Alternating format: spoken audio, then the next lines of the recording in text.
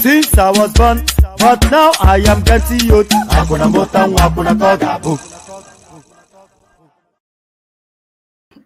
And there it is. There it is right there. So there it is right there. Again, the bar. So there it is. So there it is right there. There you are. Here I am, and here we are. So good to see you. Good to be with you again. Always a delight in your company. So you calm it down and then you ease in. So let's just do it that way. Calm it down and then you ease in. So surrender yourself to whatever goes on around here for however it does go on. You should be used to the system by now. The process is a roller coaster ride. So strap yourself in, hold on to the rails, and hold on for dear life. So another roller coaster bumper ride. When is it? Never not. So good to see you and welcome. So the usual protocol, click on the like button just as soon as you're coming in. Subscribe if you haven't done that already. The hyperlink that says StreamYard, that's your open invitation to come and join us on the screen. So especially if you're a new voice, then we're especially looking to hear from you. So if you're a new voice, pardon me, if you're a new voice, click on this hyperlink right here that says StreamYard. So click on that to come into the studio. We always look for new voices because it expands the conversation, and the conversation needs to be as rich and as expansive as it possibly can be. So come join us if you're a new voice. And of course, your invitation to buy your host cups of coffee, I put it up, you ignore it. So there it is. 3 easy steps to do that. But the likes and the subscribes, those are compulsory. You must, as a matter of must, do that. But then the hyperlink that says StreamYard, that is highly recommended. So you are encouraged to do that. But then the buy the coffee, that's at your discretion. So please do that if you will. So please do that if you will. So what are we contending with? Plenty to go through. When is there never not plenty to go through? You know that this guy has not been in situation for more than 2 weeks. Well, it's more than 2 weeks now, just approximately 2 weeks this guy has been in situation, Tinubu I'm talking about. And there's a feel and texture to the country that feels almost like a total turnaround. So people, not people, are things happening at a swift and an impressive speed. You know, it's they call it a, sorry, I'm just trying to do something here. They call it a dizzying speed, the speed at which things are, so they call it a dizzying speed, the speed at which things are happening within the Nigerian space. You know, I've had to change the headline in the course of putting up the notice and then coming live on stream. You know, I was going to lead with whichever story which was wrapped around the convergence of the Naira, and then in between that, whatever his name is, the EFCC Czar, Bawa, he has now been suspended. So the night of the long nights continues to take prisoners. So no prisoners taken, but prisoners are being taken in this instance. So fasten yourself in another bumpy ride. Fasten yourself in another bumpy ride. President Tinubu suspends EFCC chairman Bawa indefinitely. So that seems to be his tool of preference, just to suspend them and hold them in abeyance until decisions are made about their fate. So another one bites the dust, another big fish in the net. This guy, of course, notorious. Ever since he was the lead person for EFCC in Port Harcourt, this guy has had a reputation for just unconscionable corruption. So when he was made the EFCC chairman to succeed Magu, who was also verilously corrupt, people were aghast and consternated. So now it looks as though Nemesis catches up. President Tinubu suspends EFCC chairman Bawa indefinitely. So another one bites the dust. Another one bites the dust. So once he suspends them, of course, he usually puts somebody else in situation. But this is now the new person that will be holding the placeholder, as they would say, for that seat. Meet acting EFCC chairman Mohammed Abba. So it's somewhat of a departure from what he did with the CBN space when he took out Emefiele and replaced him with a Yoruba person. So we look at those to see what we look at that rather to see what we're making of that. So we look at that to see what we are making of that. We will equally look at this and see what we're making of this. So of all of the seismic moves that Tinubu has made since he became president of Nigeria, I would say this is probably one of the two most impactful. The first impactful, sorry, let me have a...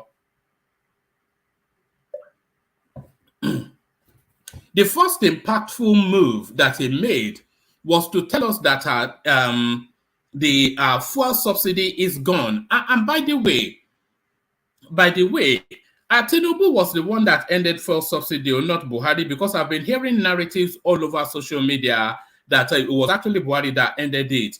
What Buhari did was to budget for fuel subsidy up to the end of his administration, leaving the incoming administration to do as they will. But at his inaugural speech, Tinubu told you that thing had ended. So the ending of the subsidy was actually Tinubu's move. Another move now, the harmonization of the Naira, which a lot of people are the round tripping of money, buying it at official rates and doubling your money at the black market, which is how the senators were feeding fat and people like Dino were buying Ferraris. It looks as though that has now come to an end. CBN floats Naira, banks to determine exchange rate to dollar, other currencies. So there it is right there, and there it is right there. This is probably,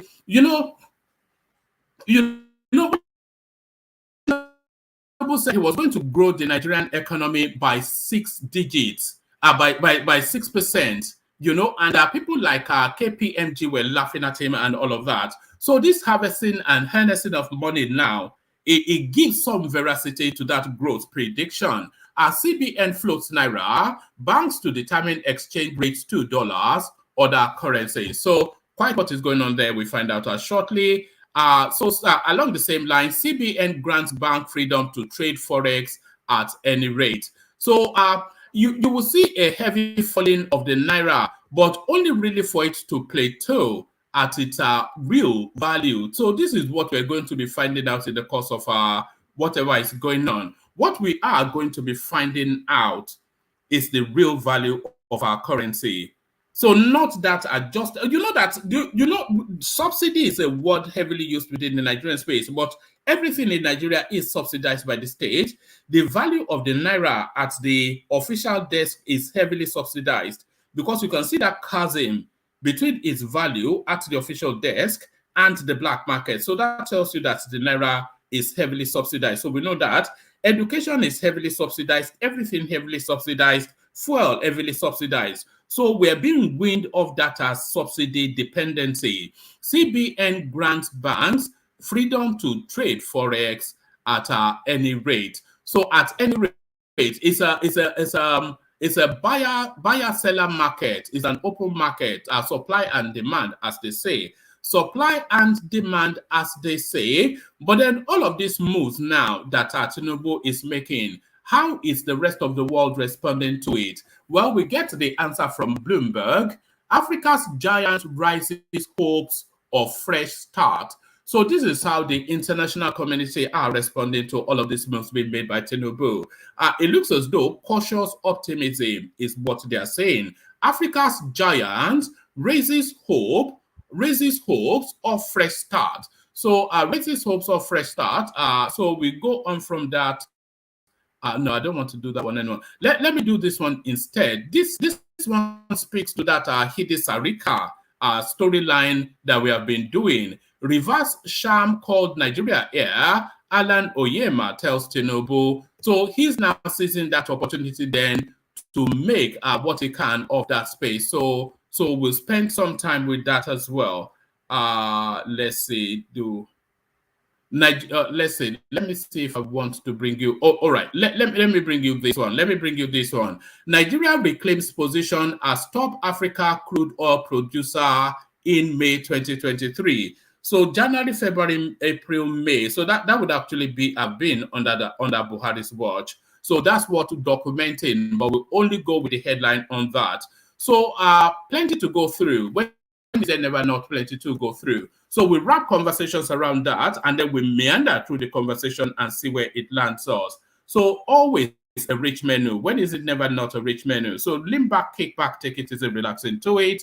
The usual protocol, click on like, as I said, click on subscribe if you haven't done that already. Come join us on the screen, the hyperlink that says StreamYard, your invitation to buy your host cups of coffee. So do all those. As you set about those though, let me take a little break with a musical interlude. Let's go to the K guys. Only water, where they see my water.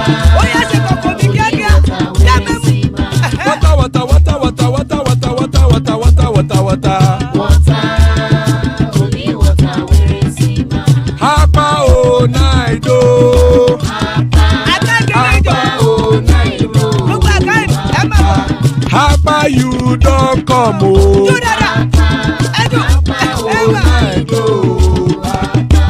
Hapa oh night oh.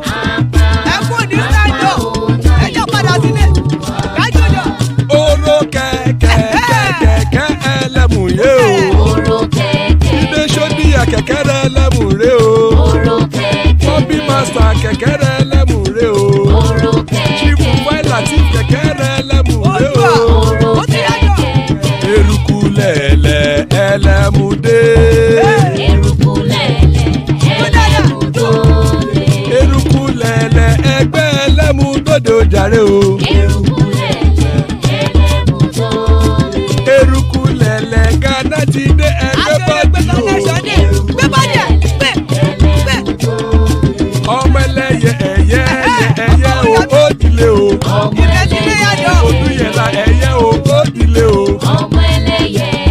sọ́nà mẹ́yẹ o ó dìde o pẹ̀tọ́ sọ́dúnkẹ́ ẹ̀yẹ rẹ̀ ó dìde o ẹlẹ́kọ̀ ọ̀run mú ìní o.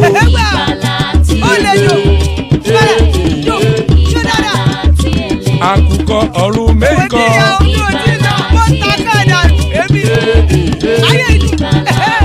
ikú kò ní ríwà gbèsè o.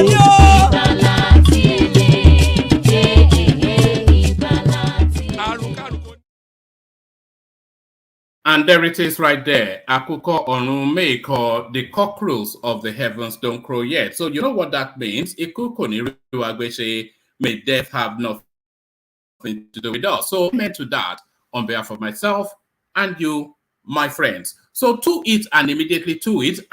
So, pardon me.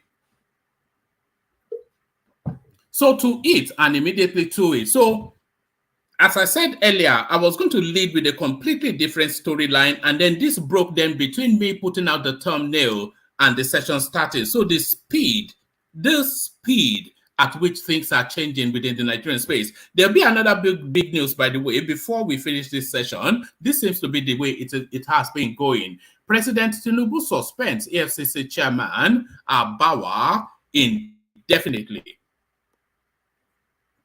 President Bola Tinubu has suspended indefinitely the chairman of the Economic and Financial Crimes Commission, EFCC, Abdulrasheed Bawa, from office. According to a release from the presidency on Wednesday, Bawa's suspension is to allow for proper investigation into his conduct whilst in office. This follows weighty allegation of abuse of office leveled against him.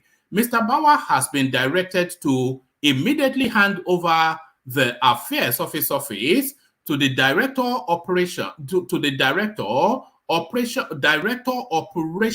in the commission, who will oversee the affairs of the office of the chairman pending the conclusion of the investigation. Bawa's suspension is coming days after Tinubu suspended the central bank governor, Godwin Emefiele, from office. Emefiele's suspension has been confirmed by Willie Bassi, the Director Information for the Secretary to the Government of the Federation, George Akume. He said, President Bola Ahmed Tinubu has suspended the central bank governor, Godwin Emefiele, from office with immediate effect. So we're not talking about Emefiele this time around. We're talking about Bawa. This is sequel to the ongoing investigation of his office and the planned reforms in the financial sector of the economy.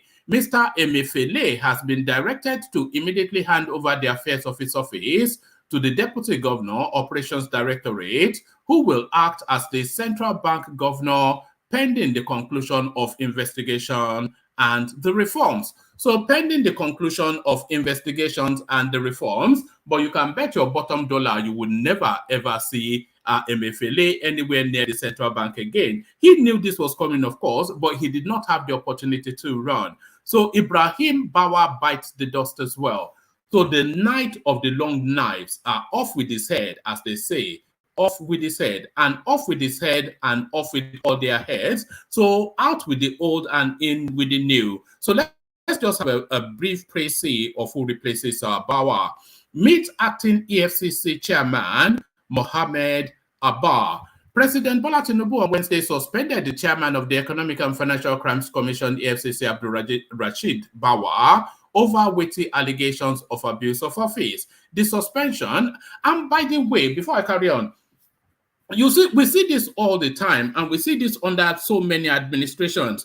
When these people are in situation, they feel that the time will never be up, and they ride roughshod over the system and everybody. And then when the time comes and their space in that office comes to an end, then they look so much sheepish. Now, did you see the clip of Emefiele being arrested? It looks forlorn, like some schoolboy being sent to the headmaster, and how at the mighty falling. President Bola Tinubu on Wednesday suspended the chairman of the Economic and Financial Crimes Commission, EFCC, Abdulrasheed Bawa, over weighty allegations of abuse of office. Pardon me. The suspension, according to a statement by the office of the SGF, is to allow for proper investigation into his conduct whilst in office following weighty allegations of abuse of office leveled against him by some stakeholders in the anti-corruption fight. And by the way, before I carry on, you know that the EFCC was meant to be a standalone organization, to be as independent as possible. But in the course of Abubakar Malami moved that portfolio under his ministry. So the EFCC now a satellite agency under the Ministry of Justice, which runs contrary to the purpose of it. Because then, of course, they cannot investigate the Ministry of Justice. So that's part of the things they should be investigating. Following his suspension, Bawa was directed to immediately hand over the Affairs Office to the agency's Director of Operations, Mohammed Umar Abba, who will oversee the affairs of the office of the EFCC chairman. So now we get to know then who Mohammed Abba is. Often instances, when somebody comes in an acting capacity, instances get confirmed. Mohammed Umar Abba, Commissioner of Police CP, on July the 9th, 2020, stepped in as the acting chairman of the commission, being the most senior operational officer of the commission. The development followed the suspension of Magu on July the 6th, 2020, 7 months after Abba handed over the substantive chairman to the substantive chairman, Abdul Rashid Bawa, on February the 24th, 2021. So that is quite interesting, actually, because that would then, because it says Mohammed Abba, etc., on July the 9th, 2020, stepped in as the acting chairman of the commission. Now, listen to this, being the most senior operational officer of the commission. So when Ibrahim Magu was suspended and stepped down, he then had to step in as the most senior person within that organization then. So with the full expectation, of course, that if Magu does not come back, he will be confirmed as the EFCC chairman. But then, of course, they stepped him aside. They stepped him down, but thankfully they did not retire him, but they stepped him down to replace him now with Bawa.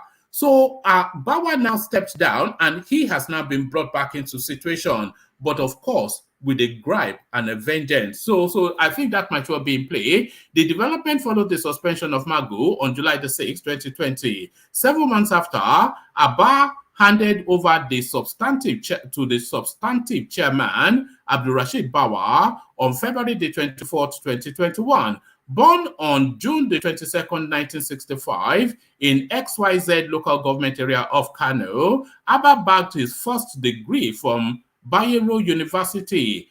Umar did his 1-year national service at the old Anambra State Police Command and later enlisted into the Nigerian Police Force.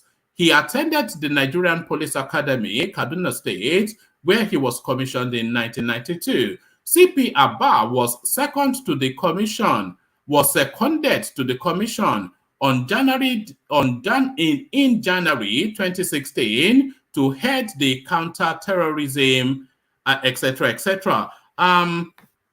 So that's the new person then in situation for that space. So that's that. That doesn't actually tell us anything much, but hopefully this tells us a lot. CBN floats naira. Banks to determine exchange rates to dollar or other currencies. So this is the second most seismic move made by the Tinubu administration so far. The Central Bank of Nigeria, CBN, has authorized commercial banks and dealers to sell foreign exchange freely at a rate set by the market. The change allows banks to freely influence and determine the naira to the dollar value. The development is in line with the commitment that President Tinubu made upon being sworn in on May the 29th. During his inauguration, Tinubu promised a single foreign exchange rate regime. So just the amount of money is being saved. So the amount of money is being saved because, of course, let's use an example to make the point so you have a full appreciation of this. Let's say the naira was changing to the dollar at the official CBN Forex desk, at 400 to the, I know it's 700 and something, but for the purposes of example, let's say the Naira was changing to the dollar at 400 at the CBN Forex desk, but it is 700 at the black market. So if you are able to access it at 400 at the CBN rate, you make an instantaneous 300 Naira profit. And that 300 Naira, of course, because the value of the Naira is not the 400 Naira that is being sold, but the value to the dollar, that is, the value of the Naira is not the 400 Naira to the dollar that it's being sold by CBN. It is actually the 700 Naira that is being sold at the black market, because at the black market, the buyer wants to buy and the seller wants to sell. The seller lists the price and the buyer agrees that price. So it's a buyer-seller market. So it finds its natural value there. It finds its real value there. So that's the real value. So that differential of 300 Naira is a loss to the country, and we have been losing that for so long. So that's another savings in money right there. So during his inauguration, Mr. Tinubu promised a single foreign exchange rate regime. The president insinuated that he would direct the CBN to strive towards a single exchange rate. He claimed that a unified exchange rate will divert capital away from arbitrage and towards significant investment in facilities, equipment, and jobs that power the real economy. Before now, the World Bank and other multilateral lending organizations had, during the Muhammadu Buhari regime, warned the CBN about the negative consequences of multiple exchange rates on the economy and how the situation was frightening away investors. So, frightening away investors. Investors want to know that this is the value of your currency, this is our entry point, and although our currencies fluctuate, your currency is not likely anytime soon to fluctuate more than a 5-7% differential because it's at the open market rate. So this is a real boon for investors, a real boon for investors. So a real boon for investors. Headline, let's see if this offers us anything different. CBN grants bank freedom to trade forex at any rate. So I think that's probably what we just read. So that's probably almost certainly what we have just read. So now let's now see now how the international community is responding to all this. Africa's giant raises hope of fresh start. So this is now a snapshot of the verdict of the international space. Let's see. Okay.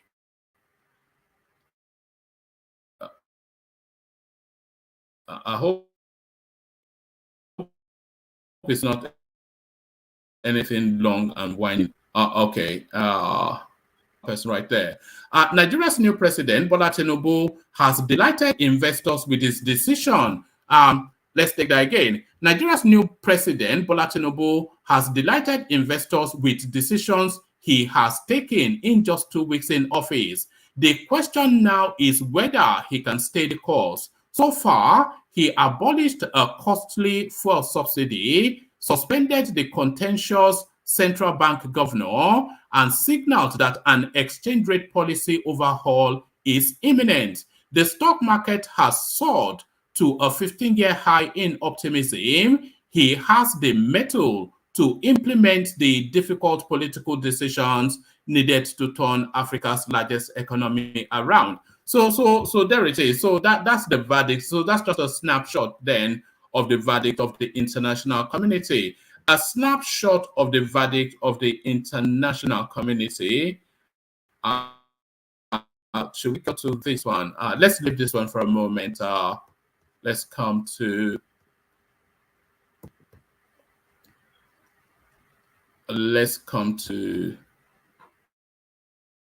yeah. I'll give you this one as the last readout for the moment, and then we come into the room. So let's come to this one. African crude oil producer in May 2023. So it looks as though the stars are aligning for Tinubu as he takes the reins of power. its position as the top crude oil producer in Africa for May 2023, as reported by the Organization of Petroleum Exporting Countries, OPEC. Nigeria produced 1.184 million barrels of crude per day during the month. According to direct communication data provided by OPEC. In comparison, Libya produced 1.158 barrels, Angola 1.111, and Algeria produced 962,000. The OPEC report also highlighted Africa's economic growth, stating that the country's economy expanded by 2.4% year-on-year in the first quarter of 2023. However, the report attributed the slow growth to various factors, including a decline in crude oil output. It should be noted that in April 2023, Nigeria experienced its first decline in crude oil production. So the rest goes into technical details, but the upshot of it is that they are pumping the oils out of the creeks again. So that is thanks to Tombolo, or whatever his name is, the hooligan from the creeks. So the hooligan from the creeks, but not at all hooligan, are joining us, our Bishop, Ola with us as well, and the majestic Ajanle Koko shares his company with us. So good to have you, gentlemen. Let's kick it off with let's kick it off with Bishop. Let's kick it off with Bishop. See if he's ready. Bishop, are you ready? Yeah, good evening, gentlemen. Good evening, fellow compatriots. How you guys doing? Good evening. Good to have you. Hold on, I'm just reading now. Yeah. So let me kick you off. Let me kick it off with then the suspension of Bawa. What are you making of that? I think it says signs of things to come, whether good or bad, we're yet to see. I've not read the news. I just only heard when you mentioned it a few minutes ago. I've not been able to. So I believe there must be some weighty allegations, and if there are, I mean, we shouldn't let things stay for too long. But because I've not read it, I know there will always be allegations, but we have to see with the facts from the people that just want to pull it down because maybe it's an obstacle. But as far as I'm concerned, I think that's good. And nobody should be given some sort of special preferential treatment, especially when they have run foul of the law. So let's due process take place. Let independent people review whatever allegations there are against him, and let justice be served. Maybe it should put some confidence in our institutions by people, if they see that the justice is likely to be dispensed and with speed. So for me, yes, it's a good thing. If you are, run foul of the law, let it pay the price. Let it do the time. All right, let me bring you this. I don't think I read this out. CBN announces unification of all exchange rate windows. The Central Bank of Nigeria has announced the unification of all segments of the forex market, collapsing all windows into one. This was part of a series of immediate changes to operations in the Nigerian foreign exchange market in a bid to improve liquidity and stability.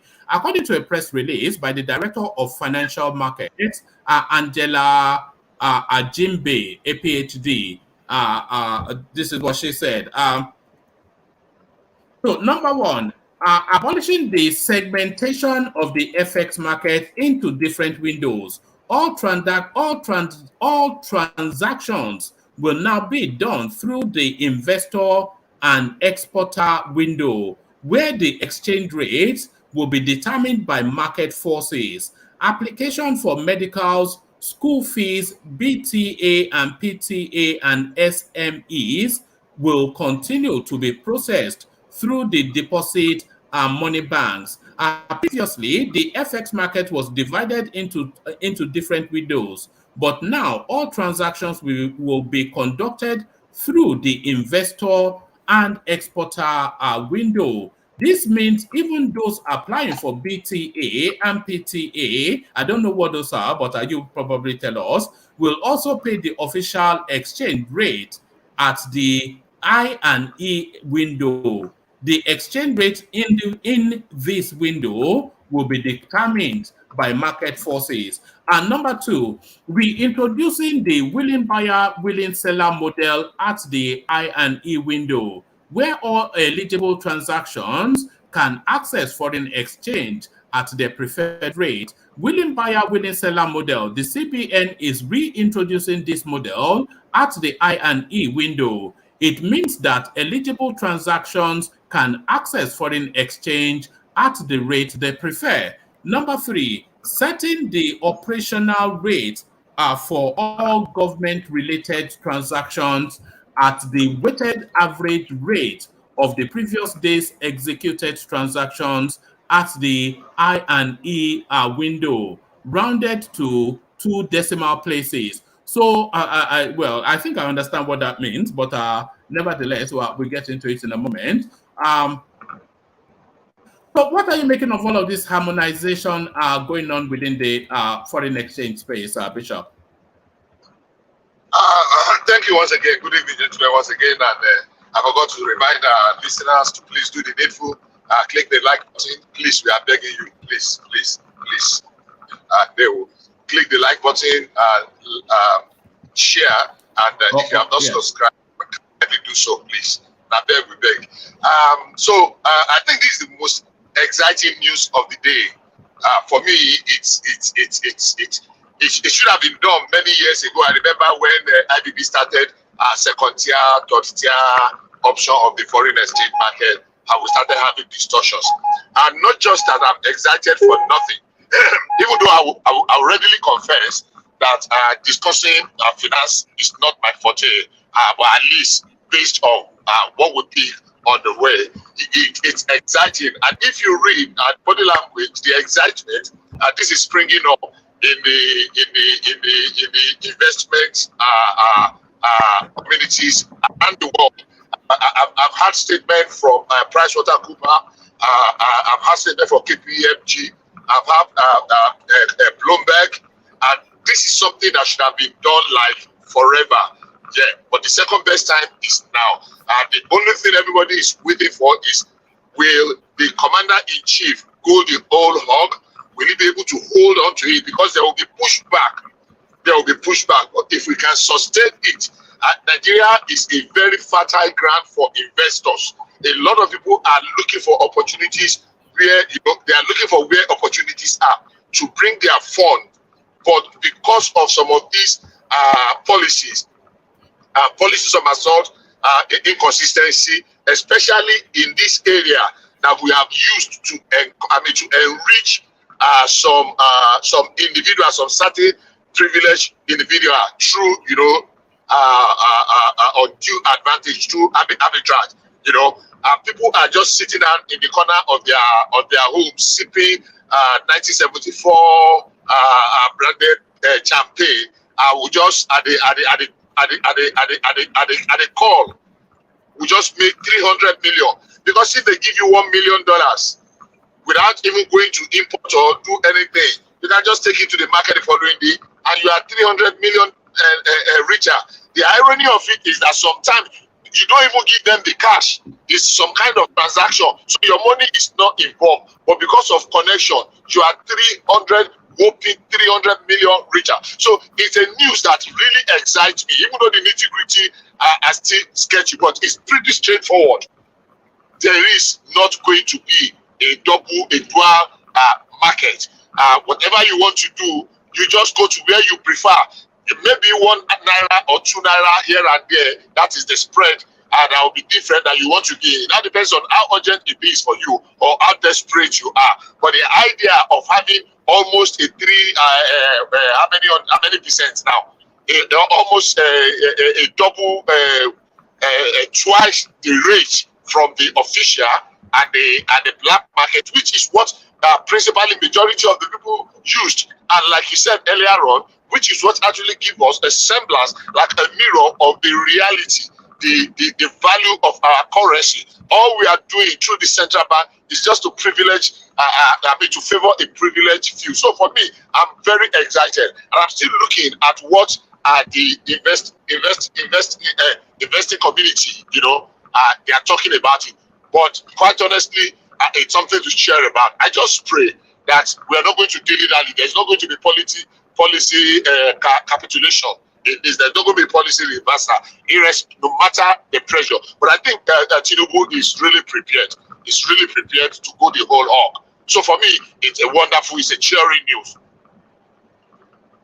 All right, brilliant. Thank you, Bishop. So you still have Bishop. You still have the floor, Bishop. But I'm keen to hear Ola's take on this on this particular topic, because he comes from a banking background. So Ola, what are you making of this news that the harmonization of the exchange rate, the unification of it, if that is a term, removing all this multiplicity in exchange rates and then coming under one single umbrella? So what are you making then of this announcement by the Tinubu administration, Ola? Hello, everyone.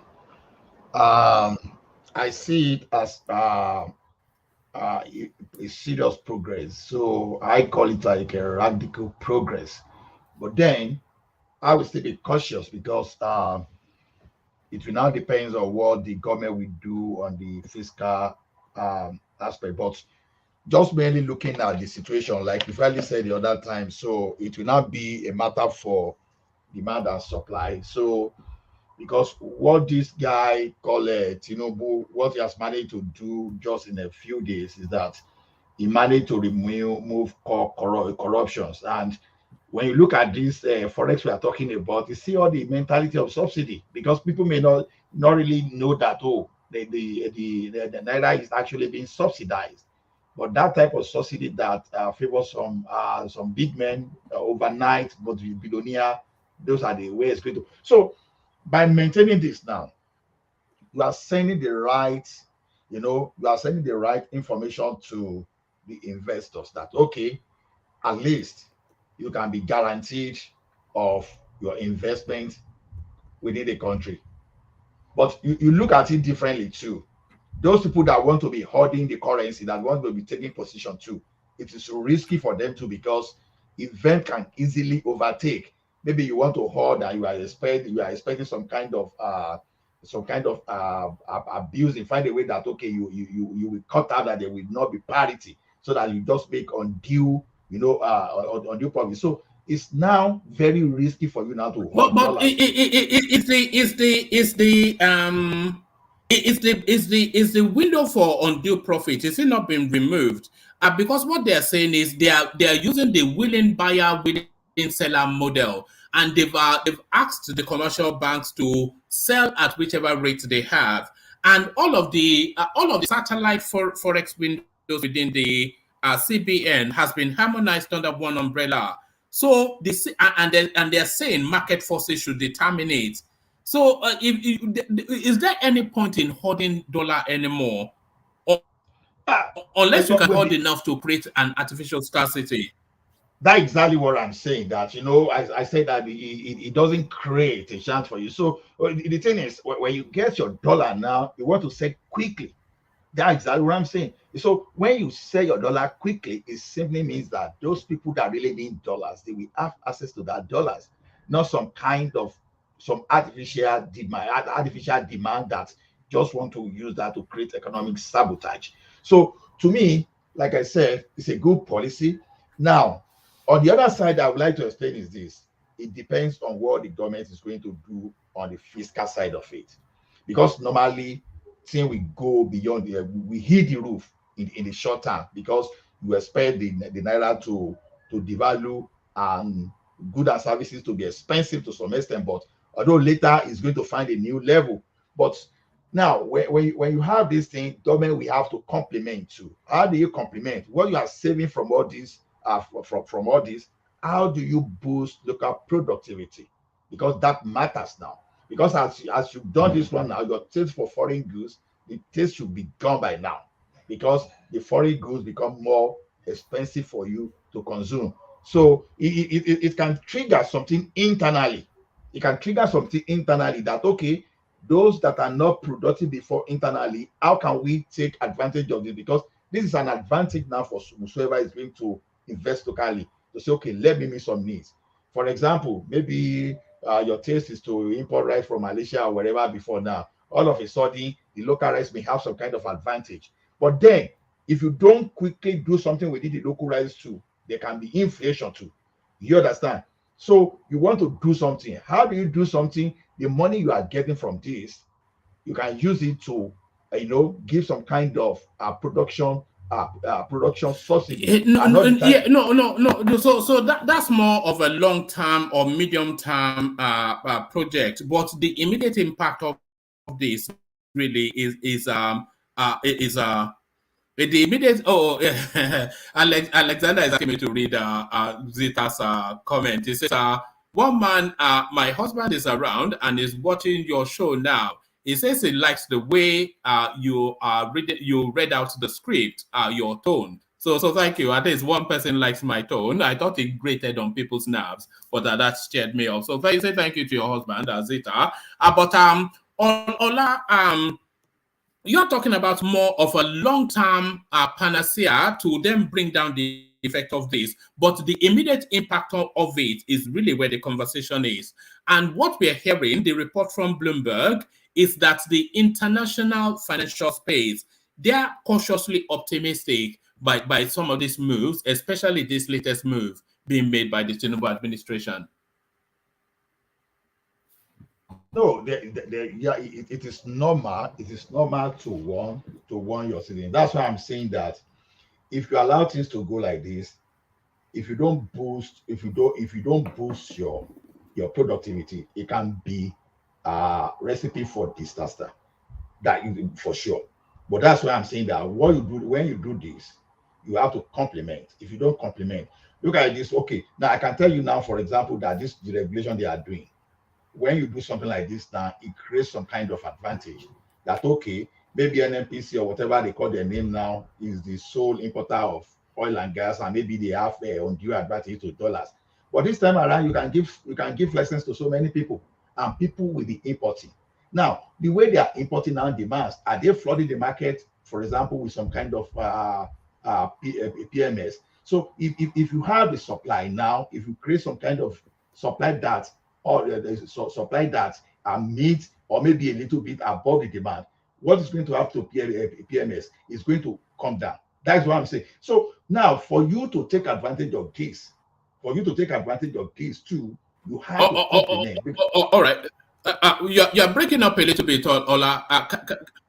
Can you hear me? Okay. I can hear you. Maybe it's you. I don't even know because I can hear you clearly. Hello? I can hear you. Can anyone hear me? Yes, we can hear you. We can hear you. I'm hearing. Okay. We can hear you. Maybe it's one man. So the thing is this. This is a level playground. Nobody is having an advantage over one another.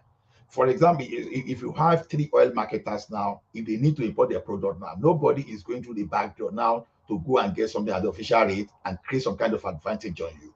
So you, as an investor within that sector, you are confident that, okay, I'm competing fairly. So those are the kind of advantage you see in this situation. But like I said too, for you not to push too much inflation on your people, and for poverty not to be escalated under these two, you need to redirect your fiscal policy to measure, so to boost productivity. An example I will give is rice now, rice production. Now, it is normal when you have things like this. Some people may want to take advantage. Oh, because we are buying rice, or because of this now, because some people import rice, you want to increase.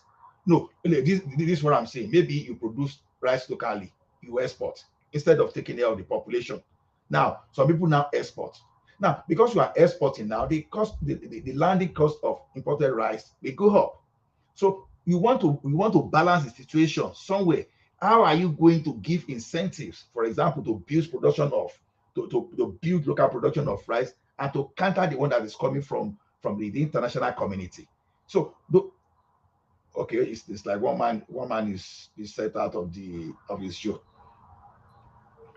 Apologies, my system dropped for a moment. I'm not sure where we are, but Ola, let me bring Kulata into the conversation. I think we have him for a microsecond. He's rushed in, so excited, was he, by this news. So he's rushed in to drop a thought. So that thought then, Kulata, I'm saying that two seismic moves, two impactful things by Tinubu within these first 2 weeks. This certainly a game changer, as they often like to say within the Nigerian space. So thoughts, Kulata? Just 1 second. All right. So wait. Were we still with Were we still with you, Ola, or had you landed that for? Yeah.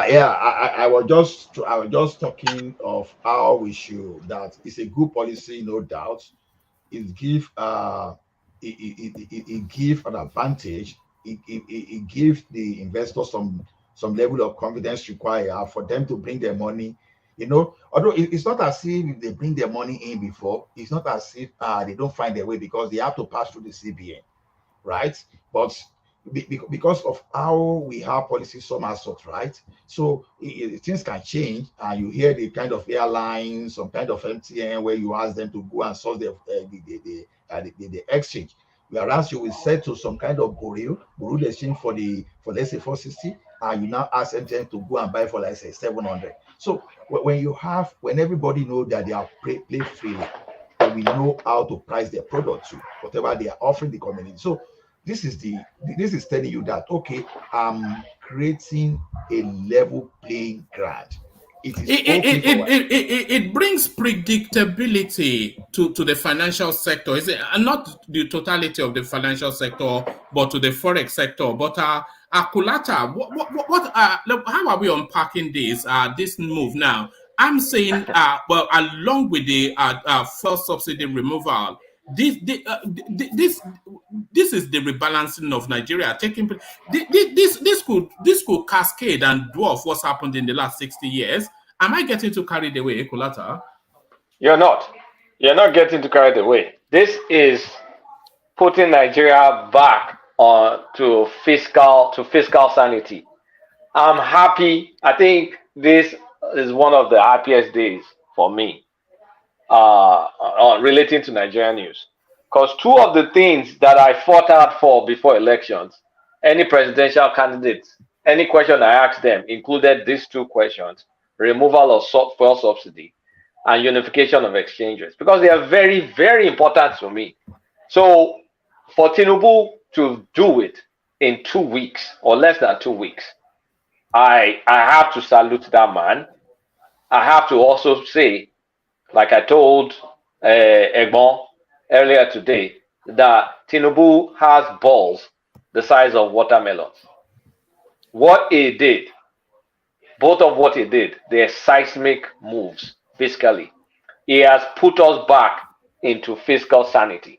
Ola has done a good job articulating the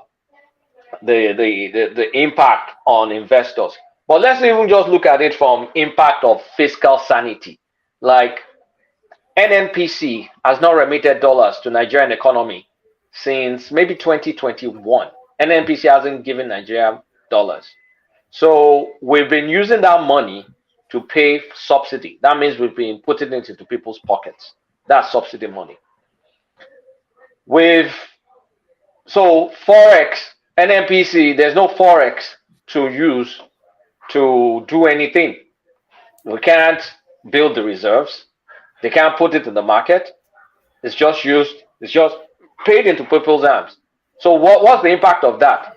Borrowing, deficits, increased deficits. Because NNPC, we're relying on taxation and borrowing. Now that they've cut the subsidy, what does that mean?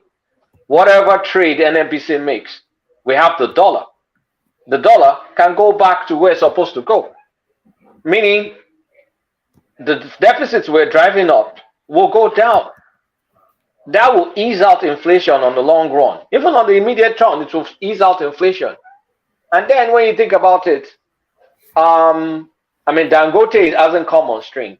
Assuming Dangote comes on stream, then there won't be need for dollars for importation. And now that they've now floated the currency, like Ola has said, it attracts more investors in the market. It means I can take my money in and I can take my money out. It's not like I put my money in, then I don't know how I'm going to get it out.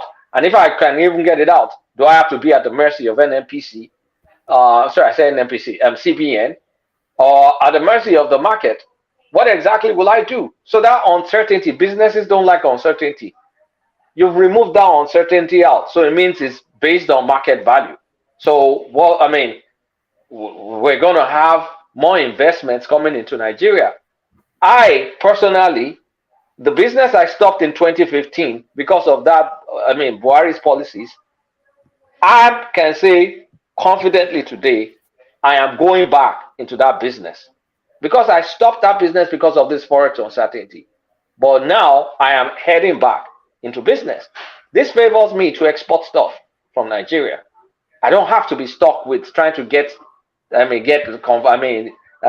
paid through CBN and then they pay me with some stupid rate. I will now be able to do all those stuff. That's just me.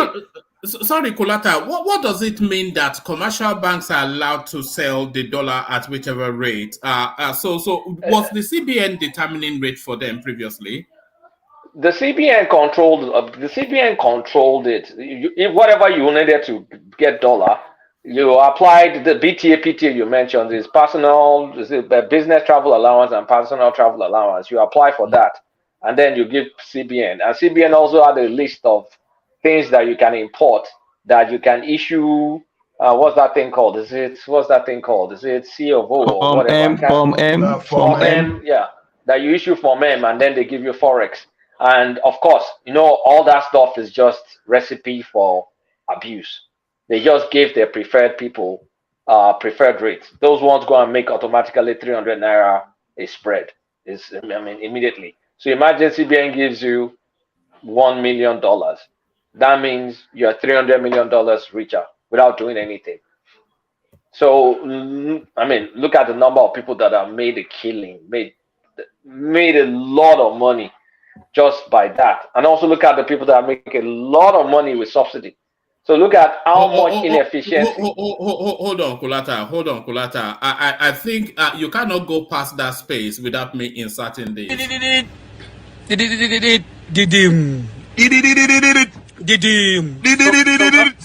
is the sign of landing of big money when MFL give you Jala in official rank. So that's the end of that. That's the end of You see, that's it. You see, it was ridiculous. We were just heading towards the fiscal cliff because people will see, we artificially pegged naira to dollar. So of course now we've devalued because it's essentially devaluing. People will say, Nigeria is no longer the biggest economy in Africa. So what? For now, so what? So there are many things that needs to happen now to sustain this. We need to build we need to build our reserves. So that means Tinubu should not joke with. I know it's not going to joke with it, but Tinubu is not going to joke with the insecurity in the Niger Delta because we need more guaranteed forex. Our balance of trade has improved with this, but we need to further improve it. So that means we need to be at least try to hit that 1.8 million barrels a day OPEC and more, and fast track. Dango. I know from what I've heard, the Dangote refinery is not fully ready. That's 1-0. Oh, what's wrong with this? That's 1-0. No, but Kulata. Sorry, my speaker was talking to me. Sorry, Ola, I'm going to leave in 5 minutes. Yes. Okay, bye. Yeah, carry on, Kulata. So and then you can push back against him when he leaves. He can't argue back. Carry on, Kulata. Yeah, I got. So we need that. I'm targeting low hanging fruits now. Very low hanging fruits. Well, the crude oil export. Please, up. Whatever you need to do. That's already up, by the way, from what we just read. But carry on. It's still low. It's still. I know it's gone up, but based on compared to those Buhari days. We need to get it to the maximum that is OPEC allows. We have to get it to the maximum OPEC allows because we need to be making those dollars, and those dollars we're making is no longer used for subsidy. So CBN will be able to give the federal government money, and the federal government will be able to give the state money. The states will be able to pay people's salaries. We don't have to borrow more money because now we'll make more money, and then we're making dollars. And then our imports is, the imports, when Dangote begins to produce, that means it's less imports that is based on dollar. So that needs to happen, and it needs to try and happen quickly in as much as possible. And then now to get the economy booming, to make Nigeria economy booming, once you can fix that immediate low-hanging fruit, there are tons and tons of other things that needs to happen. But I'm just focused, because of the interest of my time, I'll focus on low-hanging fruits. We need to bring down the cost of Naira. The cost of Naira right now is too high, meaning our interest rate is too high. We need to bring down our interest rate because all those are people that buy into our bonds, jacking up interest rate because of our inflation. Right now, pressure will ease out. We have inflationary pressures coming out from these moves and all, but we'll be removing additional other inflationary pressures based on the excessive borrowing, printing of money that CBN does. All those ways and means, those will go down because we won't need them. The economy will fully balance. We won't need all this artificial stuff. So when the market settles, market will settle. This drives up some inflation. Some inflation combined with the subsidy, because the more forex goes up, the more the price of petrol will go up. Everything is now based on market forces. We get all that stuff. But I guess what I'm trying to say is we need to reduce the interest rate. Let me ask you a question, Kulata. Okay, we're going just on the loose example that Naira changes at 400 at the CBN, 700 at the parallel market, at the black market, just for the purposes of the example. So if they remove that 300 differential, what in terms of money does that bring back into the Nigerian coffers? If they remove that subsidy, are we looking at a $20 billion savings right there? Well, I will first start with subsidy. Subsidy, well, because we borrow for it actually, but at least we cut our expenses by 500 billion naira every month. That's just for the subsidy. I think it's approximately that, because I think it adds up to like $11 billion or something a year. So when we think about the subsidy, we've cut down like 500 billion a month. And not just that, NMPC will be able to remit dollars back into our coffers. So from a forex, we will not be pegging the naira and controlling, hoarding dollars to give a few people. That will no longer be necessary. So a significant chunk of savings. It's not that easy to calculate, but the subsidy one is more straightforward. The forex one, we can get into the details if I finish from my meeting in maybe another 30 minutes or so. So those things, the simple way is we will have fiscal sanity. And then if we can get our interest rate lower, people will be able to borrow more money. The economy will be able to move because money will be cheaper. Naira will be cheaper. Economy will be able to move. And like I said, if we just focus just on the low-hanging fruits alone, if we can get the crude export up, things will happen. Then in the midterm future, of course, investors will be piling into Nigeria because there's more certainty in our economy. Dollars will come in via foreign direct investment, via portfolio investment, via all sorts of manner of investments. And if our interest rate is low, Kulata can go and borrow loan in the bank and build businesses and employ people. The economy will just move. But one big albatross that Tinubu needs to fix, and I know is at the deepest part of his mind, insecurity. Because fixing insecurity will fix a sector of economy, agriculture, that impacts the most people, the widespread of people, impacts their productivity. That's the next move, fixing insecurity. And of course, those low-hanging fruits. I just condensed my thoughts in a disjointed way. I'm too excited. When I come back, I'll come back once I'm done with what I need to do now. I'll come back to flesh out my thoughts more. Yeah. I think in the foreign exchange, the gain that is like to have in the foreign exchange is that now he will free his reserve. You know, when we had those two markets, the central bank used to intervene. We'll free our reserves because we don't. Yeah. I said that. Yeah, we don't need to use. We don't need to be backing artificial rate with our reserves. Our reserves will grow. Yeah. And we need to grow our reserves. Another thing. Wait, let me. I have to go now. Yeah. Another thing is, we free up our reserves when we let things float. But there are going to be times that we need to use our reserves to back the naira, because speculators and sharks could create artificial scarcity of the dollar, and that may drive up the value of the naira to the dollar. So at those points in times when the spike is too high, we may have to release some of the reserves to back up the naira. So we don't know if it's going to be a full float or a managed float. I'm suspecting a managed float, whereby we will be using some of our reserves just to curtail the price. Just to curtail the prices every now and then. But if it's going to be a free float, CBN will not intervene. But I don't see a situation where CBN will still not be intervening. But at the end of the day, it's going to be parity, maybe 1 naira or 2 naira between black market and CBN and banks. So congratulations, Nigeria. I'll come back to join you guys. All right, brilliant. All right, brilliant. So, like Kolata, who took he couldn't contain himself, yeah. So as I was saying the other time, like Kulata did a very good job. So the thing now is this: there's no more pressure on the federal government to keep reserve to back up the currency for the crooks in the market.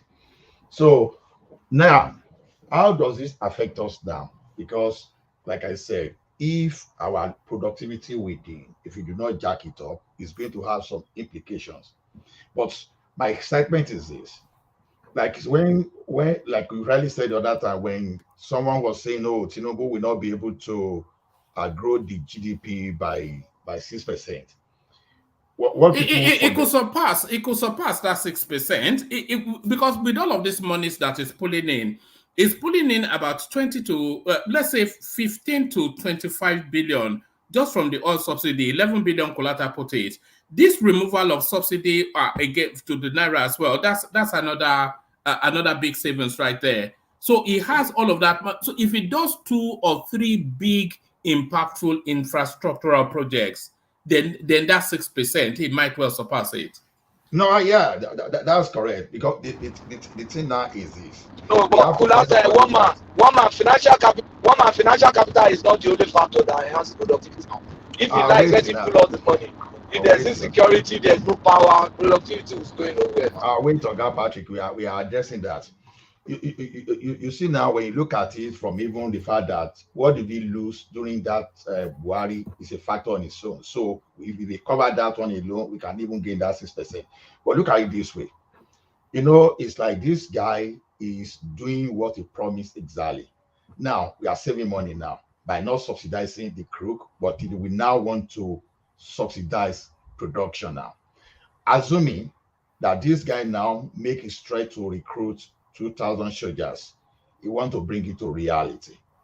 Now look at 2 million soldiers that we have to eat. It's going to pay them, right? When you pay them, that means that you already have money in the society which they have to spend.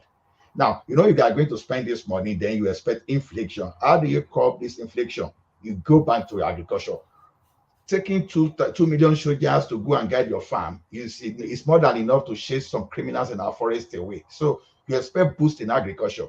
Now, if we have Imota as the 3rd biggest rice mill in the entire world, and you now find a way now to subsidize production in agriculture, and you drive people to rice production within a year, we can be self-sufficient for the rice we are going to look at it there. So when you look at the money in the hand of those soldiers that they are going to secure the farm and our agricultural produce, including the value chain there, so we can easily surpass what Tinubu promised, because Nigeria is as good as a virgin land that is yet to be cultivated, because a lot of opportunity that exists somewhere that we've not really tapped into.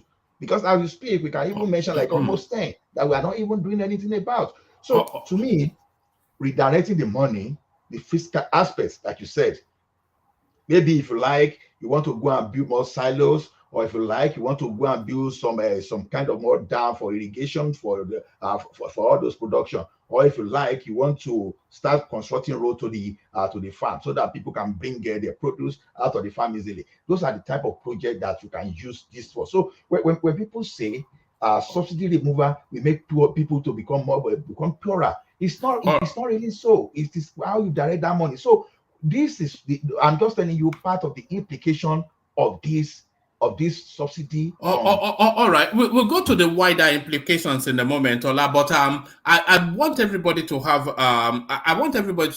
have a thought on this, because this seems to be one of the most impactful moves yet made by the Tinubu administration. So let me just take a quick sample of everybody to see what they are making of it. Let's kick it off, actually, just to break up the testosterone. Let's kick it off. Let's kick it off with Ajanle Koko. Actually, let's kick it off with Ajanle Koko. So Ajanle Koko, what are you making of this? Are we getting a bit too carried away? But because one man, let me come back to me. I'm at the middle of something now. Sorry. All right, brilliant. Okay, let me kick it. Let me go to Simba then. So Simba, you pick it up from there. Are we getting too carried away? One man, we have to be. I think I want to handle it with cautious optimism, because all this policy that is rolling out at the same time, they are not without its own consequence, and we have to look at it from this angle. We will have subsidy removal, which will cause inflation. We're also talking about this unified exchange rate, which will also cause inflation. So my fear is that, because if you look at it, there are some countries who have done this kind of thing before. Egypt is an example, which their inflation increased from a single digit to about 30%. They have to backtrack. Then after a while, they have to start again. So the government, did they have the courage and the conviction to actually continue with it? Because there is no way there will be inflation. The pain, will they be able to sustain it? And will the masses allow them to sustain this policy to have? Because it's going to have a long-term advantage, but the pain will come first. So that is my own fear, if you have the courage to continue with this policy. Because if they backtrack, that will send a bad signals to foreign investors. And the effect, that means the foreign investor will lose confidence in the administration. So, and the required liquidity, I mean the dollar, the foreign investment that would actually needed to actually solidify this policy for Naira to be stable, will actually be defeated. So that is the main disadvantage and main effect, my own fear about this policy. All right, but in terms of the positive, it's something that was long overdue, wasn't it? The country was hemorrhaging just so much from the arbitrage in that official rate. Yes, it actually is long overdue. But the reason for the delay is actually the fear of further inflation, as I mentioned earlier. and then the supply chain. I mean, the dollar, because the revenue of the government was actually dwindling. And if you have that kind of dwindling revenue, it will actually have a spiral effect on the exchange, which might actually worsen our exchange rate. But with the increase in the revenue, as it's been anticipated, with increase in oil production, with increase in with the removal of subsidy, if Dangote refinery started production and reduce our imports, it will actually help us in this policy. Also, one of the things that actually affected the delay in actually rolling out this policy before is, as I mentioned, the lack of courage and conviction by the previous government. And so, but now, if the government has the courage and the required backlash that might follow this policy, if they are able to withstand it, I think the Nigerians will be able to smile at the end of the day. All right, brilliant. Let's hear from you, Patrick. So, Patrick, this is your field. You from a banking background. What are we making of this? What should we be making of this, Patrick? Yeah, for me, I think just like Simba said, it's too early to start counting our eggs or counting our gains. The policy direction is okay. Let's see how the system responds to it. But the anticipated response that I also feel might come is all things being equal, there will be investments coming into the country. You understand? There will be more investment coming into the country because the market is more transparent now with respect to exchange rates. So I expect to see more dollar coming in because of it's also coming up with a system where investors can take their money out, so money can go in and come out of the system with minimal constraints. So that's going to also be an incentive to investors. One thing that he really needs to be able to put right to really make this capitalize on this the opportunities that have been created by this policy is to work on insecurity. Now, if Tinubu works on insecurity today, a lot of things are going to happen. One, food production will improve. There's no way could have worked on insecurity without taking care of illegal mining. The moment you take care of insecurity and take care of illegal mining, then that area of our economy can be opened up because there are a lot of mineral resources in the country. I'm sure the country can almost make more money from solid minerals than oil. And why is it difficult?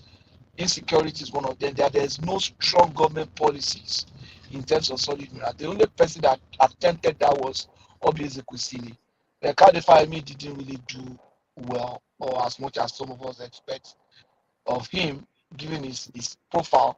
So I want to believe that along with the effort to tackle insecurity, the impact of that is not just going to be on the agriculture sector. I think it's also going to have great impact on the solid minerals. That means more jobs. That means more investment as well, because now people can legally invest in solid minerals. So foreign investors can come and safely feel safe and put their money in that system. So I expect all those things happening. I think Tinubu is going to really do well, just like some of us anticipated. You can see the system is moving. And the other things that are running are still running.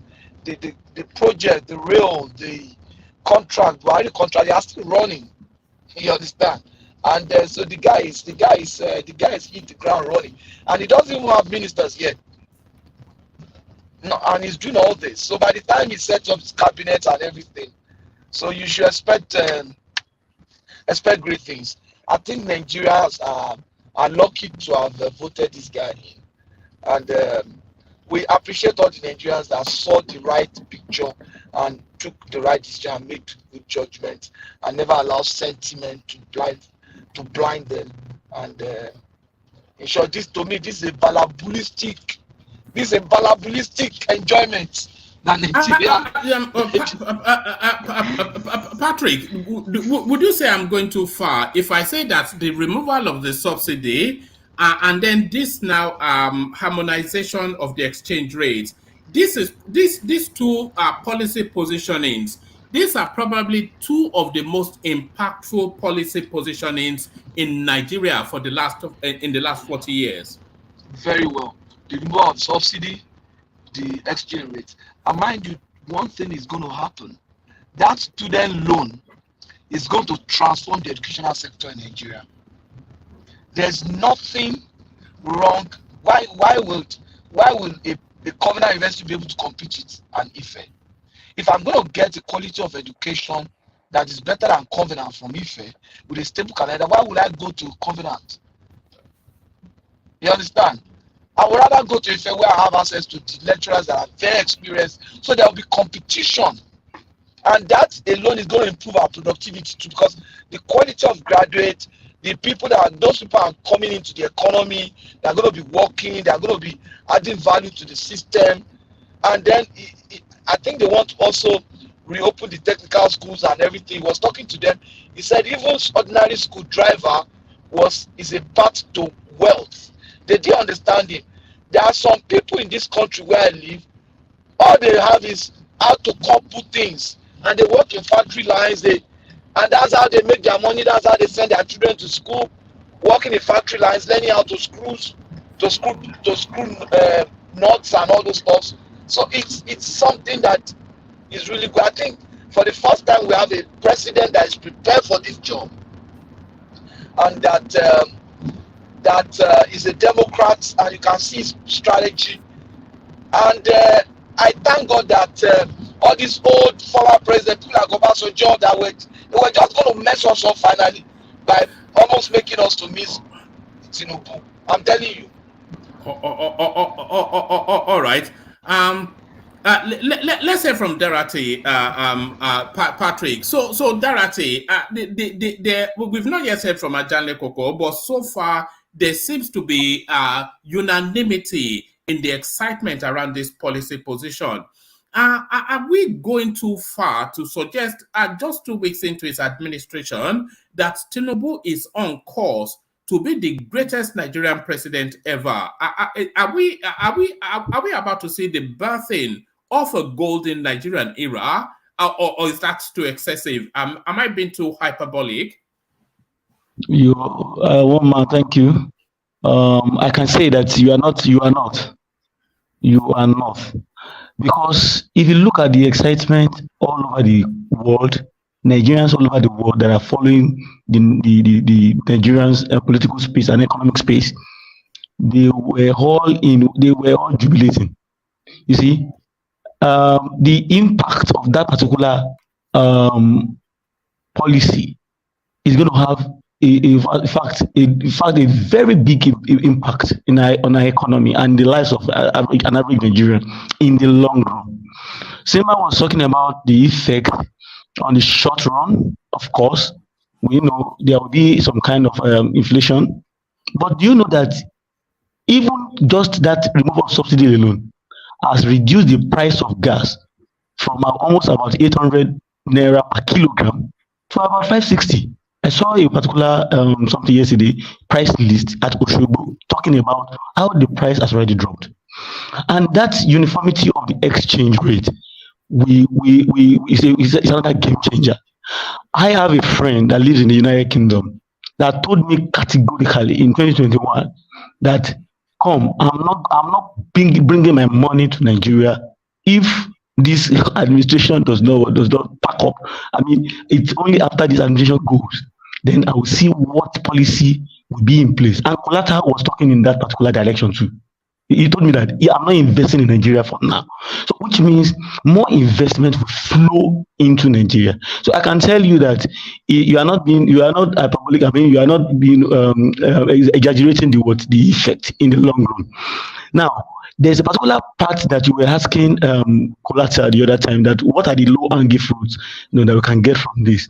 Apart from the money that is being saved from the CBN, from the subsidy removal, automatically that money that we were getting before, that we're using in dollars, I can tell you that by next month, let's just start monitoring the space. The amount that will be going to the state government will increase. Now, the owners, I don't know how the president wants to talk to the state governors, how to push this money down to the people, because their allocations will come up, no doubt about that. Because now look at it, the money they get before they are not getting more. Nigeria will be getting more in dollars if we're able to also push up our production, which we have done, but it's not yet at the level that we want it. Which means by the time they get differentials, by the time we're converting it back to naira, which will be pushed down to the local government, to the state government and the local government, we are going to be having more money to be shared at that level. So more money to be shared at that level, it means more money will come down to more people at the local economy. So I think the governors also need to let the policy percolate down to the grassroots. If not, we will be having some issues. So that's just it. And another issue is this issue of production. Like somebody that understands what happens in the agricultural sector. So that's also my sector. I can tell you that the government will have to do a lot of work in that area, because to bring down food prices. Food prices can only come down when more money is being channeled into that particular space. That is subsidizing production, incentivizing production of different type of staple foods, especially rice and some other things that we can produce locally. With that, people will start to see this food, the price coming down, so they can afford it. The governors are doing their own, making the money come down at least. Money percolate down to workers, getting their salaries at the right time, even if it's possible, increasing their salaries. So with that, people will be able to buy. It stimulates local production more. Investors have confidence to bring in their money. Like Kolata is saying, he can bring his money now to Nigeria. My friend and some other people that also have that kind of message too, like, oh, come, I cannot work with this 2-3 tier. Darati, when people talk about investors, they automatically think of some American hedge fund and whatnot. Investors, foreign investors are really, a lot of it wraps around the Nigerian diasporic space as well. Because if you look at the Nigerians in diaspora and the sort of money they command, we're talking about a 40 thereabout $billion just in Nigerian possible investor hands that can make its way. Because Nigerians, as much as they love their country, they love money more. So all of that money is circulating in the international space somewhere. But if they have the opportunity to bring it back home, they will. And that opportunity is this window being created. So when we are talking about foreign investors, that includes you and I. Yes, you are right. You see, one of the Nigerians global futurists, he lives in Texas, United States. That was the man that spoke to me while I was graduating from the university in Nigeria.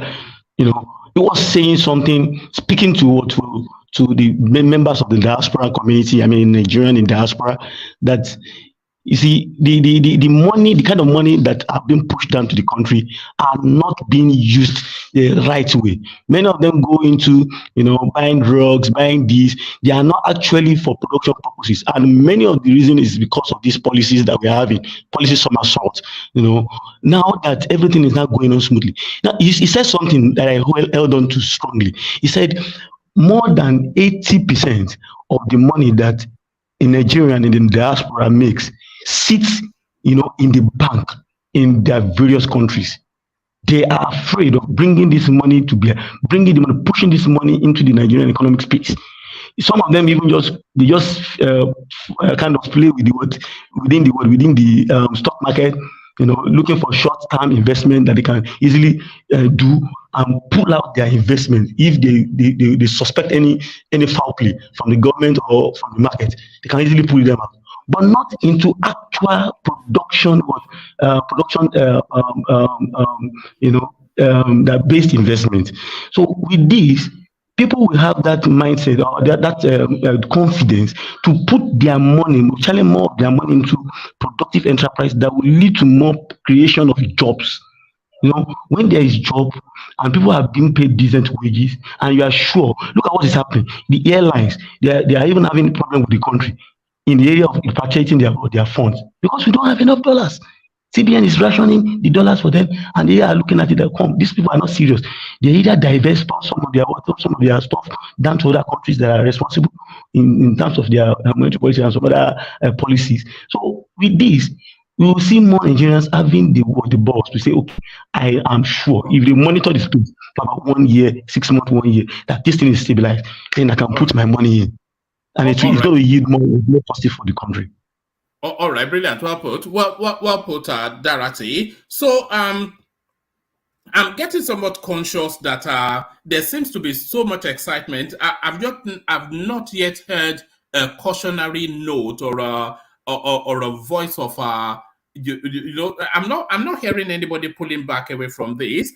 But let me acknowledge Alexander Gomez's super chat, and then I want to. Kulata rejoins us, so I want to put to him then, where does Tinubu have to repoint, just no more than 3, where does Tinubu have to repoint all of these monies now? Because I am budgeting as he's doing, I am calculating the monies. So the 11 billion from the fuel subsidy removal, this now, let's add an additional 5 billion from this remove of multiplicity in exchange rates. So he now has a pocket of money.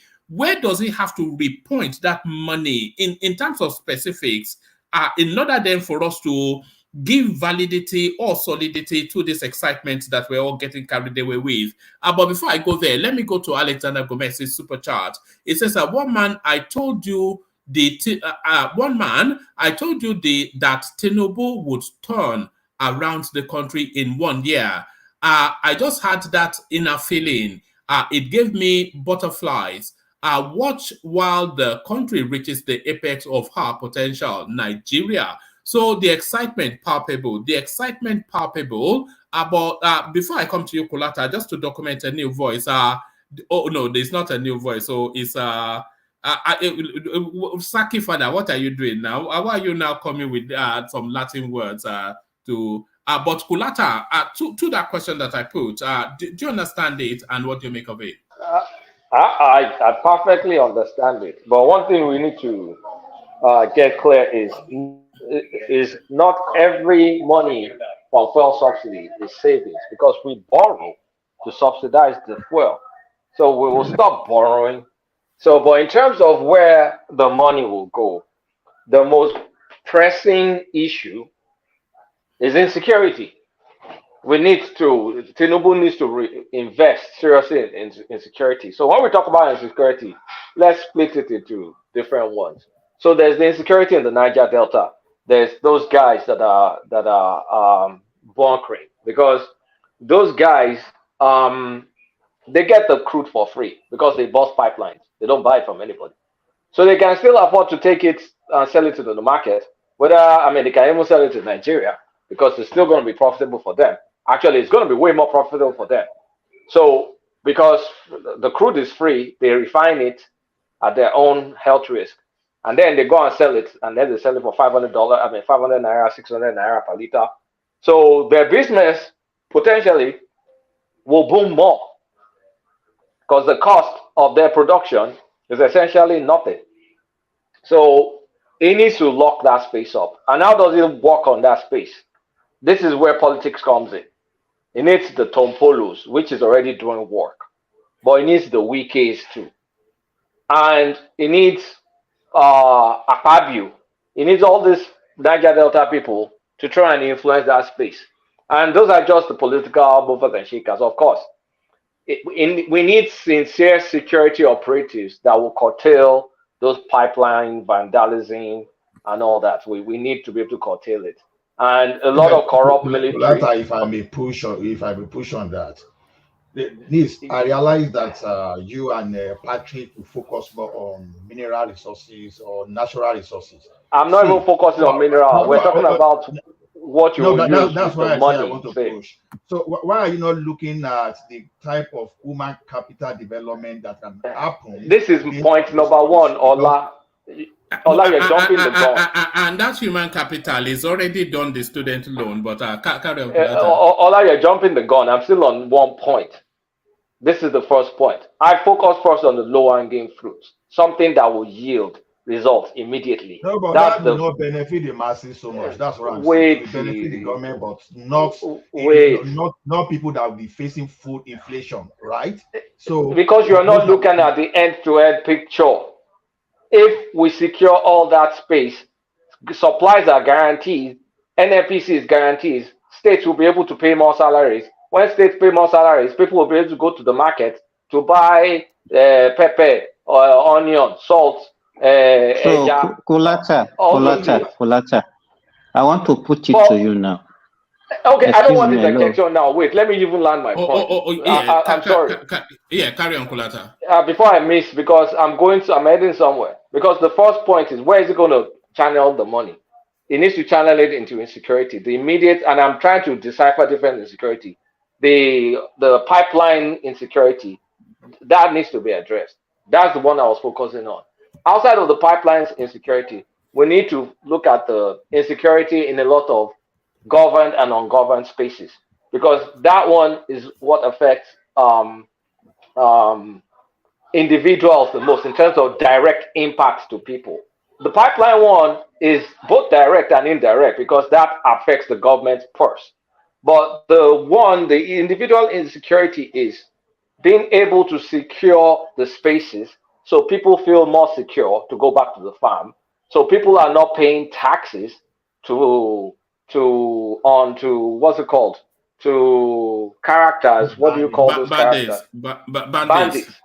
Yeah, you don't have keep paying bandits taxes to go to farm. So if people can go back to farm, if you secure all those things, productivity goes up. That's more all-encompassing. That's direct, and people feel secure to go to the farm. And then when they feel secure, those savings, that is where food processing can come in. You will make sure you create enough incentives to get people to buy all this small, medium-scale equipment from China and India, tractors, Gary refinery. We need to push it beyond all this basic value addition. Gary is not value addition enough. We need to push our cassava into tapioca. We need to put our cassava into ethanol. We need to push our cassava into all sorts of things. We need to use the fiber. We need to use the fiber to do things. We need jute. We need linen. We need so many downstream things that can be pushed. But those are not immediate. Those are long-term. And then insecurity. When you look at the insecurity, I looked at it both from the Niger Delta and from the farmer's perspective. And of course, you need to look at it from other perspectives in terms of the stability of the country, overall stability. So that includes the Southeast and the Northeast with the overall security. So let's forget security. We know that. That's obvious enough. The next one is the education. So from an education perspective, sorry, are you doing it in a hierarchical order? Because I'm waiting for you to talk about power generation, which I think. I'm doing it in whatever order because I'm looking more like, hey, what can we do that's a bit more? I'm taking it from more immediate needs. Power too is immediate, but I'm looking at what can we get some relatively quick results on. I think insecurity is still one of the lowest hanging fruits. And then schools. Our public school system needs to be stable. We need to, with the school loan thing, is fix some problems, but we need permanent fix for higher tertiary institution funding. So I will divert that effort to make sure, first of all, that TED fund thing is reliably collected. And then I have enough savings to provide some federal grants to federal universities. The states takes care of their primary and secondary schools. How many secondary schools does government have? Federal government colleges and command colleges. Command schools. They can take care of that. So that needs to happen. And same with vocational training. The government needs to subsidize vocational training. People need to know how to fix the next set of generators, the next set of cars. Ordinary draftsmen, ordinary being able to draw a straight line or in a building. People, you still look at Nigerian mansions and you look at how, I mean, nobody can even build a straight line in Nigeria. It's ridiculous. I went to some so-called mansions in Ikoyi, and when I started paying attention closer to the details, I'm like, what the hell is this? Like crooked lines all over the place, and it's a mansion. So we need all those things. Now, power generation, we have existing deal with Siemens, right? And then we also have the new bill. So from a federal government perspective, it needs to try and boost that Siemens deal because there's more money, right? It needs to try and boost that Siemens deal, speed it up, get things going quickly. That will take time. That's project. That will take time. But whatever will boost the deal that was signed, because if you already have a contract, so if you go back to them, it's going to be modification, amendment of that contract, and it's going to take time for all those things to take place before you start getting deliverables, before you start doing project management. Those will take some years. But yes, he needs to focus his attention on that. But a lot of it now falls on the state. So I'm not going to push him too hard on that because the states have that responsibilities on their head to do. So it's no longer a federal affair. From a federal affair, I'll focus on the transmission lines. Double down on transmission lines. Power generation is decent enough that at least it can power all the major cities in the country from a power generation. But transmission sucks real bad.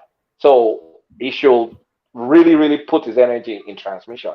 And then let the states pick up where they leave off.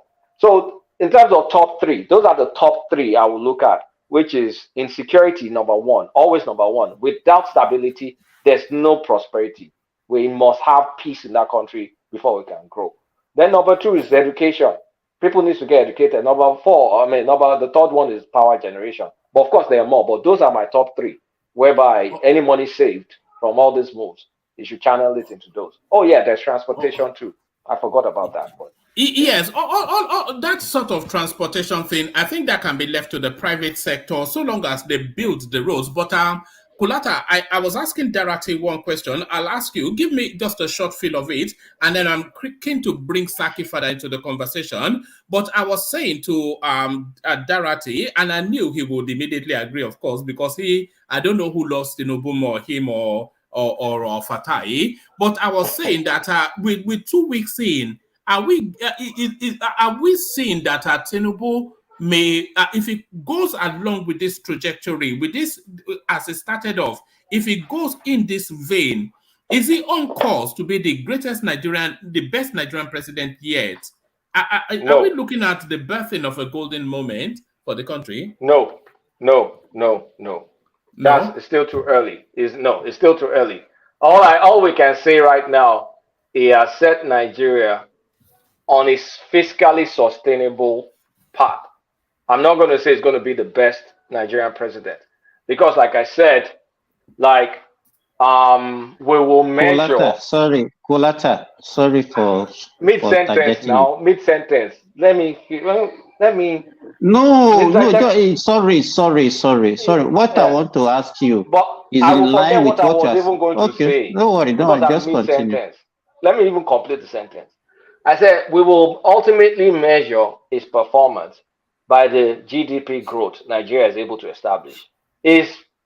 GDP growth, number one, job growth, number two, because GDP growth can be skewed by Dangote. Dangote alone is some fraction of some points in our GDP. So it's not just GDP growth. It also has to turn to real, let's talk about things that impact real people, job growth. And job growth, unfortunately, they don't really count, the way they calculate unemployment, I don't think they count farm workers. Even in America, they don't include that as part of unemployment. So outside of the farming, we will look at what gets counted. The job growth is able to establish. Go ahead. I didn't want to lose those thoughts. Simba. Yeah. Go ahead. Yeah. Okay. What I want to say from the question woman asked is that we just have to be careful. And my fear is, in our economy is a monolithic economy, and the only thing that is actually earning us the foreign reserve is oil. Most of the country in the world who has a monolithic economy, they don't float their currency. Take, for example, most of the most of the Middle Eastern states that has a monolithic economy like us, they don't float their currency. So now, because to me, I'm a little bit pessimistic about this. Reticent. Yes, because reticent. Yeah. if you have, let's say, for example, now there is fall in the price of oil, which is already happening. And these agriculture and everything that we are talking about, agriculture contributes more to our GDP, but it doesn't earn us any foreign exchange. So right. we are consuming most of what we are producing in agriculture. So if there is a fall in the oil price, it's going to be catastrophic for our economy. So, and it's already happening. So we have to be very careful. And all this is a good policy, but I think one thing after the other. We need this. This thing will have worked better for us if we have other sources of maybe like a multi-lithic way of making any foreign currency. But now we depend only on oil. I'm not sure that we do. I'm not sure that we do. We're not a monolithic economy, as you said. I'm not sure that we do. I think he's talking about terms of forex earnings. I'm talking about foreign earning. I'm talking about foreign earning. So if so I think we're supposed to have. Let me finish. We're supposed to have diversified our economy, so that if anything happened to oil production or the price of crude in the foreign market, we'll be able to sustain this. But to me, if there's any fall, like what we experienced during COVID happen, even now where is rolling around $60-something, if anything below $50, is going to spell a doom for our country. So if we build our reserves, we'll be able to insulate fluctuations in the oil market. You build your reserve based on your earning. It is the excess that you have that you use to build your reserve. Do you want to use your reserve? Do you want to use your reserve to back up an artificial exchange rate? Exactly. It doesn't make sense. It doesn't make any sense. No, just listen to me. I'm not saying you are just looking at it one way that is all advantage. I'm just trying to bring out the disadvantage. We are trying to calm you down. That's what I'm saying. You know, when I was saying that time, I said it depends on the fiscal response. If investors don't bring in their money to invest, if we can expand our economy beyond oil, if we keep on this dual exchange rate, how are we going to be able to diversify our economy if we're not able to attract investment into the country? Exactly. Because we fear, we panic, so we keep the status quo. And for the past 8 years, investors have left the country in droves. And for us to be able to grow our economy, we have a lot of population. We need to train them. We've missed a generation of a knowledge-based economy. We've missed that to India. All the outsourcing that I'm saying. Middle of sentence. Hold on, Simba. Carry on. All the outsourcing that India is making dollars from, we missed that boat. Philippines is making a killing on that. Manufacturing, we're not able to do. We're not able to tap into our huge population because we're subsidizing all these things that we know is creating inefficiency, is going into the pockets of billionaires that are not doing anything to make money. So opportunity cost, we can't be fair. We can't be fair based. We have to do what this man did, man with the balls of steel, to go into the market and incentivize productivity. Because if we don't do this, if we keep doing what we're doing, we will never get productive. But now that the bets are off, we're really literally forced to work. That's what I'm going to say. So are you guys saying that my fear is not worth entertaining? No, it's worth entertaining, but it depends on how you look at it. As it is now, we don't even have that advantage you are trying to paint. That's what we're saying. The process of that monolithic economy you are thinking of, we are not even having the benefit. Now we have opportunity now to have the benefit to rechannel the money. That's why I say it depends on how this man redirect that fund. That is the only thing you start when you start getting yourself afraid of. Okay, if I wake up tomorrow, I said, okay, I'm going, okay, all factories in Nigeria, I know you use diesel. Okay, make sure you employ so number of employees. I'm going to tax them and I will subsidize your operation. We never know. You know, we can save up to that okay, Unilever, please employ 10,000. I will, okay, you are buying diesel. Okay, let me see how many people you employ. Let me say the tax. Let me say this. Okay, at the end of the year, I give you credit for producing. So already you are building your labor force. You are giving people job to come into the labor force to work and to be more productive.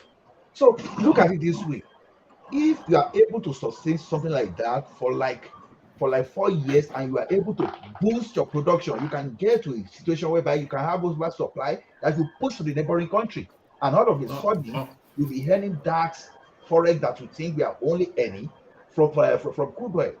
And meanwhile, it's not only crude oil we are earning forex from anyway. So, but because of the way it's done, because of is the biggest forex, so that's why we think we are monolithic though. So no, we're not a mono economy, certainly not. But Ola, let me bring Saki Fada into the conversation just to make sure that all voices are documented. So Saki Fada, come in, but as you're coming in, explain your new name and even how to pronounce it. Saki Fada. Saki, on mute. Can you hear me? Yes. Yeah, great day, one man. Yeah, good day to you. I actually came here because what we are discussing today are mainly focused on policies. And I saw Kulata, and I wanted to... Oh, hold on. Is that Saki Fada? You're not Saki Fada. Are you Saki Fada? Yes. What happened to your voice? Where's the baritone? He lost this in tribunal. Yes, he's at the tribunal. I've got a little juice for you from the tribunal, but carry on. But tell us what your name is first. What's this? How do you pronounce this? All right. So my name is Te Igito Clementissime Pate Suprice Rogamos. All right. Okay. Suprice Rogamos, yeah. Which is like currently Nigeria, you therefore most merciful Father, we beseech you to help Nigeria. All right, brilliant. Okay, back to what you were saying. Back to it. All right, so I said I actually came because we are discussing policies, today. Yes. And again, I saw Kulata, a cerebral academic, and a versatile scribe, and a wise polyglot, so to say.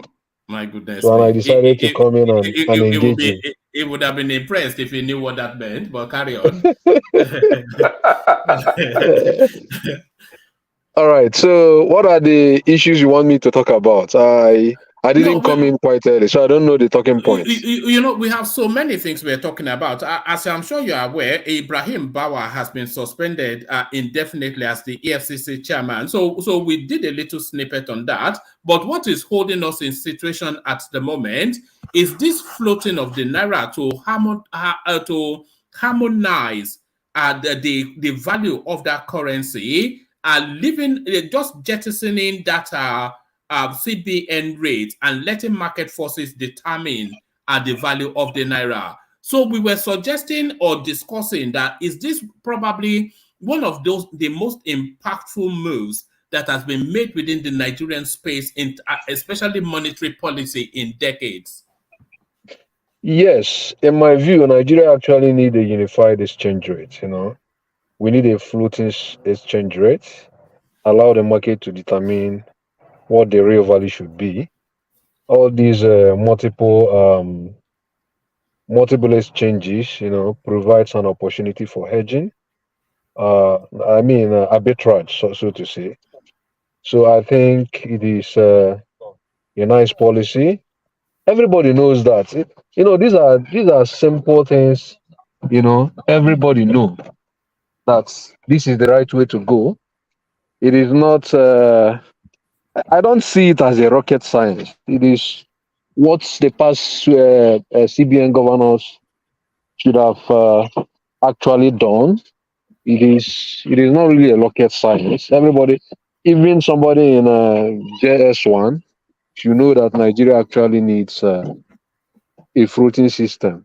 In my view, I think it is a right policy in the right direction. Okay. If you couple this, because as you said, even if it's a widely held belief that this is the direction of travel best for the country, there's never been the political will or the testicular fortitude to do all of these things, which this guy has now been doing 2 weeks and a bit into his administration. If you couple that with the fuel subsidy removal, how impressed or not are you with Tinubu so far? Yeah, on the issue of fuel subsidy removal, fuel subsidy removal is a consensus. Every night, people like, at least in recent times, people have been able to see that it is not. It's no longer Nigeria is not. It is no longer the issue of retaining subsidy is no longer sustainable. We need to remove it. But the only fault I have with the direction the policy is going is that I think Nigeria should be serious about what they actually want to do. Do you actually want to deregulate the petroleum sector? So you can't be deregulating and regulating at the same time. If you are deregulating, you should deregulate. There is no way I should expect you to deregulate and regulate. There's no So such thing as total. You can't totally deregulate. Let me comment. No, it's liberalization, not deregulation. It's liberalization. Yes. So they're liberalizing it. Yeah. Let me. When you are removing deregulation, not liberalization, deregulation. Carry on, Saki. Oh, we lost Saki. Oh, there it is. I was enjoying that. I wanted to poke at him a little bit. I think he's driving. Yes, you could tell from the yes. Let's bring Dewale in just to make sure every voice has been documented. So Dewale, the excitement around now this currency policy, Dewale. Yes, it's good. It means that it's all about the power of demand and supply. But at the same time, I hope the government is not going to hand off completely off from there, because if it goes to extreme, I expect government to step in. But let's look at it. What is the strength of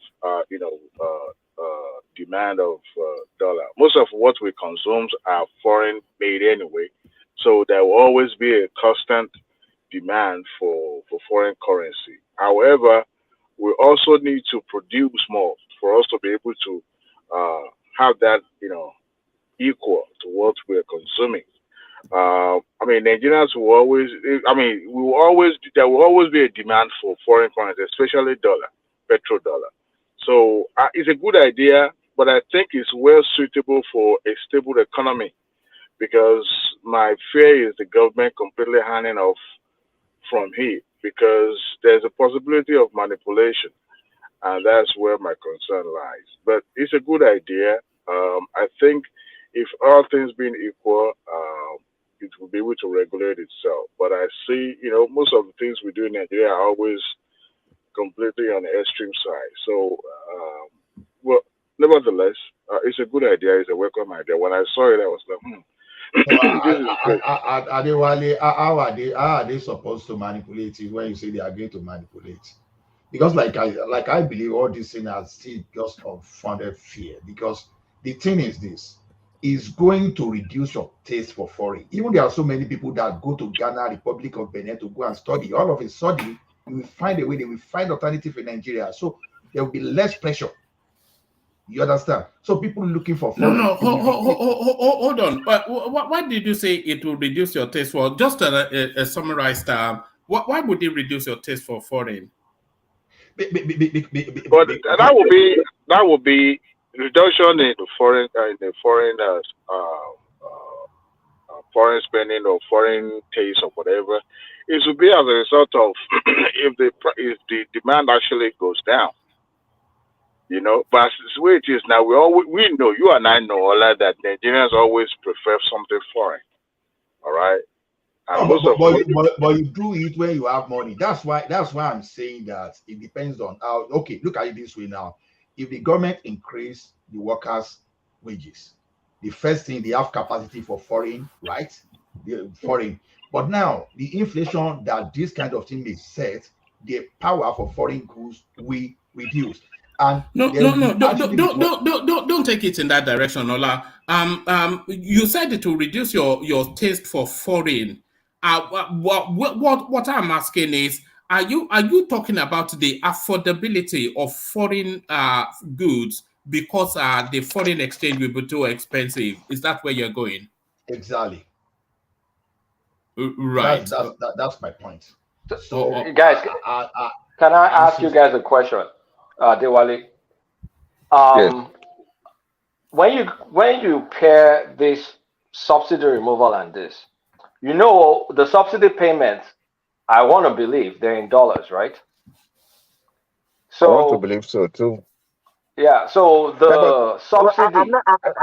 No, I will say it. I will take a caution there because the subsidy is being paid to the marketers after the fuel has been imported. I think more or less like a reimbursement.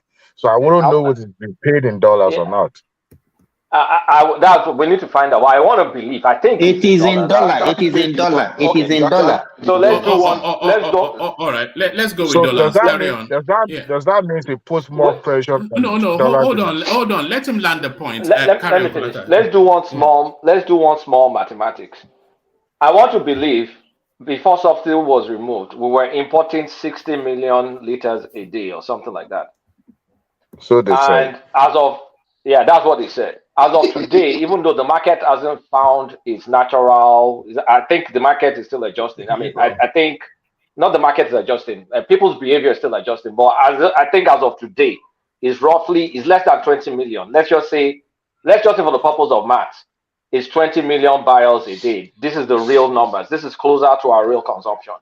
So 40 million. 20 million liters. So 20 million liters. 20 million liters. So 60 minus 20, we have 40 million liters that nobody is paying dollars for anymore. So what am I trying to say? The demand for dollars that subsidy is gulping, that 40 million, zoom, has gone. So we can still tolerate a lot of our importation habits because the sum total of those doesn't even near that 40 million liters a day that we're using to subsidize. So we can still afford to leave off some imports. All we need to do is focus on our comparative advantage, like generate dollars in those areas. Do you think we can't stop imports?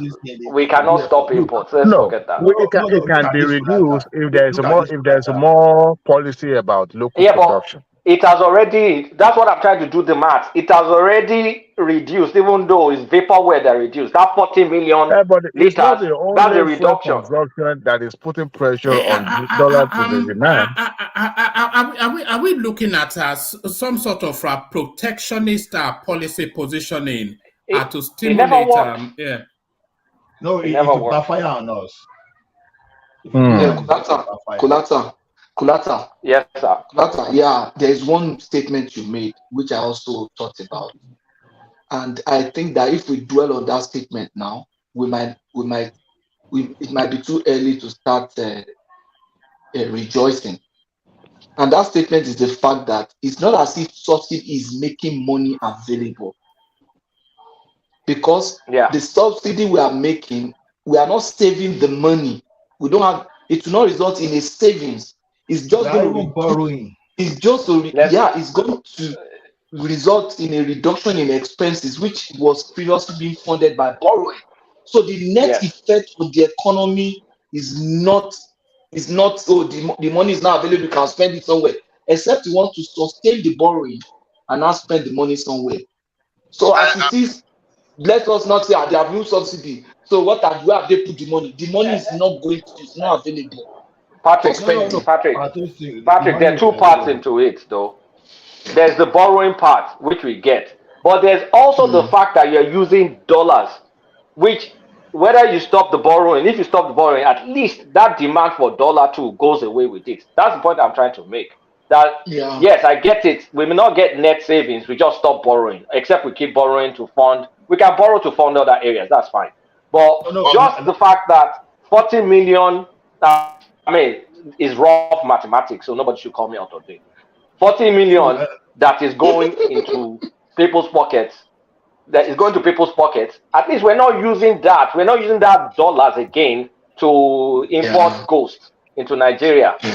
Because that dollar is still going out of the economy. So if we're not using that, we can still afford our stupid habits while we'll try and settle on petrochemical industries, the Dangotes, other areas, knowledge economy, where we can export, where we can be exporting our brains, getting more, maybe programming jobs, knowledge.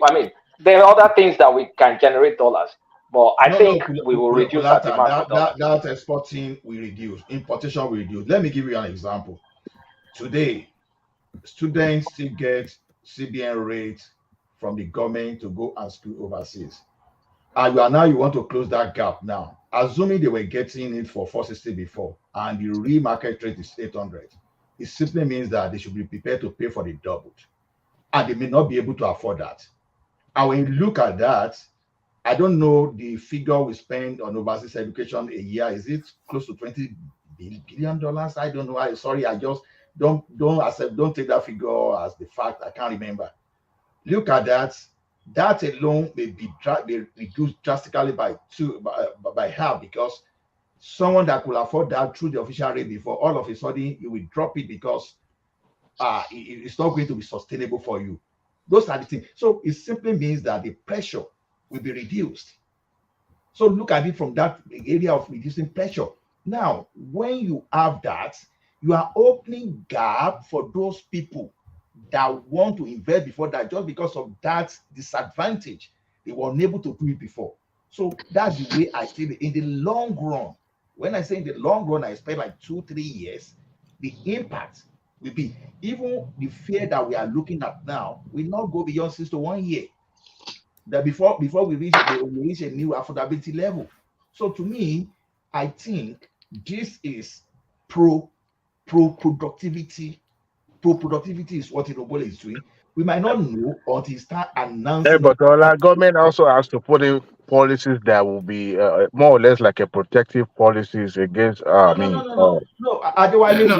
was what I suggested, and they told me to shut up. Because that's the only reason why you will have less demand on dollar. Because if not, Adewale, the fear is this man has not appointed a Minister of Finance.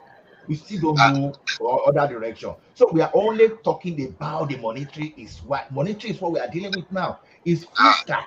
I have a question for you. I have a question for you when you finish. Okay, I've made my points. Okay, let me ask two questions. Okay, ask the question, let him answer, and then Saki Father is back to continue with his thoughts. So have that conversation, and then we hear from Saki, and then we back to the structure.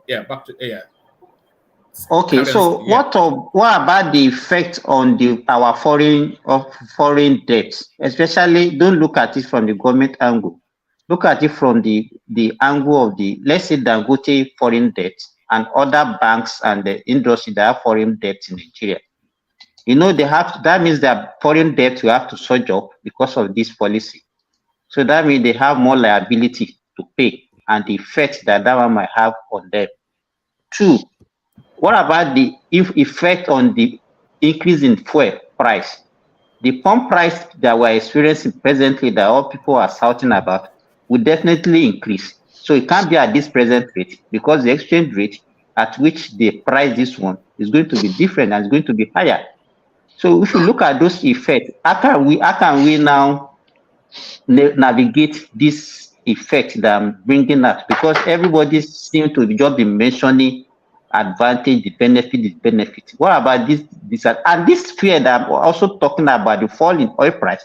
Because everything that we've been talking about, nobody is talking about other ways of generating revenue. We're only focused on we get this one from oil, we get this one from oil. What I still maintain it, what if there is a drastic fall in the oil price? What will happen to our economy? Thank you. Simba, I've told you that look away from natural resources and concentrate on human resources. That is more favorable to us. That our human resources earning us now. What is our human resources earning us now, Ola? Exactly, to avoid that disaster in the future, this is what we should forget about what is going to happen if the price of oil fall in the next month. Because it's still going to happen if you are still using your but we are not deficient in terms of because if you're talking about human resources and then that are capacitated to impact on the economy in terms of foreign exchange, we've never been deficient in that space. And Nigerians are highly educated. They earn international money, we are one man, because you are looking at bachelor, you are looking at degree, you are not looking at a trades and craftsmanship. So like you are bringing a carpenter from Ghana, all those stuff. So you need to liberate all those economy. You know, when you have more money in the hand of those people, those are the things they are going to pump back to the economy that make people now create values to meet their to meet their listing. So if you have money locally, for example, you are likely to drink more beer, you are likely to eat more suya, all those stuff. That's the way you look at it generally. So, but the fear that Simba is talking about, see, yeah, it is true. When you have this situation, you think your foreign debt will increase. But at the same time, it depends on the type of government, the type of debt you are talking of. Are you talking of the public debt or private debt? Because two things. Now, if you see how forex, your forex you earn, the government earn, can take care of your foreign debt. So, what you are supposed to use to service your foreign debt, but you are using the thing to give to some round trippers and some crook oil service providers. That is what we are talking. So you are now saying, take this money away from them. Let the economy dictate for itself. And focus on your woman. Bring butter back. Like Dangote you are talking about. There's a way you can, I've given an example. China did that. Germany did that. And so many countries, maybe they've done that in the past. You understand? You can say, Dangote, okay, this is what I'm going to do. Please, make sure you employ 20,000 people. Don't worry. I will subsidize your production for you. But I will tax your workers in your returns to get my money back.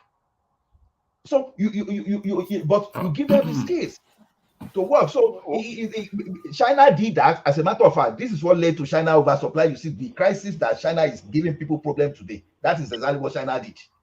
So to me, when you look at the countries that are moving forward, that are progressing, they depend more on the human capital, not the natural resources. Natural resources is just a recipe for disaster. It's just a matter of time. We can't be even look at the United Arab Emirates today. You can look, they've diverted from that natural resources. They move into something else. So we can't keep it. If we keep depending on oil, you and I will wake up one day. I won't even be able to access our account because we must have imported. But the natural resources is the one that paved way for human capital. That's exactly what we are saying. That's exactly what we are saying. All right. Hold on, Ola. Let's bring this set of data into the conversation. Is it top import products Q1 2023? So these are the top foreign earners for Nigeria 2023. Imports, not exports. These are the top places we use our dollars. All right. So just read the list and the numbers so people understand why subsidy removal And okay, just they'll get the message, I guess.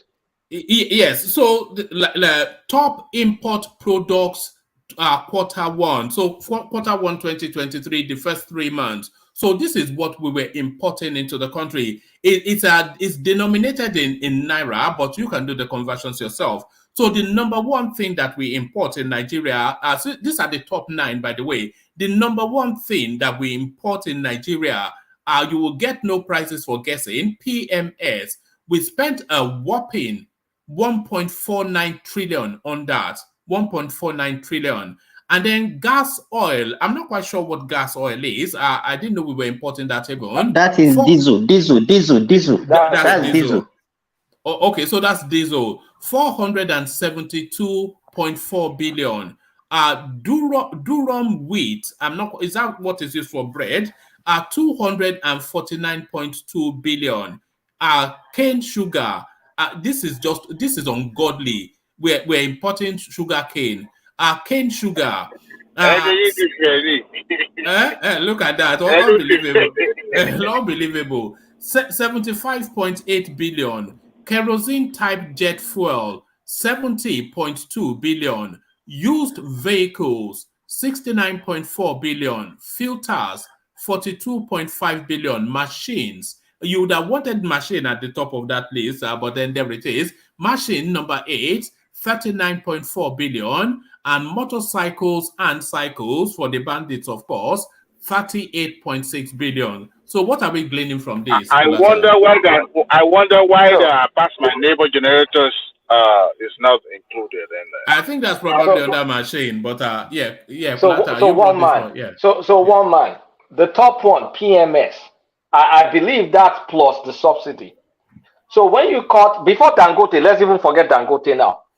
Cut the subsidy out of this. Let's just say subsidy is 60% of this, right? That 1.49 million. So that means we probably will be importing 700 billion, right?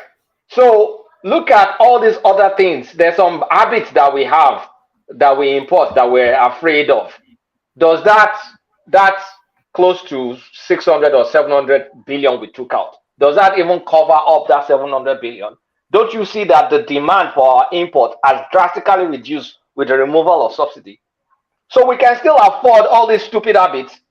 And of course, we still need to focus on our competitive advantages to build export. But we should not be too scared, because by pairing that subsidy removal with this free float, it's not so scary, because a fake amount, a fake number, which is a subsidy, has gone off that list.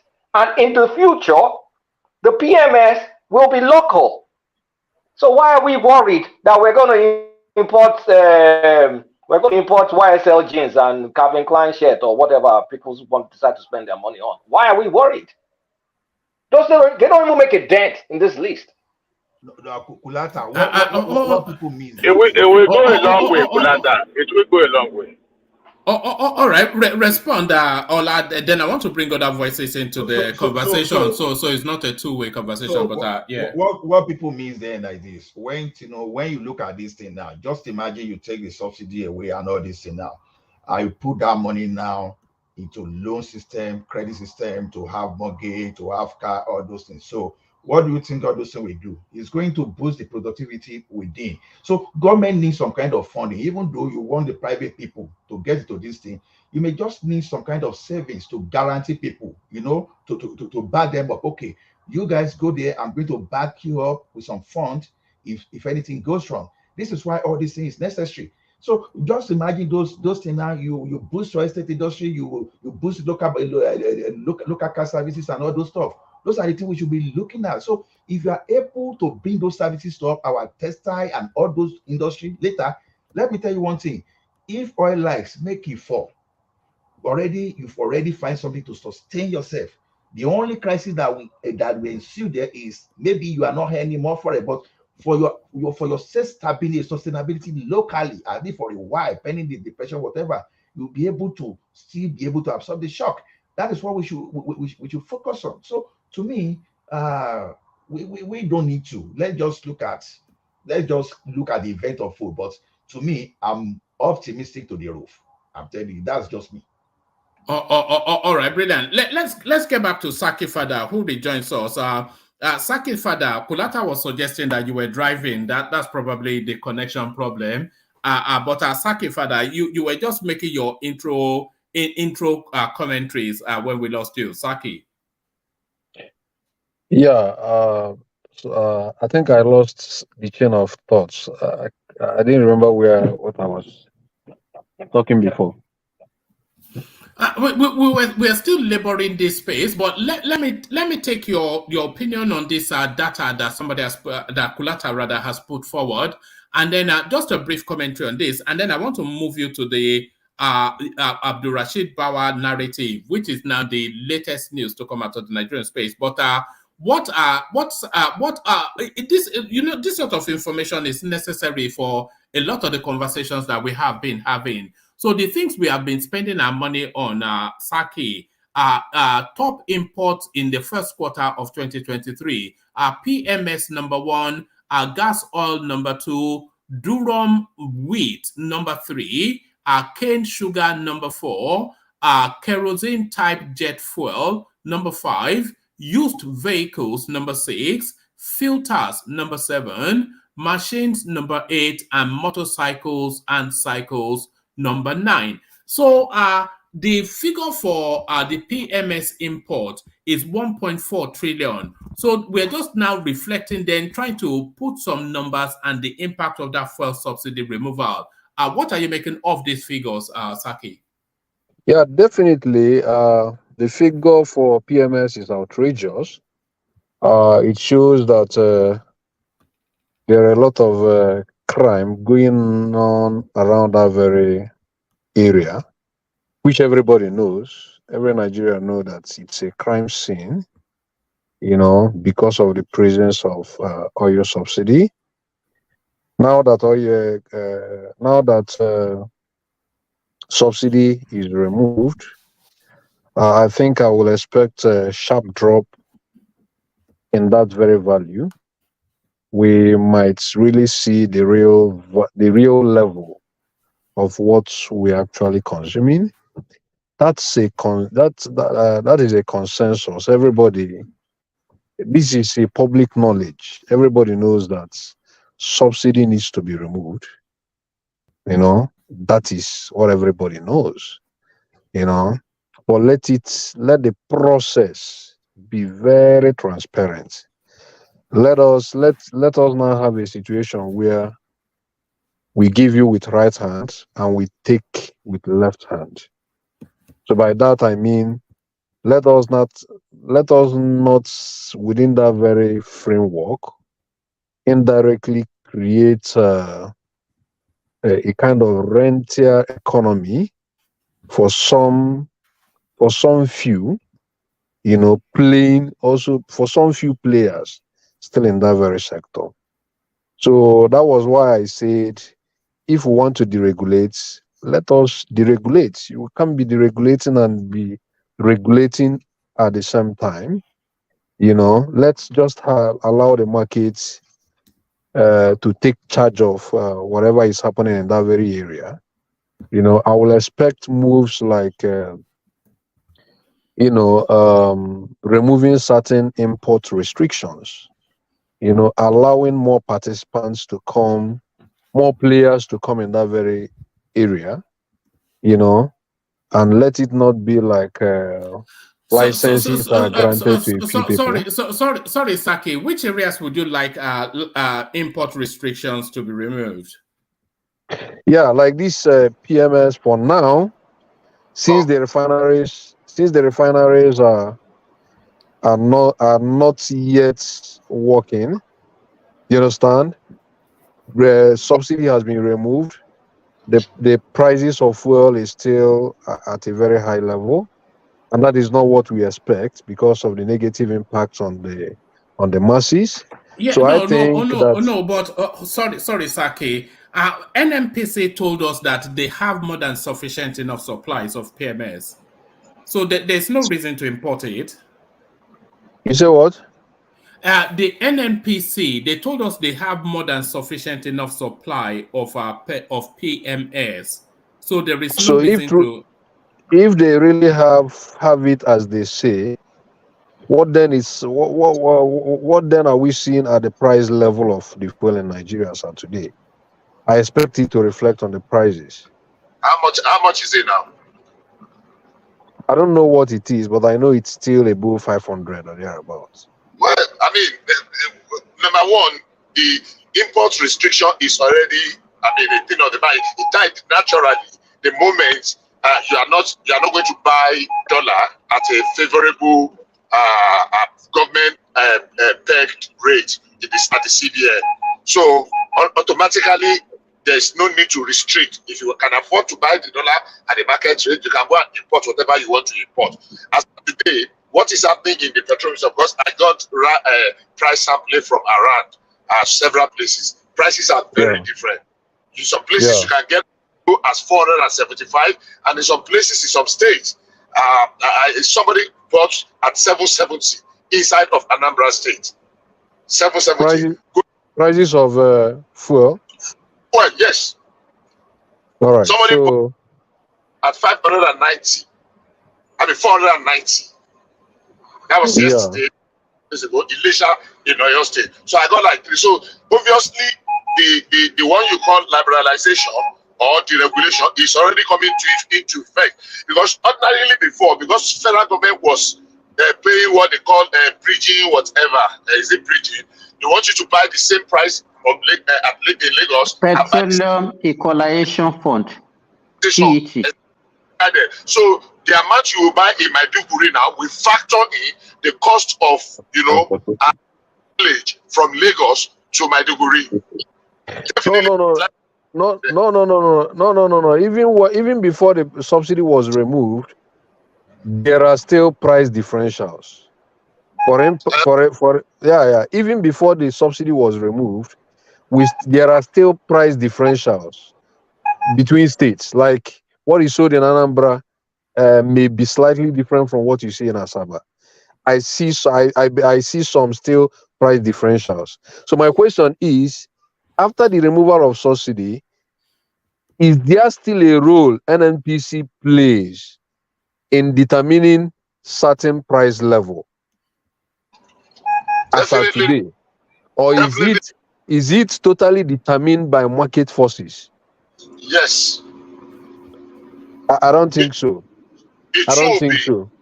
Ultimately, okay, let me respond to that. I was trying to come in. It will be ultimately, but the problem for now is because NNPC is, like, in quote, the only importer now. That is what I'm saying. That is the issue. That is the problem. That is what I'm trying to say.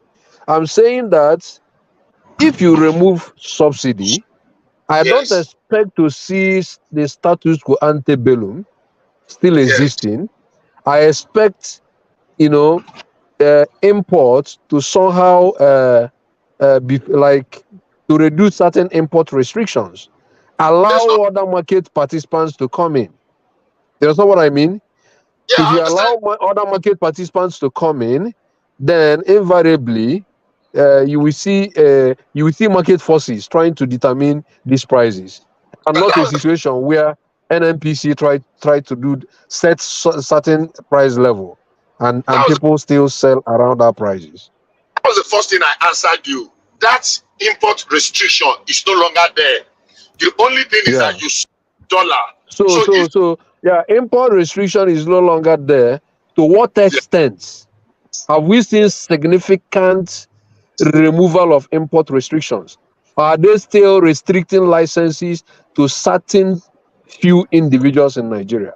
That's my question. The major thrust of the import restriction before is because people want to feel from M and get a dollar at the approved rate from the CBN. That's actually No. Let me not talk about the issue of forex.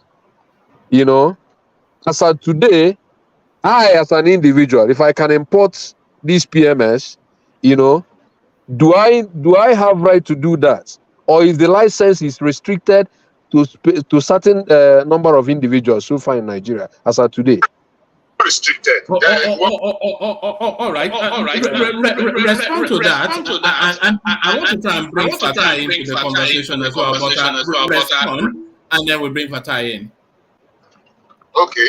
In the first instance, you took me away from this conversation almost 2 hours. You know, it's still my turn. It's still my. It's any others, by the way. What I'm saying is this: essentially, there is no restriction. There will be compliance because there is control, but it's not restriction. If you meet the conditions and you meet the specification of what is to be imported and you have your dollar, of course you get some kind of approval. That approval is not a restriction. It's just that, okay, this is the specification of the kind of fuel that you are supposed to import. Blah, blah, blah, blah. So immediately you are able to meet that specification in as much as you are sourcing your dollar independently by your own self. Not that CBN is going to be giving you a subsidized dollar. So that already automatically has eliminated that import restriction. So every other thing that was placed under restriction before, the only thing was that the restriction simply means they were not qualified for dollar or CBN dollar, what do you call it? This their form M, whatever. But immediately you are not asking for that, then there's no restriction on it. So as it is now, it's open for everybody in as much as you meet the conditions. That is the prescription, of the standard. Let's call it the standard. Immediately you meet the standard required, then you can import whatever you want to import if you are getting your dollar by yourself. And that's why I wanted to respond there that, sorry, Mama. The fact that NMPC was doing the swap, whatever, crude swap, for almost 400,000 barrels per day, we were actually throwing dollars away. Now we'll be having that one back in dollar. It is not like 100% will not be making any what do you call it? Any foreign any. No, it's not very correct. We'll be making. It might not be as what it should be, but automatic. To a great extent, there will be a relaxed pressure on what we were spending. If we can manage to go the whole hog and stop unnecessary spending in some way, substituting what people are buying with dollars. All right, brilliant. Bishop, I'm going to bring you in with the Ibrahim Bawa space, which we've not spoken on. But I suspect that what excited Fatai to join us is this now floating of the Naira, removing then that decade-long arbitrage in that space. So now, I think this is another I told you so moment, Fatai. You've come to glory in it, have you not, Fatai? Fatai. Hello. Yeah, good to have you. Yeah, hello. Yeah, well, as a direction, yeah, of course. So I think it was Saki Father that was saying some things are like no brainer, right? So what are you doing? So currency, multiple exchange window or all these things, right? They are all essentially financial tools, monetary tools, right? Financial monetary tools, right? It's not like it's strange. For instance, Iran does multiple exchange rate, but what are you trying to correct? This is the problem. So some people do it for a short period of time, right? Sometimes some countries even do it, you don't even know they are doing it, right? So, but when you have people that go to 2 weeks at Harvard, right, and they just hear terms, and then they use it to come and run the country, right? It's incredible. So Thailand used to do this monetary. I think it was after the World War or something like that. So sometimes you do it to control the inflation, right? Right. So, but it's not as a matter of course. You just place a cap on create some exchange windows, and even if you have to do it, it's not like the wide gap, like 300 naira difference, right? Maybe 20 naira difference, 10 naira difference, maximum 50 naira difference is still manageable. But when you have these, it's just crazy, right? So why they were just going on with it is like incredible. So it's very amazing that somebody could do something that literally doesn't really mean anything. It's like they say, like when you are hungry, every food tastes good, right? So it's like you just be a normal person, right? But being a normal person now has become like the greatest thing in the world that you could do. So it's good. It's good. So it's at least I am happy that at least you can get somebody that can at least make it normal, let it function as a system. Like when it starts to function as a system, then we can see where we need to bring in people with brains, people with understanding of this policy, that policy, or oh, these they want to cheat us, then we correct here. But as long as it's like what works in the how market works. It's not like some dictator sits down in the central bank, not that particularly brilliant, and he says you cannot exchange dollar for more than 400 naira here, and the other place you can go wild, and here you can do whatever you want. And he's like, what are you doing? You know, so in that regard, it's very. But before I even go into that conversation, I mean, a Saki, actually, one person that I miss like forever is Saki father, right? There was one time I was trying to do a logical fallacy, and I was like, where is Saki father to tell me the name of this logical fallacy? I think also it was around this subsidy discussion. I think it was, so anyway. So and today he didn't fail me. He said antebellum. I said, oh my goodness. Antebellum. I said, yeah, that is what I'm talking about. So that's good. But I didn't understand the discussion about the import restrictions, right? I mean, import restriction, what does it, I mean, what do you mean? Do you mean import prohibition? Because when you are talking import restriction, you're generally talking about you are placing tariffs on importations, right? So it doesn't mean you're not allowing. Sorry. The first thing, mute the YouTube. Yeah, because we're hearing about. We're hearing. Can you not hear me back? I can. No, I don't hear you, but I hear you normal. No. I'm echoing from you. Really? I don't know. Yes. I don't have the YouTube is muted. There's no YouTube is not. There's an echo. Do you? Let me mute. Are you still hearing me? No, because now you are muted. But let me just say this, and then you can unmute. What people are actually saying is to put a ban. That's essentially the restriction that people are saying.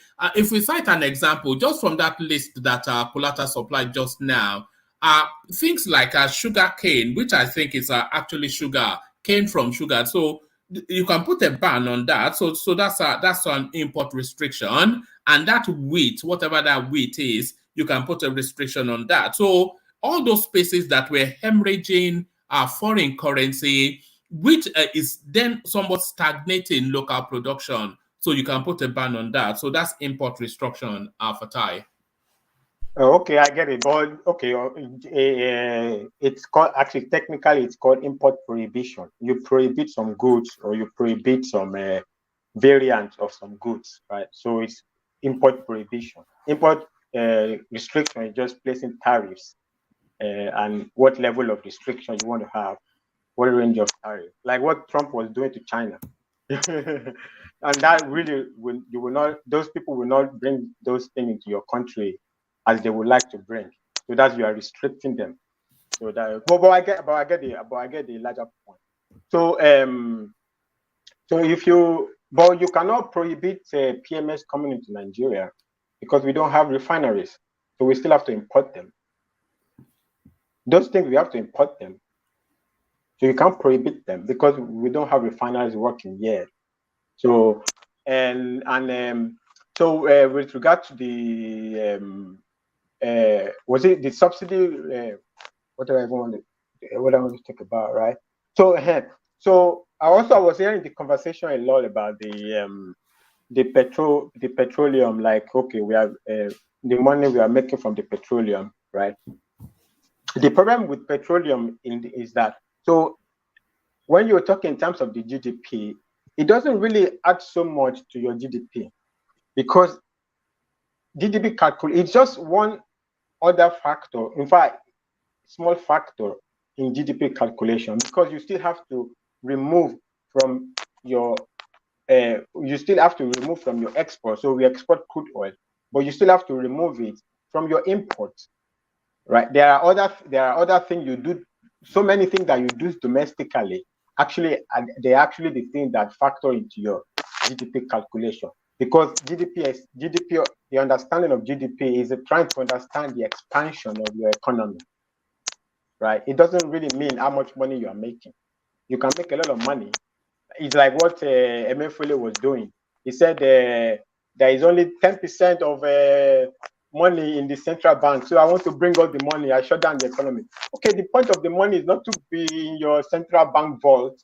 Do you want to take a pepper soup and eat the money with pepper soup and babadudu and Gouda? No, you circulate the money is for circulation. It doesn't necessarily have to sit in your vault, right? So if you want more money to be coming to the central bank, you implement some policy here and there to what range you want to get inside, like that, stuff like that, right? You can implement interest rates and stuff like that to make the money. I'm still hearing that echo.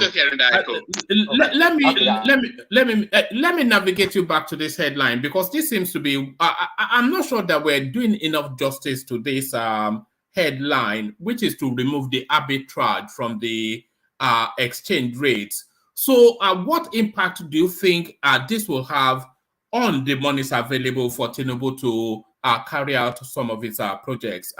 What does this mean?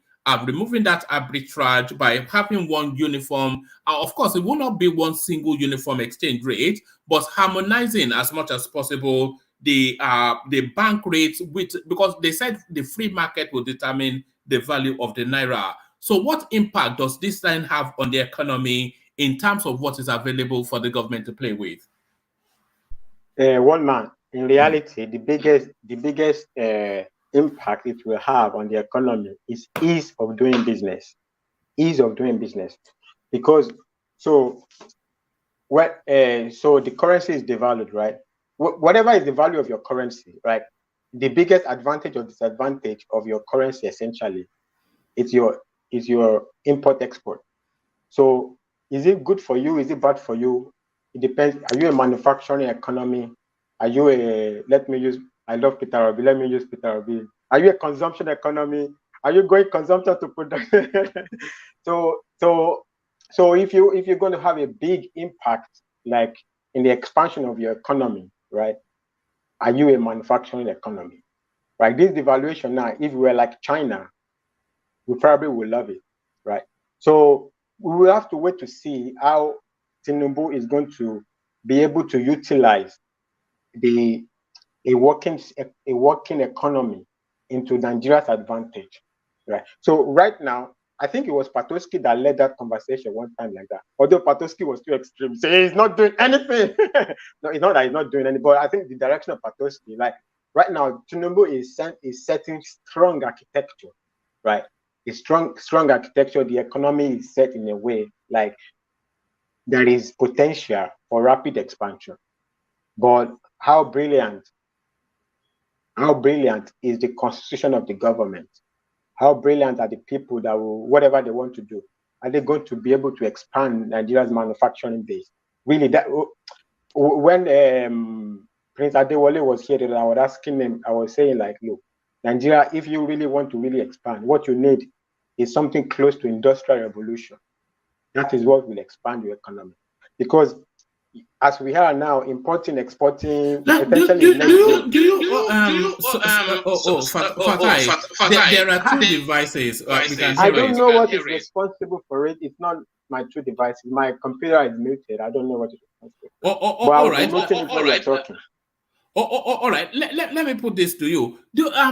Because a lot of people are saying to propel the Nigerian economy, you have to go into manufacturing and all of that. But do you think that the window for manufacturing is still open? Because you already have a mass manufacturing base in India, even in India, But even India is a service-based economy and a financial-based economy, essentially, and that's how they've propelled themselves. The manufacturing has been ceded to China, and I don't think you can outcost the cost of manufacturing to make it profitable for your economy against what China has already perfected. So this narrative of always we have to have a manufacturing base, is that false economy? Is that somewhat of a misdirection? Well, man, there is no two ways about it. What else are you going to do in your economy other than to manufacture? You could be service based. Yeah, well, you will need a lot of tremendous human capital, human development capital. Was it Ola that was talking about human development capital? So how many accountants do we have to render complicated financial services, and how many corporations are in Nigeria for us to be rendering a lot of services to them, right? So a lot of countries that are doing they are largely service based. They are largely tax havens. They are usually tax havens. So those are usually economies that tend to be largely service based. So other than that, what services do you want? And then you will need tremendous human training to have a meaningful service-based economy. So what option do you have? You have to develop your Ajaokutas of the world. You have to be producing your steel. You have to be all of the buildings, real estate industry. Well, all of the essential materials are imported. We are not manufacturing steel in Nigeria. If you are manufacturing steel, you could also be manufacturing some military equipment, right? So it's a whole lot of things. So there's no you could say manufacturing is a saturated environment because China is there, but you always have what is it called? Supply chain and comparative advantage, right? So why should West African countries be importing from China if Nigeria could have a big manufacturing base? Fatai,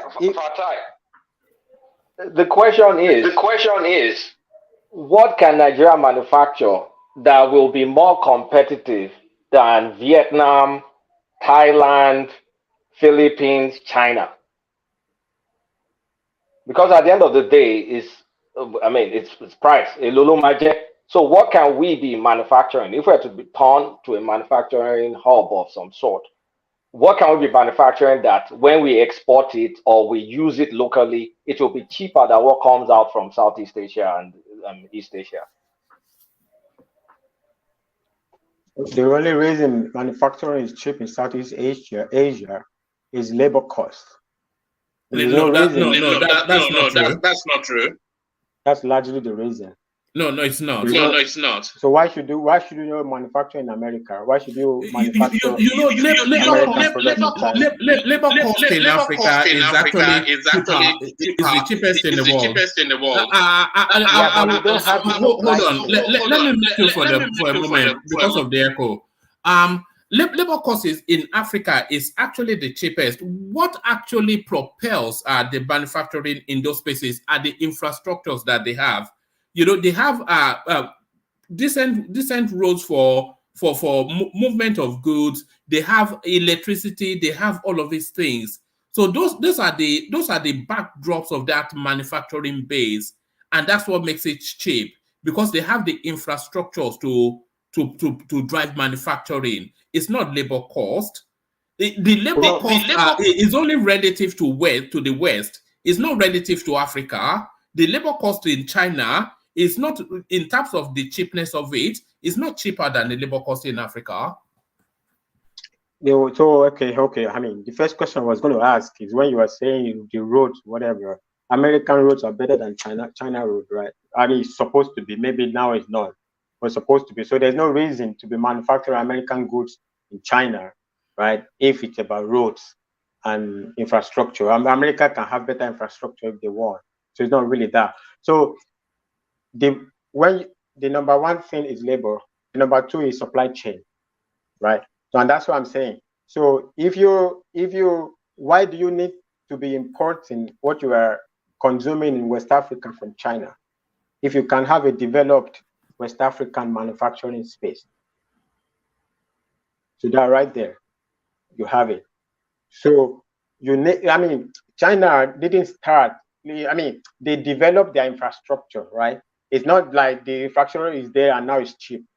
Infrastructure is developed, is gradually, it's going up, up, up, up. It could be rapid, but it's like that. It starts from somewhere and it's going up, up, up, up, up, up, up. But what transported them into a manufacturing base, right? There's no window for manufacturing in Nigeria for the next 50 years because of the infrastructural deficits.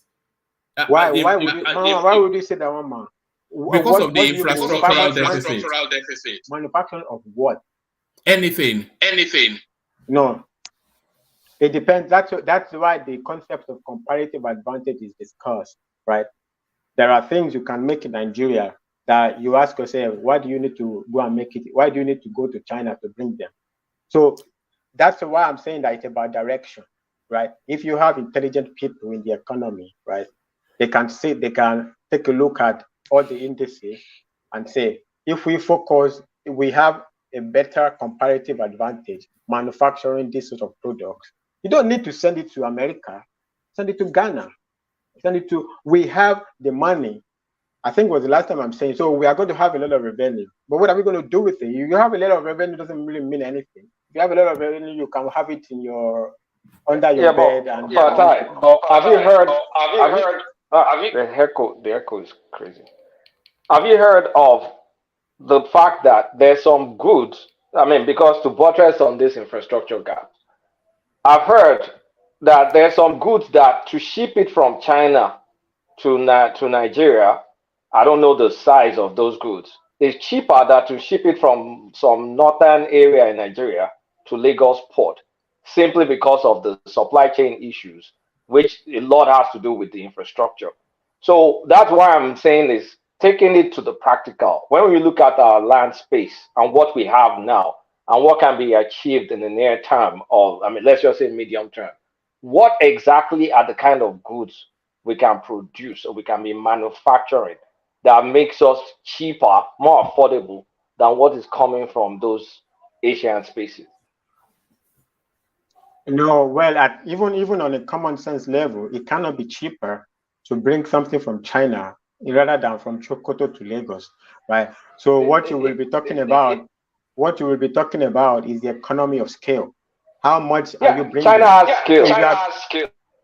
If you are bringing a 1 million packet of something from China to Lagos, but you are bringing 2 from Sokoto to Lagos, of course, the one being brought from China is going to be cheaper because the price can be that flows the price for each of those products because it's so many. Taking it to the practical. But if you bring 2 from Sokoto to Lagos, of course, but that has that's not about. But from a practical standpoint. From a practical standpoint, our infrastructure deficit stifles our ability to compete on scale on all those things. That's why my question is pretty specific. Like, given all our challenges and struggles with infrastructure, etc., we know all that stuff. What can we, in spite of all that disadvantage, what can we, in practical terms, assuming you were in Tinubu's cabinet, advise that we start producing, manufacturing, maybe in the next 4 years, 5 years, that we will be able to gain advantage over all these areas that we can do? For example, petrol refining, that's pretty straightforward. What else that we have comparative advantage that we can be producing? Because it's more like these are what Tinubu's advisors will be facing. How can they compete with all these very competitive countries? Okay, first of all, I'm not in Tinubu's cabinet. I'm not in the Nigerian market. I'm not. I don't have the data of the Nigerian market in front of me to look through it and study the performance, the indices of each product, and where it will be better to focus on this. So I can't sit from nowhere and determine what particular product should be produced in Nigeria. Or just examples. Or just examples. Yeah. So the people used to Nigerian economy, import export. EXCHANE would be better. Is better. It's even better. Would be better than me to be asked that question. What is being suggested, Fatai, is that this idea is more aspirational than realistic. And I'm not saying it's like some pie in the sky stuff that Nigeria can be a manufacturing hub. It cannot be a manufacturing hub because there are too many difficult to surmount hurdles in the way of a manufacturing base. We don't have electricity. We don't have road. We don't have trained citizenry. We don't have anything that insulates and backs up any form of manufacturing. And by the way, the manufacturing countries, they're not going to wait for you to catch up. They continue to propel to the future. I'm not sure that manufacturing is a direction for Nigeria. But bring it home, Fatai, and then we hear from Ajale Koko, who has not spoken yet. Yeah, go on. Yeah, but I don't understand the hurdle you are talking about. When you say you're going to shift to manufacturing, right? It's not like you'll be producing the size of the amount of goods that China produces today, right? You will go there, you will start it. And when you say we don't have infrastructure, that's like in the generalistic sense, yes. But if I'm going to start a factory, right, I don't need all the infrastructure of Nigeria to be ready before I start manufacturing, right? So what specific infrastructure do you, let's take the commonly available example, Innocent Motor, right?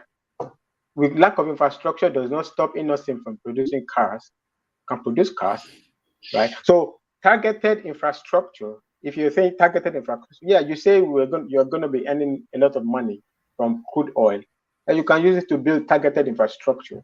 When you sit down and look at it, and you see what is the most profitable things, you can just like which area of manufacturing can be incentivized in the short term.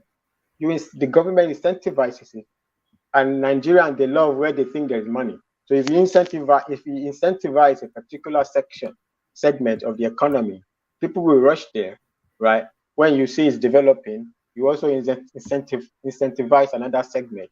It's like that. There's no magic to being a manufacturer. You're just incentivizing entrepreneurs. You give them incentives, they're going to start doing something. So rather than giving your money to NNPC, why don't you give tax breaks to people? They don't need to. You're not competing with China. You're not going to compete with China in 50 years. You want to sell to Ghana. You want to sell to West Africa. You want to sell to, I don't know, wherever. Maybe too far away, South Africa. Okay, so you look at this thing. These are things you know. Let me use. I think everybody now use it now. Econometrics. So you look at the various. Is that Rufai you saying is English? I have two possibilities of where I might have got it from. Yeah, but now it's become a Rufai Nigerian space now. So when you analyze, when you do regression analysis of like this particular stuff brings this particular stuff, like how things, the correlations of things of these different products to different environments, to different spaces in the region, you can do a lot of stuff, right? There's a lot of things to be done, but I know for sure if you don't have an expanded manufacturing base, it's not, you can't say you want to have a 100% GDP expansion. Okay, you can grow it a little bit here and there, but your manufacturing, because it's domestic and economic expansion. That is not even about mathematical calculation. When your domestic expands, a lot of people have jobs. A lot of people are buying and selling. A lot of transactions are going on. There's a lot of B2Bs going on. There's a lot of different, because really that is where you get a lot of your GDP expansion from, B2Bs. Because if you're going to have a factory, there is 1 million, like 1 million exaggerated, like 1 million other businesses that are set up to supply that company. So it's not only that one company. Okay, it's not only Innocent just producing. There's another business next to Innocent that is producing water to send to Innocent to do something. There's another one set up because of Innocent. Then you have other people have to be ingenious and set up something, maybe to send wire, rewiring something. Another one will set up a little bit to do. So by the time when you see the multiplicity of these things, you see that they all contribute to your economy, expansion of the economy, either in real terms or in mathematical calculation. Okay, Fatai, can I ask another question? Manufacturing. Sorry, Kulata. Fatai, can you find a way to see if you can resolve that echo so that the conversation can flow? Ask the question now. Okay, Fatai. Manufacturing, we get it. That will take some effort. I think everybody can acknowledge that, given our infrastructural gap. Now, what are the low-hanging fruits that we can, you will suggest this government take to at least get things moving? I mean, we know, manufacturing, that's not a low-hanging fruit. It's going to take some investment. It's going to take some time. Outside of that, what will be the low-hanging fruit that you will go for if you were in that position?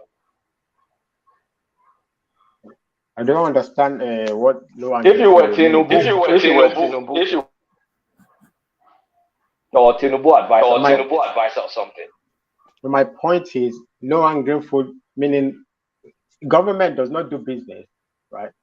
You incentivize the environment. Like, what are you going to incentivize? You say, wait, is that your question? Is what should you incentivize? That's my question. The areas you focus on to. This echo thing is going in my head. I don't know. Maybe I can go out and come back in. But do that because the echo. We want to, because this is one of your topics, and really, I was looking forward to your delivery on it. So come back in. Let's see if that resolves the echo. But as we wait for you to come back, let's move in the direction of Ajanle Koko. See if he's available for us now. Ajanle Koko. Still busy, one man. Still busy. Yeah. All right. Let me then go in the direction of Simba, and we're still talking about the Naira, but we want to add other topics into the conversation, and I want you to come in from this point, Simba, in between. Picking the topic of the Naira, something that we've just been talking about. This headline actually came through. President Tinubu suspends EFCC chairman Bawa indefinitely. So what are you then making of that, coming off the heels of the suspension of Emefiele?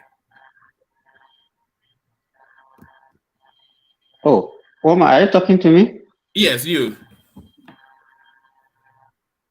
Okay. I think. Yeah, go on.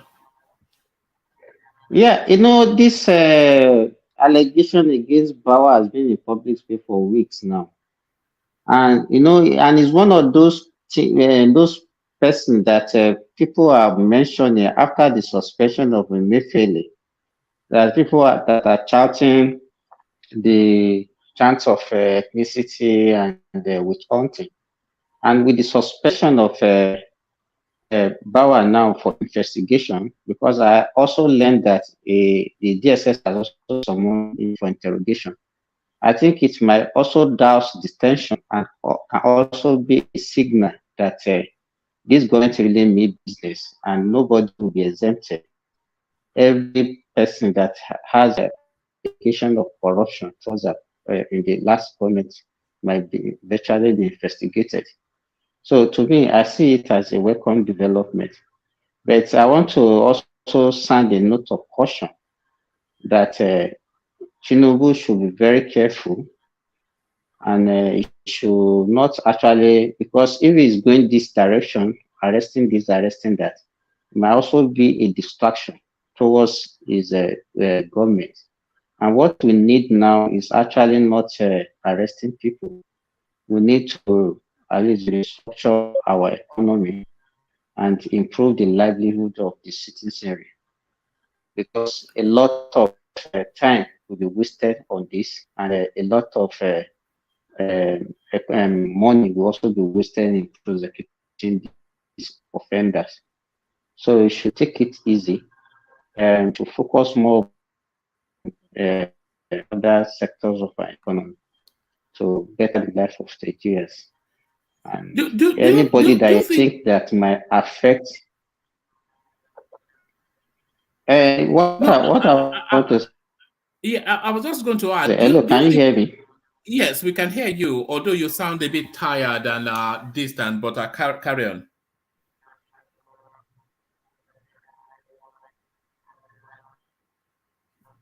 Simba. We should also look at it this way that, hello, can you hear me? Yes, we can. It's going well, isn't it? We can. Okay, so what I'm saying is that we should also look at it this way that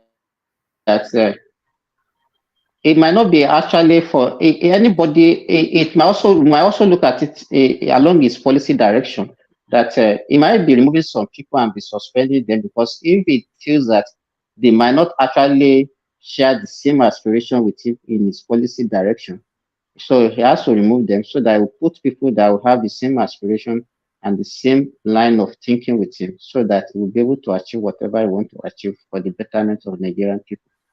So that's the way I want us to also look at it, not in the way of, okay, say you want to actually prosecute them and actually to remove some money to get some money from them from their loot.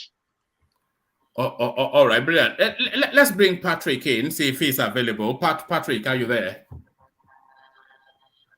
Yeah, woman. Yes, the suspension of indefinitely of Ibrahim Bawa off the back of the suspension of Emefiele. A lot of people are, on the one hand, people are applauding all of these moves, but then there's the concern that he's moving too quickly and too aggressively against Buhari's acolytes. Is he in danger of some sort of a backlash, Patrick? No, I don't see any backlash in the right in the case of Emefiele. Actually, Emefiele was actually an embarrassment to them. You understand? And I just felt that maybe Buhari just didn't want to remove him. I'm sure Buhari is not aware that that thing is going to have that much impact on the populace. He thought it was just going to be able to stop corrupt politicians from buying vote and doing all those things. He never thought it was going to have that effect. When he was having it, they probably was asking him, oh, it's just a temporary thing, just temporary. And the whole project was a failure. So Buhari has it's for nobody and it's for everybody. So whether they jail Emefiele or no, it doesn't bother him. And with this Bawa. I think Bawa was a Malami person or something. I don't know. And they must have had some information on him. And from what I read, I've not read so much about it. They said that there were allegations of abuse of office or something. In what context? Was he abusing power, harassing people, or was he using his office to enrich himself or to enrich the people that put him there? So they have to. We still need to find out more information about that. But he's suspended. It's okay. Just suspended. Let's see what happens. But it's just unfortunate that we have a young man now that has prospects, and if he had done his job properly, that would have been a promising guy. Ribadu was just a little older than that. I used to know now. In 1999, Ribadu was almost looking as young as that man. And look at what Ribadu is making out of himself today. That guy might be the next NSC. So, but if Bawa has messed up himself just by the first opportunity to show the world what he's made of, and he's not taking it, it's such a shame to this generation, this Orosuke generation that's supposed to prove to the world that they have capacity and everything, and it's just going to be represented there. But nobody's going to. I don't think anybody's going to raise their name. Once they investigate him and the people they present the information and put him on trial. He will not be the But why chairman. specifically him though, Patrick? Why specifically him? Because my expectation actually after Emefiele was that Mele Kyari would have been the next to go. But why specifically the EFCC chairman? Do you think somebody tipped him off? Do you think this is more political than punitive? You see, that position is a very tempting position. Very, very tempting position. You can imagine the amount of money that Ribadu said Dibori sent to him, and that he had to turn it down. How many people can really do that? Even on this platform. You understand? When you felt that it could be covered. And mind you, since Ribadu, every FCC chairman had either been fired for one thing or the other. So you understand? After Ribadu, we had this man from Kwara, the assistant commissioner. Then Waziri serving political interests and removed. All of them have been. Look at Magu, he was removed. It's a very, and most of them, their reputation damaged, apart from Ribadu. Magu was almost completely damaged until I think there's a court judgment recently. I'm not very sure now that I think exonerated the guy. So it's a very tempting position. Don't be surprised. You'll be so shocked the amount of information you'll get, and they just might feel that no, if this guy has this kind of skeleton in his cupboard and his fellow workers know that, so there's no way he can make any meaningful change. He cannot lead them. They're just looking at say this man, nobody so would they do them together, and knowing fully well that he grew up within that system, so they knew him. Maybe his people knew him well, so they'll just rat on him and tell the GSS or whatever, look at what this guy is doing. I'm sure it's not good. Let me play you this clip, Patrick. So this is a clip that's been circulating around social media over the last 2 hours thereabouts. So this is unverified. But and by the way, you know that the DSS they picked up this. Pardon me. You know that the DSS they've picked up this Bawa as well, but it's not Bawa that I'm talking about in this instance. The DSS, of course, already have a Emefiele in their custody.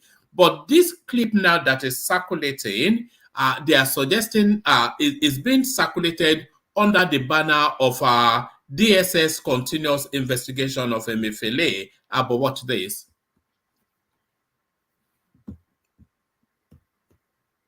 Right here. It has no audio.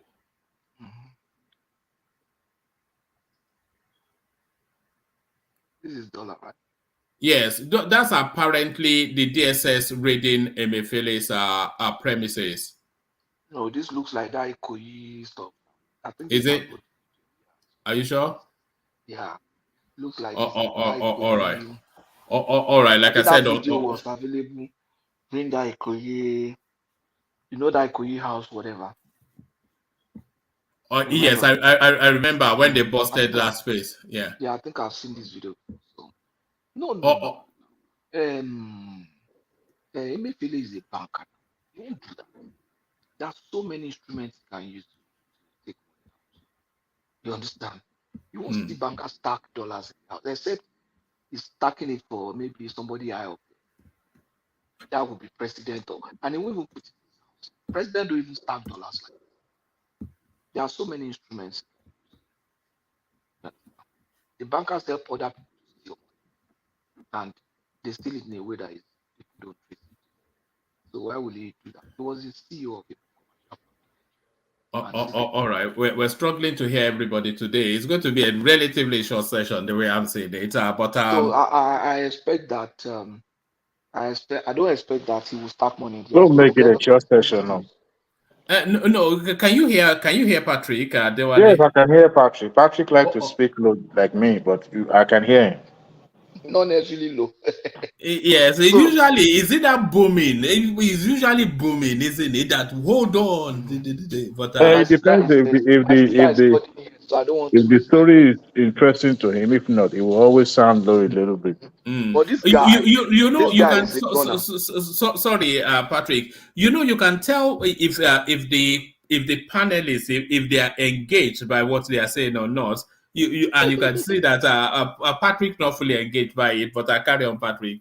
Yeah, so this guy is a gunner. So that's the point. But what really interested me again was that they said low hanging fruits. I was hearing low hanging fruit. Low hanging fruit will mean something, the opportunities that we can take and start seeing the effect maybe in the first quarter or in the second quarter. That's going to be a bit tough. But just like Kulata said, the real immediate low hanging fruit will be to quickly see if we can increase production in Niger Delta. You understand? Use existing security structure and the political affinity he has for the boys in the creek. He has with the boys in the creek to see, okay, let's improve production. I won't be surprised if he calls them for meeting. You know, Tinubu is always calling for meeting. And by the time he has a meeting, something comes out of it. And that's what Basunjo used to do. You understand? So call them for meeting. By the time Tinubu calls them for meeting, they come out of the meeting, they start singing like that Labour Party man. So that's what I expect anytime from now. We'll call those boys. Those boys are already see him as, these are our person. You will improve us. You will understand. So if he calls them for meeting, say, I recognize us. Oh, yeah, make una call all those boys with it. So make everybody just slow down. And I have programs for you. We tell them, go and think of what program that will touch all of you. They will go and come back. By the time he's telling them to do that, production is already going on. And then if they come up with a program for them, implement it for them. If they say they are not successful, but you are the one that brought it, you understand? So that's I think he's going to meet them. Just watch very soon. He's going to meet those guys and then you hear that Tinubu is meeting the Niger Delta boys and then things will start looking up again. But another thing that I keep mentioning is that the solid to improve security in that country, the solid mineral sector need to be looked into. Because if you are trying to do security, those guys mining the solid mineral, they have a lot of money. They are taking the mineral from you and using your money to fight you. So, and they are foreign interest. So if you want to do something, you need to sit down, look at those major illegal miners, those ones that are major, try to bring them on. Try to bring them on into the mainstream, and then such that they will not be doing illegal again.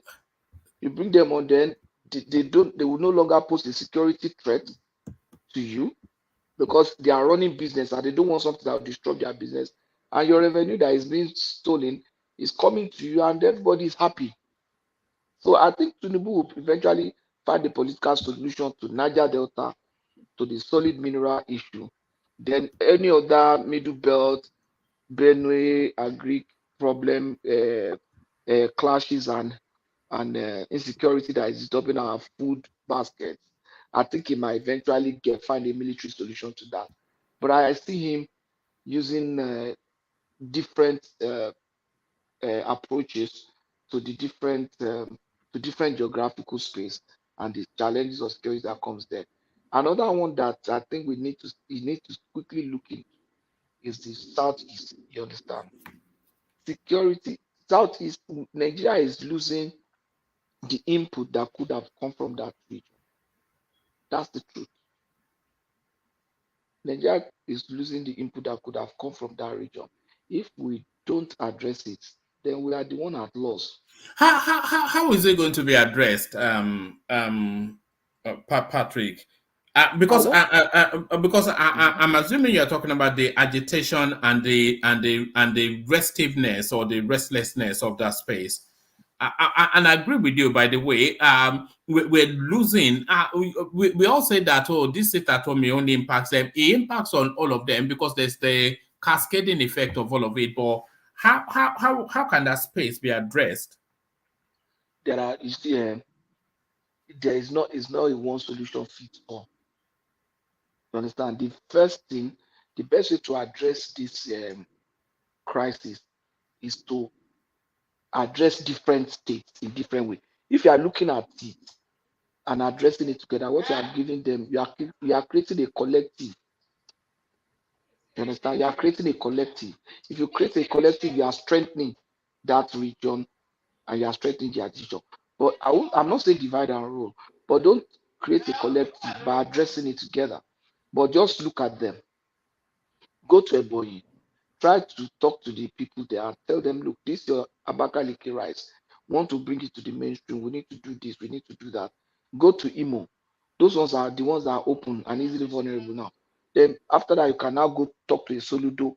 By the time you start doing those things in those places, then you're already breaking, you're already, I mean, people will say no, if they see that Ebonyi is enjoying this one, then they'll start saying no, I beg, we are losing. They make them see that they are losing. Take investments into Ebonyi. Just tell them that, okay, we have this investment for Southeast, but now because of security, we concentrate in Ebonyi. We concentrate in Imo. Then everybody will sit up. If you are doing this geopolitical zone, you are trying to site hospital in major places, even though Ebonyi already has a teaching hospital, site it in Ebonyi and give them the reason that because there's no agitation there for now. If you are going to put any major investment, put it in Ebonyi and Imo, and because there's no agitation there for now. At the end of the day, the other ones will say, I beg, we no one can die together. We are from Southeast, but we are different. You understand? So there should be different approaches to it. So some of them also, you need to talk to people. You need to talk to some people. But the point is that it's even very difficult to find a leader to say this is a leader that we can talk to, that we can influence. No, my sister, I want to help my sister with something. All right. Let us let you do that as we welcome EXCHANE into the conversation. So, EXCHANE, good to see you. All right. Yes. How are you? I'm fine. Yeah. We're all good. What's been making the news in Nigeria today? You already have the news on your screen now. Are people talking about it? The Bawa suspension. Yeah, I don't know how it happened because I heard the man had a very long meeting with President Tinubu today, and the meeting was successful as they talk. But only for this night for the man to be suspended. I don't know, but me, I already know this man is very corrupt. He's a youth, and we supported him to be the chairman of the EXCHANE, but he didn't live up to expectation. So for me, I know that the guy is very corrupt. Does that mean that Tinubu believe Matawale's accusation, over the young chap? How? He alleged that he was trying to demand for $2 million US bribe or something like that. In every rumor, there must be a truth in it. So Yeah, I but believe the ex-governor cannot just come out and be saying something. You can't trust the politician. They will always find a way to be ahead of you in the game. It's possible. No, you cannot just come out and blackmail EFCC chairman like that now. Who It's not says? gone anywhere. Who says? Knowing fully well that this is my man coming to power, then I could as well, and I have a pending case being opened. I will do everything possible to make sure it's in the bad book of my of the incoming administration. It's about this young guy, the way he operated the EFCC, I know this guy is corrupt, and I know this guy is corrupt. There are things you see, you don't need to question it. I know that this guy is corrupt. So there is no two ways about it. The guy didn't live up to expectation. So many things, Buhari employed people that he would use to cover his ill activities in the government. So that's what everything he appointed in his during his time was just like people that he used to cover his evil act. none of them live up to expectation. Well, we have already discussed this here in this platform. And every of his ministers needs to be questioned. Just think about it now. The You're next, talking okay. Dangote has now been the next one is Adi Dangote has now been. Karaki. Huh? Adi Sirika is the next one. All of them are corrupt. Buhari didn't have anything. He didn't do anything for Nigeria. Okay, they have not handed the importation license to Dangote. What happens to the refinery now? Is it true that he has been arrested by the DSS? I read that he went there on his own free will. He reported there, but his arrest, I can't confirm that. No, I don't By think it tomorrow, was. I've already had it, but by tomorrow we'll confirm it. Sorry, Kenny. I don't think it was. I don't think he went there by his free will. I think he was invited, and they are saying he's under heavy interrogation. Yes, that you're right. You're right. That was exactly how they put it in the media. But when you say you are invited and you showed up, it's 50-50. Either you go home or you stay there with them. I hear Malami is shaking. That Malami is shaking in his boots. In fact, you see, if Tinubu did not arrest everybody in Buhari government, all of them, Tinubu will be doing himself a very big harm. All of them. Yeah, but it mustn't be perceived to be having, because if this trend continue, politicians know the way to go around things. And if majority of the people that he will be coming into custody now are largely northerner, then he may be perceived wrongly. So he has to be a little bit. He may be perceived, but the right people in the country we know what is happening now. Being popular.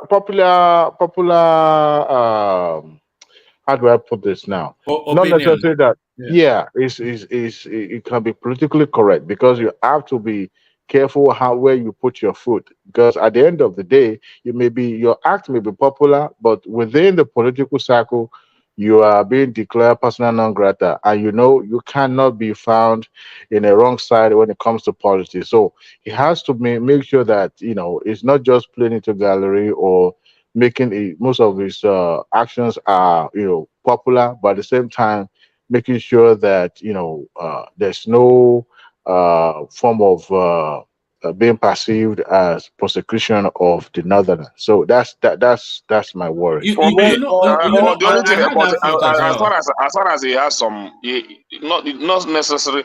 He is also appointing northerners in his own government now. So why would they perceive him like that? When he has already.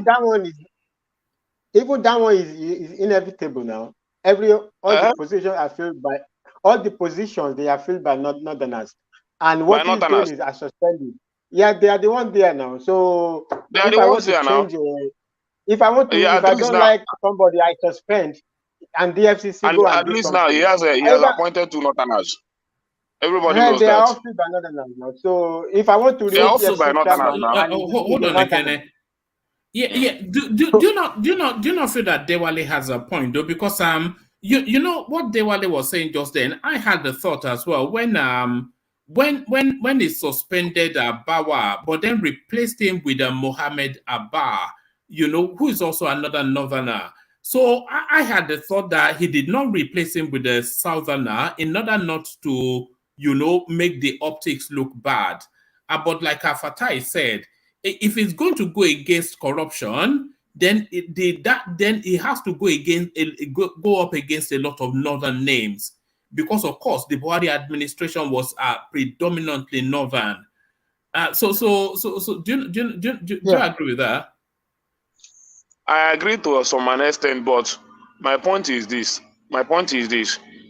He's already he's appointing northerners also, just like Buhari. Buhari will remove a northerner and replace it with a northerner. Well, what stopped him when he removed a northerner to replace it whether with a southwest or south or southeast? But he still replaced that person with a northerner and goes after the wrong guy. So he's not doing any sensible northerner will understand the guys trying to do the right thing. Where he will be condemned is when he suspend the northerner, then go ahead to maybe replace it with a lot of southwest or south. You understand? So the only good position that the southwest is holding now is the chief of staff and which other one again? This acting CBN governor now. Others are filled with northerners for the moment, though he has not. Sorry, let me quickly interject. Bawa corruption case didn't start from today. It's not by this governor that accused him of being corrupt or going to collect 2 billion. Bawa has a corruption case since 6 years ago when he was a director of EXCHANE in Port Harcourt.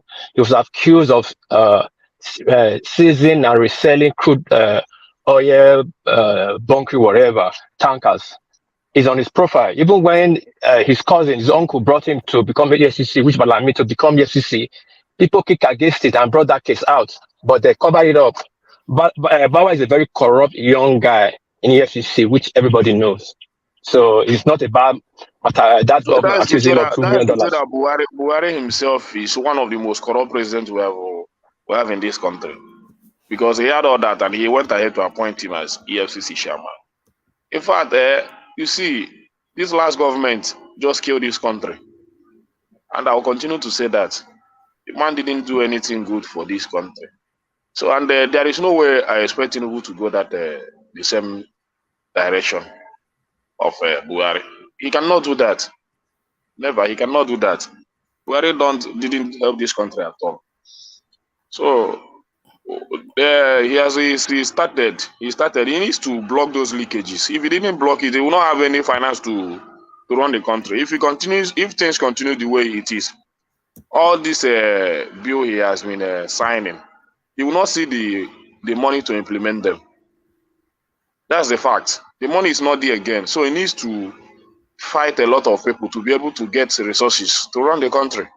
And I think that's what he's doing. He has look around and he needs to do it. He needs finance. He needs to block all those places that is very leaking in the last government. So starting from Mefele to this EFCC chairman, all those guys who are very corrupt, they're using those avenues to siphon a lot of money in this country. So he needs to put it in a proper direction so that he will be able to get finance to run his own government. And I think that's what he might not go ahead to. What you said now is so important. Before he will make his next budget, he needs to understand how much money, like what can that budget be financed? How effectively can you understand? So you need to see how the money is going to be. Where is the guaranteed revenue source? How much money are we going to make an impactful budget for next time? So between now and December, you need to really close a lot of things. And this EFCC this is not going to be any northern or anything, because when you look at this EFCC stuff, right? First of all, it's very, very, very. In fact, maybe it's even better for the market than even the currency, whatever. Because now you can't have a country, right? The only economic disciplinary whatever there doesn't even know. You need to know that if there is investors' confidence, if the investor needs to know, if I bring my money there, right, it's not going to.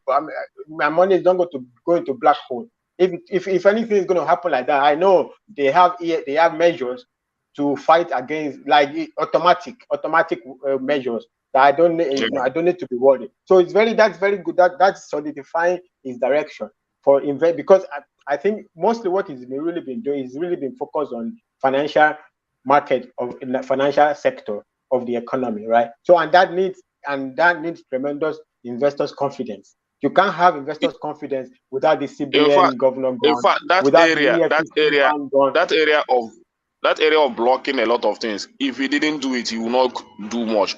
Where is he going to find especially in the oil sector, because that's the only source of wealth, only source of income we have in this country for now. Before you talk about diversity, and even this firing of EFCC, because I mean, who is his new NSA director or whatever they call it, advisor, national security advisor? The former EFCC guy. So he must have taken some. I mean, so if you have with you, what is his name? What is his name again? Ribadu.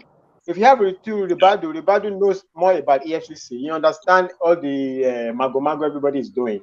If it's your national security advisor, well, yeah, I mean, I don't see how his input did not factor into what is happening now. So the Northerner is with him to give him advice on this is no good, that one is no good, that one is no good. So what is the backlash? They need to find money. And they need to find money. I think that's what he's doing. I think that is what he's doing. He's looking for money. So he cannot. Do you guys think? Do you think it's going to probe those guys? Hold on, what please? Yeah. Do you guys think it's going to probe those guys for corruption, or is just trying to block the leakages? That let's just stop the bleeding? Because I don't know if you'll be able to retrieve money. I don't know how fast they'll be able to retrieve money if they go into litigation. You know how our judicial system can be. It will just hang in there for decades. Yeah. So is he just trying to plug the holes? It's not about money retriever. It's not about money retriever. It's for the money to be coming. It's not where is the money? Let the money come. Where is the money? So that is so it's stopping the bleeding. It's just stopping the bleeding. Yeah, because I don't think we can get money. Where's all the money going? Where does the money going? I think it's a combination of the two, but I definitely come in. Not at all. I don't believe so, because if you look at Tinubu and his politics, the man lacked moral capacity to prosecute anybody. I mean, look at the way he ran Lagos State. It was one man. What do you mean? How do you mean? How do you mean? Look, he used. Hold on. Let him land the point. He utilized the state resources to be able to control every aspect of life in that state. You may disagree with his politics, but you can't tell me that the man that has been in charge of the affair of Lagos State for all this while, for more than 2 decades, would not have his hand in one corruption or the other, even though he was never been convicted for any. So having said that, it is possible that he's trying to stop the leakages, not necessarily prosecuting these guys. Of course, to bring them into custody and ask them questions, of course, threaten them one way or the other. But I don't think for someone who is very, very, when it comes to politics, he knows, how to play this game, will be sticking his neck out for prosecution, at least at the inception of his administration. I doubt that. Yes, he was trying to, make a statement, make some statement here and there, but to completely go all out to prosecute, I doubt that's his strategy for now. Yes, I want to believe or side with the Kulata that he's trying to stop the bleeding, maybe for now, but to say they want to throw all these guys in prison, I doubt it, because there will always be a political solution to everything. No, he's not the one that will throw them in prison, right? That is not the Banana Republic, right? So the DFCC is talking with them, the DSS. So if you want to talk about going after people, then you will be talking that it will start strengthening that. I don't know. It will take a very strong attorney general.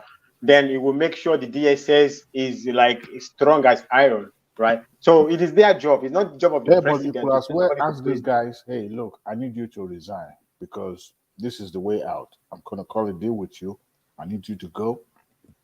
And yeah, but even if they resign, it's the same thing. What is happening? DSS is picking them up. Yeah, they will call a deal with him. They will call a deal with him and try to what deal? Whatever he doesn't need. Whatever they're caught with, whatever they are getting themselves involved with. Brother, you don't get it. He's not saying he caught them with anything. I suspend you. He called Emefiele into a meeting also. He called Malakeri or what is his name, the NNPC, whatever. I invite both of them together. He called them into a meeting. He found Emefiele not that intelligent, not going in. Okay, look for example, after the meeting with Tinubu, after Tinubu's inaugural speech, that his own government or my administration, I want it to go in a direction in which, right, we don't have this 1 million multiple exchange. Then Emefiele, what is his next action? We heard that the Naira has been devalued. Then CBN issued another statement that you are confusing everybody. And so you say, fire him. I mean, go. You're not good for me. This is what Tinubu is saying. You're not good for me. You go. If after that, DSS now comes in right? Okay, you could say wink, wink. Well, but in reality, what he's doing is, I don't need you. So, and he has with him Rubadu, especially with regard to this EFCC, right? The new guy there cannot know, I will assume, more than Ribadu. Ribadu understands also what is going on in the EFCC. So he has, as his own national security advisor, somebody to advise him on how this is not going to be good for national security. This guy is not going to be a direction we want to go for our national security, financial security, because also financial security is part of national security. This is also what they are accusing Emefiele of, right? If you destroy the economy, it's also a threat to it's a national security problem. So he said, I don't think. And then I don't think that you just wake up and they sack all these guys. No. He just fire people. He would have had a crucial meeting with the people he just appointed before he take these actions he's taking. He wouldn't just wake up and begin to sack people. No, even that one, it might not even have so much, because it's like because these are career positions, right? The only influence he will have is, okay, let's say the CBN, how many deputies are there? Okay, you can influence which one of the deputies, but he doesn't have a choice. It's not like he's going to go and bring Kingsley Moghalu and say, come and be CBN governor. No, there are career people there. They just take positions right now, right? So until pending the time, so you're not just bringing somebody from nowhere and put it over the EFCC. You just take somebody, the deputy. The only influence the private will have is maybe there are 3 deputies, and you say, okay, I prefer this particular one. That's like the maximum influence it's having. So if there's no who is going to, I mean, actually, I'm really saying that is like the prosecution. He's not the dictator too. He's not the everything. It's just, I don't need you. If we have a strong system, everybody will be picked up, irrespective of Tinubu, right? But the thing that he is doing, which is different from Buhari, is Buhari just sit down there. He's not getting involved. So when things go too wild, you have to get involved. Okay, naturally, it's a very good formula for you. You know, you appoint people, you trust them, you let them do their job. But everybody is going wild. Everybody is wild. You have to say, I don't want you. If you know what you're doing, you know this person, I don't need him. There's no way, I know where I'm going, and this person is not on this ride, though. This person doesn't know how to drive this car. You know, Fatai. And I don't want him. Fatai, let's look at it from this different perspective. What if Matawale had intended to go Tinubu and say, look, Your Excellency, I need this guy. I'm not sure the suspension of this guy has to do with Matawale, you know. I think so, you know. Who do you think will be popping champagne? The suspension is that the guy doesn't know what he's doing. According to Tinubu, he doesn't know what he's doing. See, there's always going to be something that they will hanker it on. I mean, some people, even Akpabio still have an open case with the EFCC. All of them have a case with the SEC. All of them, from the Tinubu to the Buhari to the Ojonta regime, all of them have a case. Tinubu is EFCC. Tinubu doesn't have any EFCC case. I said all of them have a case. Yes, it doesn't mean they don't have a case. Doesn't mean they didn't go to. They set them free in the court. Doesn't mean they didn't have a case with the SEC. Tinubu does not have a case in EFCC. He wasn't not investigated by Robert before. Most of them have case, but the EFCC chairman is even corrupt more than the people that have the case. Even Magu is corrupt more than all the chairman. Let's be clear. We can't paint a general brush and say all of them. Oga Adewale just said it all. It's going to be a difficult task for Tinubu. He has to be careful how he go about this case. You have to stop the leak, like you said, Kolata. And he needs to disarm this cabal. There's so much money out there. You need to sit down with them, negotiate with them for them to bring some money back. He needs money to run the system. But you also go head and head like Kamikaze with them. They will bring this government down because all of them has a case. They all know their secrets. They did not have the Can I ask everybody a question? All right. Let's say Tinubu's government, they're kind of like doing all this, firing people, doing the good thing. They're doing the right thing, according to our Lord.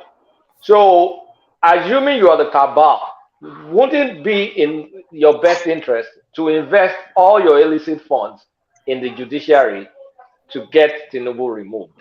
Because let's not lie, nobody has touched Nigerian system as much as Tinubu has touched it in 2 weeks. what do you think their reaction will be? Because they can't just be looking at all these actions. That, I mean, this guy is literally closing their source of rent. Is closing it out, and they will react. Let me say something, Mr. Duwale. Let me say something. One at a time. Kulata, I had those concerns as well that with this case still in court with the Peter Obi article thing, I thought it was moving too quickly, actually, with all of these things that he is doing.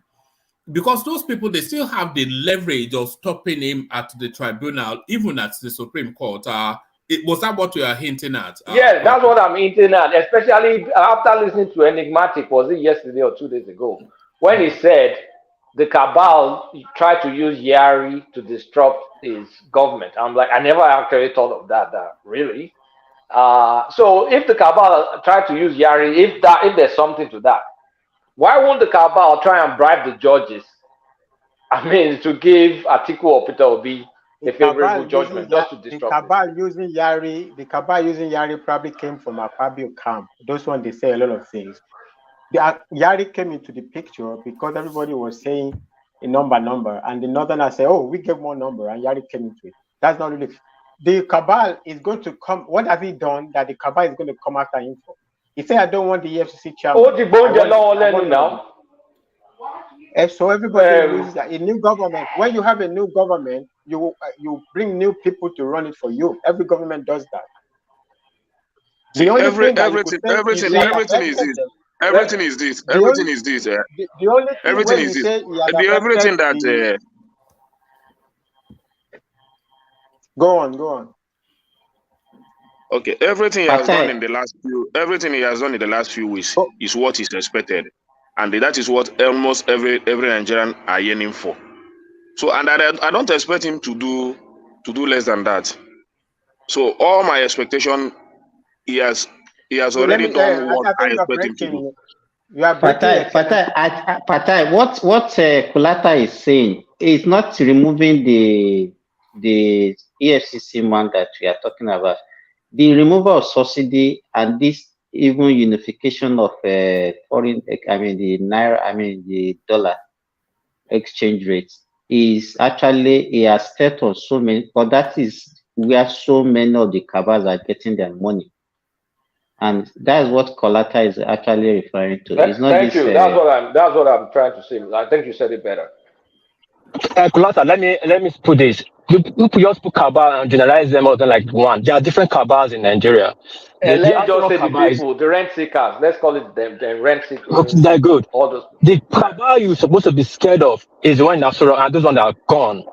And don't forget, these people are friends. The subsidy cabal are the normal cabal that has been there in subsidy that we want to bring the economy down because you understand that a source of income, which Tinubu can deal with. Those ones cannot get Tinubu out of office. The ones that can do, maybe they want to do job match or something, but not like those in court level. They don't have that leverage. The people that have that leverage is work is.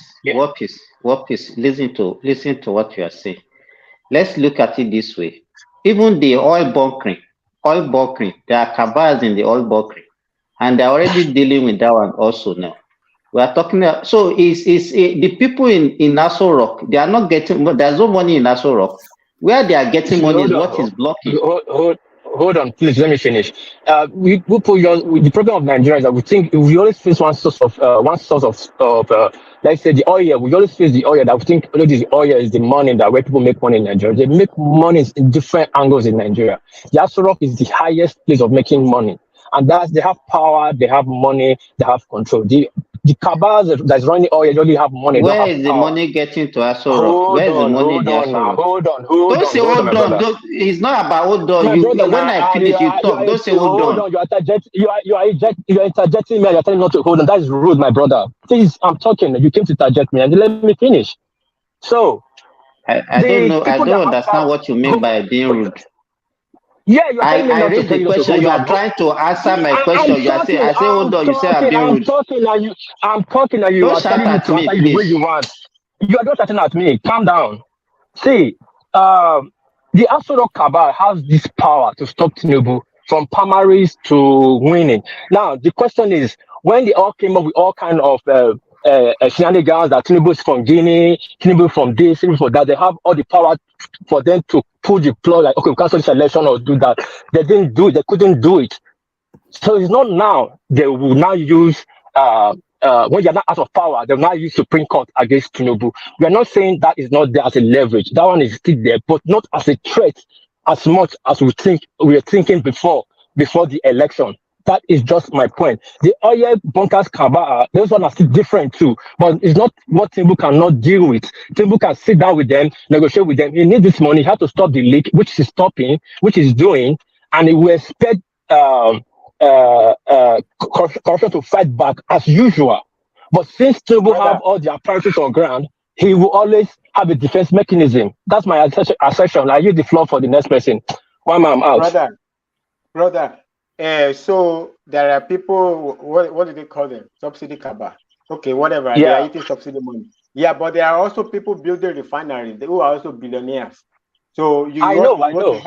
It's a big boy fighting big boy.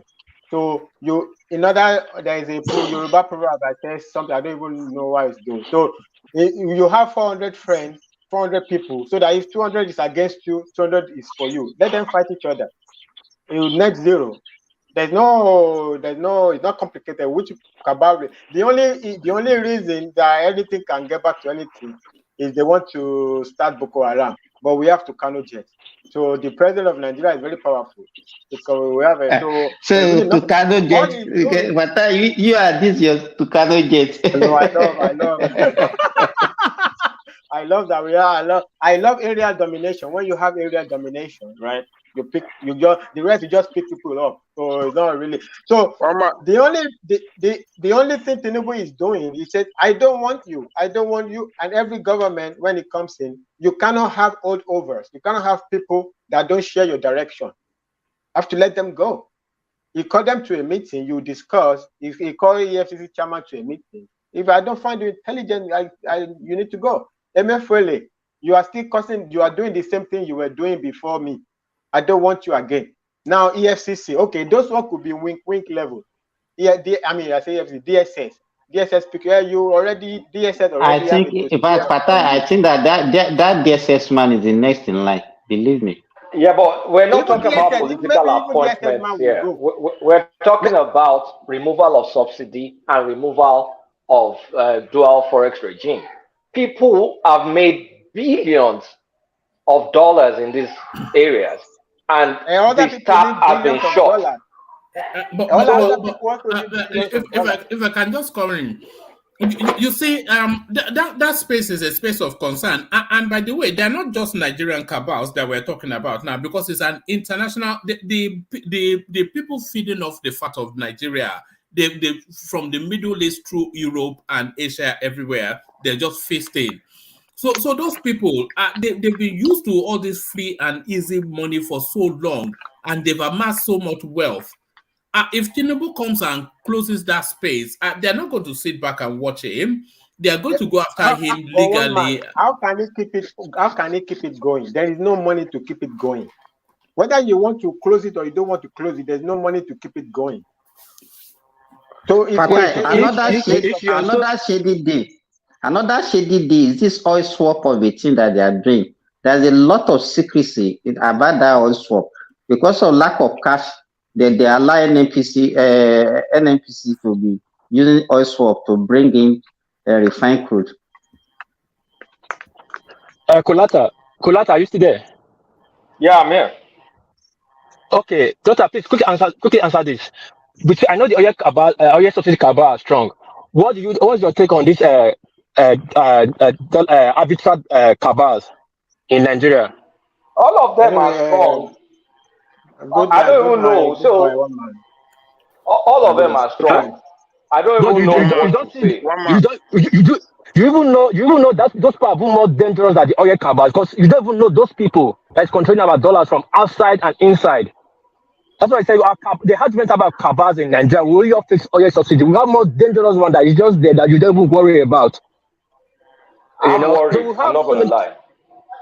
You understand? I'm worried. My first worry is gone. The petrol price is still increasing in some area of this country, and I don't know the reason. And this But, might but, not. but Bishop told us it's going down now. The Bishop not tell us it's going down. No. One man. Going down where? One man. It will go up. Oh. It will go up. It's going up. It's already going up. With this unification, definitely it will go up. It's bound to It will happen. go up. Just like when you have remote areas will have, increase in the pump price, but in area closer to the port will have lesser prices. So that's how it works. But over the time, it will reduce. That's the way I say it. No, what you are saying, Adewale, you don't get it. With this unification, this harmonization of the both parallel and the official rate, definitely, we don't even know the real value of Naira now. No. Let's assume. The pump price. That's what you are saying. Let me tell you, this what we are using now is the one that NNPC has already imported. By next month, if everybody is sourcing for their dollar and they are not getting dollar, let's say at maybe 710 or 720, definitely the price is going to go up. So we don't even know the price of petrol presently. Yeah, but Dangote is coming on stream next month. Don't let us rely on that. Oh, it's in August. Dangote, from what we said, is it July? Is it Go July? away from Dangote. Dangote is like 80%, or it's not yet 100%. Actually, it will be fully operational in 2024. So that July, what will they actually be delivering? It said they will be delivering PMS by July, which is next month. Okay, let's hope and see. One man with the news on ground. I don't think that July will work. Don't think so. That will work, because next year. It's next year. That is 80% completed. And because of Buhari was leaving, they rushed to commission it. I don't know why they rushed to commission it. I don't know what is happening to Buhari still. I don't know. But let's see. No, excuse me. One man I said before was that I sampled about 3 or 4 the price of fuel PMS in 4 locations: Port Harcourt, Anambra, Osun, Ibadan, and Lagos. Actually 5. And I said Osun and somebody in Osun, they bought somebody that actually bought. He traveled to Osun and he said he bought for 590. In Anambra, somewhere in Anambra, 760. In Port Harcourt, 510. Port Harcourt, 510. So that's what I said. Not that the price is dropping, but the highest today. So yeah, I got my friend that he was in Kaduna that he traveled to. Anambra just hit 1,000 naira this evening. Anambra just hit 1,000 this evening. 1,000. I mean it for a fact. That's it. Well, it's a rough time. 760. This is a rough time for Tinubu. You need all the help and all the concern for him to pull out of this. It's not an easy task for him, because he's dealing with all the scorpions, the snakes, and everything that don't even like him. And he knows them; they know him. He has to treat carefully with it. Go ahead, Bishop. Sorry. Now this is the deal. NNPC had already stopped their August importation of refined petroleum. I said here sometimes ago, we were having a conversation. The NNPC has capacity to hold 2 billion liters. And I remember somebody said it's not possible, which I was able to go and reconfirm. Unfortunately, when we came back, we did not talk about it. NNPC had about 2 billion in their strategic reserve, 2 billion liters. Now, if our consumption had actually dropped to less than 20 million, just assuming it's far less than 20 million, and we can flat out at that. Do you know how many days it will take us to consume 2 billion liters? Even if Dangote refinery kicks off finally in September, we still have enough to cover for that day. If we can drop to 2 million liters from 60, 70 million liters consumption per day, and we have up to 2 billion liters. Remember, that 2 billion liters is not going to be depleted overnight, because all the ones they have ordered for before are still coming. You know, they will still be coming until the August that they said they have already, because NNPC said they have stopped their order from August. So they will still receive the ones that they have ordered for till July. So if we have them till July, and Dangote is going to resume by September or even October, if we have 2 billion liters, definitely there will be no shortages.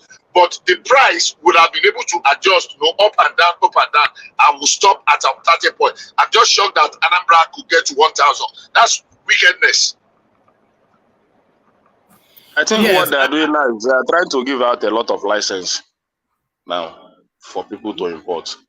They're giving a license now. So anybody that have the capacity to import, just come and collect your license. That's what they're doing now, to know if they can push on the trade. They want the place to be competitive. That's what they're doing for now. I don't think people will import. I think people will rather go. Obasanjo went to launch one refinery in Bayelsa a few days ago. And from what we are seeing, all the refineries that are coming, that are likely to come on stream, will be needing at least a minimum of 1 million barrels for refining, local refining. If you can hit between 1 million to 1.5 million barrels for local refining, there's nothing, nobody has any business in importing refined crude now. Nobody. Bishop, I want to ask you a question. I want to ask you something. Sorry, Ekene, I don't think the petroleum industry bill, I don't think it actually allows for unfettered importing, because there's a clause in that bill that if there is a shortfall in oil production locally, the person it's a pro rata sort of system. Whoever has the largest capacity for local production gets to import it. So if any oil is going to be imported, it's still going to be Dangote, because he has the largest capacity. But I don't think that's what I said now. They have already given license to Dangote now. Yes, because he has capacity. But I don't think anybody can just roll in and say, give me a license. No, they are requesting for that. They are still requesting. And a lot of argument is in that space now. So, but the only person that I can confirm is Dangote for now. Okay. But it's not only Dangote that issued a refinery license to that time. I think they gave about 2 of them, maybe 3 of them. One other guy from the West is building his own too now. His refinery. Just that it's not finished yet. No, there are about refineries under construction. There are 8. Huh? But I know they gave us some license. We know that Dangote is one that is finished now. I think this Oba, this one Oba from the West that has a license that's building a refinery from the West. Actually, so it's not Buhari issued 22 licenses. There are 22 licenses to build that Buhari issued. So, Bishop, I wanted to ask you something before. Go ahead. You know, what I want to ask you, how do you think Nigeria will survive this kind of increase that is happening in this country now without looking into our... I know that the man has just floated the Naira, which is a very good thing, but I want to know how the market will respond, because all these things still fall on our economy. Like the NNPC and the others oil market, they are talking today that there will be an increase in petrol product, because it's like this floating of Naira will affect their price, because the price will still match up with the price of the dollar before they can give out another price for the petroleum. So, and the thing is getting too hard. So what are we? This foreign exchange, I still don't buy the idea that we are supposed to be buying petrol that we have in our country with dollar. I think that is the real problem we are having in this country. So how just explain it more. I don't want to understand what will be done and how it's done. Just a simple thing. Number one, there are 2 things to ask. Number one, things are getting hard now. Now, there's going to be a play into it. Most Nigerians that realizes now, no, fuel is expensive, but it's going to come down ultimately. But they realize that they say we've been consuming 70 million liters per day. And in the recess of it, we have actually been consuming less than 20 million liters. That anger alone, that okay, let's even stop it. If we are only stopping those that are stealing 50 million liters, that alone, that's number one. But the fact that the price goes up, it's going to come down, is the shock of the removal. By the time everything settles down, ultimately the price will still be around the same price. It might not be lower than that 488, which is the lowest what do you call it now? Determined price for now. But it should not be like that 1,000. People that are doing 1,000 are just being, I don't know, maybe they've been able to look for a way to cause artificial scarcity in the state, so that instead of 20, 30 people opening their filling station in a town, they will just ask 2 people to open. And if 2 people open, there will be build up. And immediately people see that they are queuing up, they will jack up the price. So, okay, you know what? The remaining of you don't sell today. Me, I will sell today. You sell tomorrow. You will sell. So if they are doing that and government is not controlling it, well, that's what they call whether price gouging or what do you call it. They create artificial scarcity to be able to exploit people. So that's where price control or government regulatory agencies should be able to come in and, hey, what are you doing there? Then the issue of dollar to import crude, I don't think that fear I think that fear is misplaced. Because like I just said in my explanation, which is just, just looking at things randomly, we are not going to be needing to import if our consumption had actually dropped to like less than 20 million and we have 2 billion liters in our strategic reserve. So we might immediately they stop the importation in August. We don't need to import because we have been able to establish now that our importation is around 20 million or even less, because we have not hit 20 million since they removed this subsidy, and which is a thing of shock. And that's why I agree with one man when he said the next person he thought that would be arrested and that should be arrested is Mele Kyari. I'm looking for him to come and explain. Yes, Bishop. I think there's an issue with something you said. Before this deregulation of the forex, NNPC was the only one able to access forex at CBN. So that's why it was a monopoly for them to bring in stuff in. So it is only now that this is now fair game. That people that have But Kulata, they were not giving them forex, so they were doing oil swap. They doing swap. Oh. NNPC, that's what they are doing. Not everything was swapped, though. Not everything was swapped. But they still have their imported. No, but they don't collect money from CBN. They don't give them cash. They don't give them forex to do that. They just swap. They swap our crude. Like what I said is not everything is crude swaps.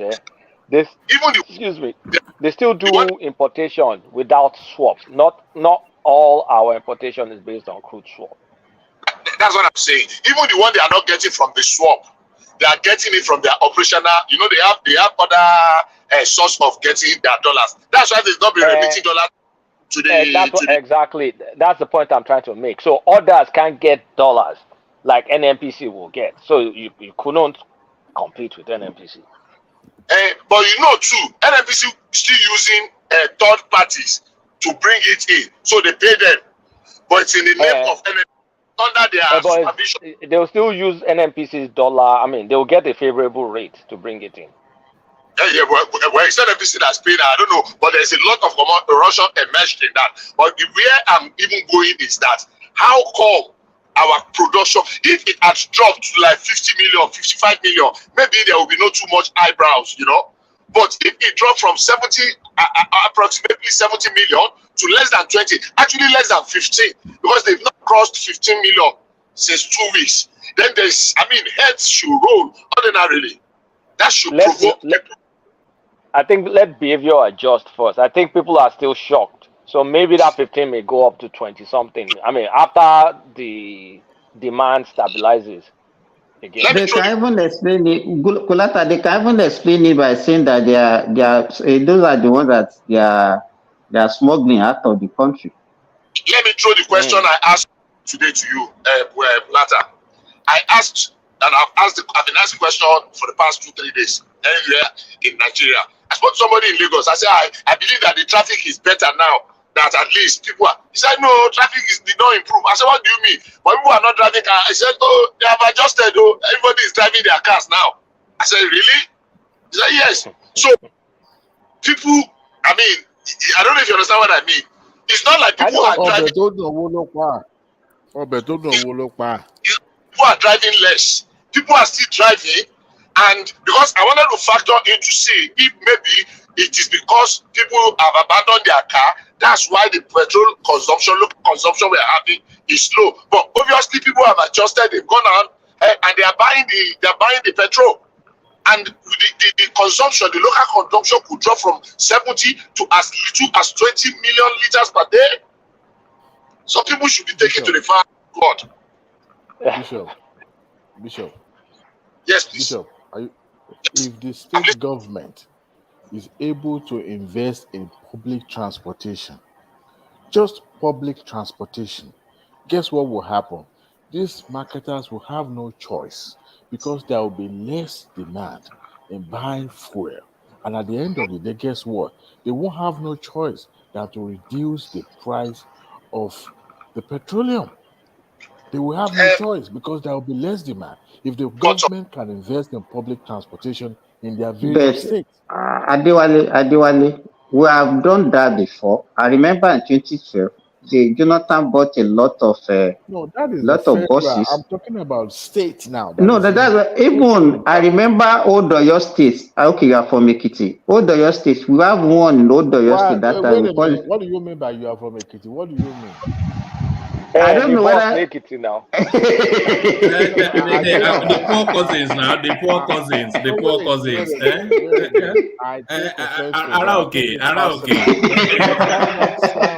That is no. Sorry, I didn't mean it like that. Because I just want to cite example of what happened on your state that time. We have one that we used to call TCTC. In the old Oyo State, Trans-City Transport. Oh, I remember. I lived in the old Oyo State too. I remember. So, but it failed. So I don't think we can go in that way. There's no way government will operate transport this thing. In Nigeria, it will fail, definitely. Okay, let's assume that it's not about automobile. Let's say it's about railway system. And is able to cut across, that will reduce the demand for buying fuel. But that will take a long time, Adewale. This is 2023. We should be thinking ahead. Nations are moving away from fossil fuel, and here we are still planning around petroleum, products and all that. We should be thinking ahead. They only forget that democratic talking point, please. No. See, let me tell you something. If we don't invest now for future, we will meet that future at a higher price. That is what I'm trying to buttress. Because look, even America is way behind Europe. I went to France in 2018. And guess what? I was in Paris, and guess what? Majority of the taxis vehicles majority of them were electronic or hybrid. Okay, and I found vehicles in front of hotels and private residents full of electronic vehicle. We should be thinking ahead, not just. Sorry, Dewale. Europe is actually tax incentivizing that space. For instance, in this country, in the UK, if you have a carbon friendly sort of a vehicle, you don't get to pay road tax for the first 3 years of the project. So there's a lot of incentive around that. Correct. We should be green something in our planning, in our thinking. But you see, after some time, I bet you this fossil fuel product will be phased out. Because we are thinking about. But they're already using compressed natural gas buses in Nigeria also. Yeah, but you see, government should be thinking because government has a lot to do. Since even Innocent is manufacturing those. It's not even as if they are importing it. Innocent is the one manufacturing this CNG vehicle. Good. But and don't let me even tell you, even if you want to go by what Bishop is saying, presently, people are not even using petrol for their generator again in Nigeria. They are using gas for their generator. Okay, how because true is the that, gas Bishop? is cheaper. Because I know that I used it. That's what I'm saying. I okay, use so it are you presently. converted your electric generator set Yes, to? yes, to Oh, gas. oh, I see. See, so people importing those generators now, they will also be making money on the That side. is what is Yeah. going on now. That gas of a thing. People are rushing it So for it's now. cheaper to I buy think And I that gas. heard that gas thing is is cheap. cheap. They said it's very It's cheap. very. They say it's very cheap. You They see, say 12 you see, kg. 12 kg this is 3 weeks and see, day. this is another thing. When hardship come knocking at the door, guess what we do? We become innovative, right? Here we are. I watched a video on the social media the other day. Guess what? Somebody powered his entire house with the waste gas. You know, the latrine, converted it Biogas. the biogas. Biogas. See, innovation will come because of the result of the hardship people are going through. And see, government has a lot of role to play in this because not everybody, I believe at the inception is always going to be expensive, but we can make it more affordable to people. And when people started going through, there was a time in Nigeria that people were using sawdust to cook food for the family. Sawdust. Very It about. happens to Abasha, it happens to Buhari. You see? So, I mean, we should begin to be innovative enough to solve our own problem. We can't continue to have this fossil fuel thing, thinking that petroleum is going to solve our energy problem and all that. No, we should start thinking if you have supplementary, energy production, we won't be thinking about everything has to be done with about gas, hydro, or whatever. We can have various. Here in Texas, as a matter of fact, when you go to Odessa, Midland, here in Texas, you will thousands of acres of land full of windmill. You'll be surprised. You'll be surprised because I mean, at the end of look at Texas, Austin is the landlord of what do you call this guy? Tesla. They moved their factory to Austin. California Okay, to Austin. yeah, to Austin. They bought entire village, or let me call it village. I don't want to call it town. Village, and to the point that a little house that cost maybe 100,000 now costs almost 500,000 because people moved from California to Texas, and where we have now they are now producing their car in manufacturing their car in Austin, the entire state of Texas, Houston, Dallas included, filled with electric vehicle. Hardly you will drive a mile in this big city that you won't come across electric vehicle. We should start looking inward, thinking, innovation, because this fossil fuel is one day we will dig and we will find it on the ground. That's my point. But that's more of a long-term solution, though, isn't it, Diwali? Long term is right there by your doorstep. Before you Oh, blink and you do, it's already by your doorstep. Hydrocarbon or fossil fuel, as you call it, will still be relevant in another 100 years. Let's develop. We can be developing side by side, but And we it's cannot. environmental friendly. Say so. Yeah, we'll manage it. It's Some not people are. about managing. It's sustainable. They They were are still using. I read an article that America, in Oklahoma, they are building a new refinery in Oklahoma. So let's not get carried away. We need an all of the above energy policy, not that fossil fuel is doing. Then we'll now stifle our development. We have to develop based on carbon. Yeah, but we We have to have put it to. side by side. As we are progressing, as we are thinking to forward thinking, we should also complementing with one side by All side. of the above, Diwali, all of the above. We have to, the one we have, let's maximize it first. Then we can Even focus. We have lithium, we can start Adewale, mining even lithium. fossil fuel is the cheapest as it is now. The other ones that you're But talking about, the other but it's alternative are still very expensive. but it's inimical to the environmental purpose. I mean, if you look at it, it's kind of making hearts to be polluted. We're talking about all these things that you are preaching should be for Americans and all those. What have we contributed in Nigeria? What is our contribution of carbon to the world? Exactly. What have we contributed? Is our hair pure in Nigeria? Is our hair? Let us add our own.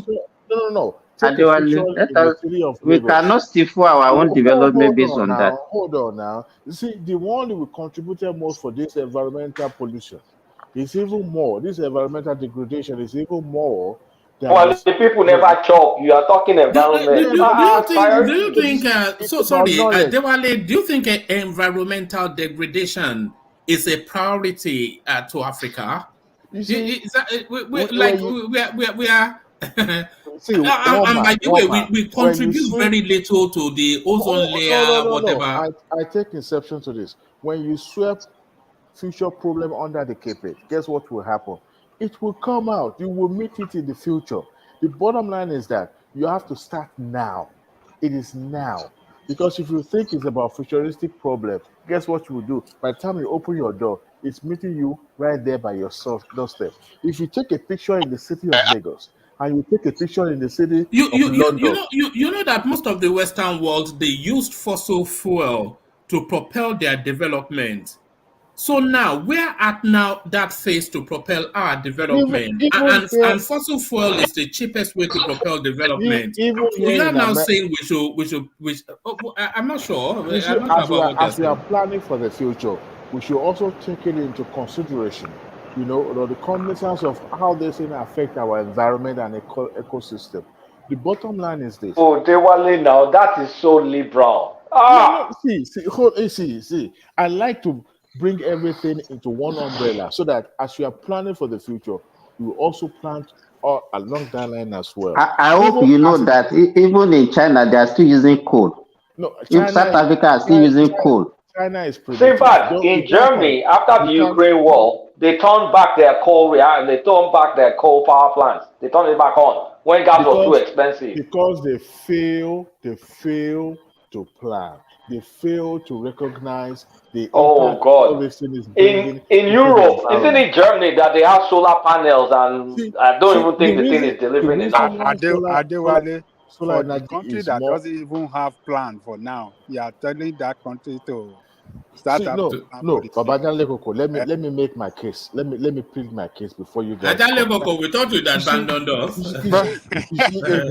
I'm glad I revived this because one man almost shut this thing down. He was thinking of everybody is silent. I'm glad we are now. You see, if we were to assess every single one of you on this show, you guys have. In fact, by now you should be called a professor because you guys are very, very intelligent, and I applaud every single one of you. No, we all hide under Kulata's brain. And I know, and I hope every gas is the best option we have.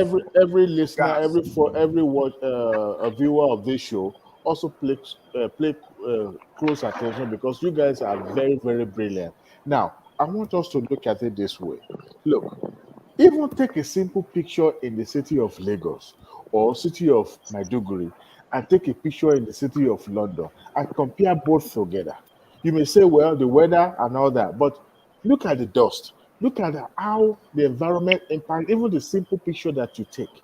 Now, if you are thinking, okay, we have to think of survival first before we start thinking of saving the environment, guess what? Your children are coming to inherit the same problem.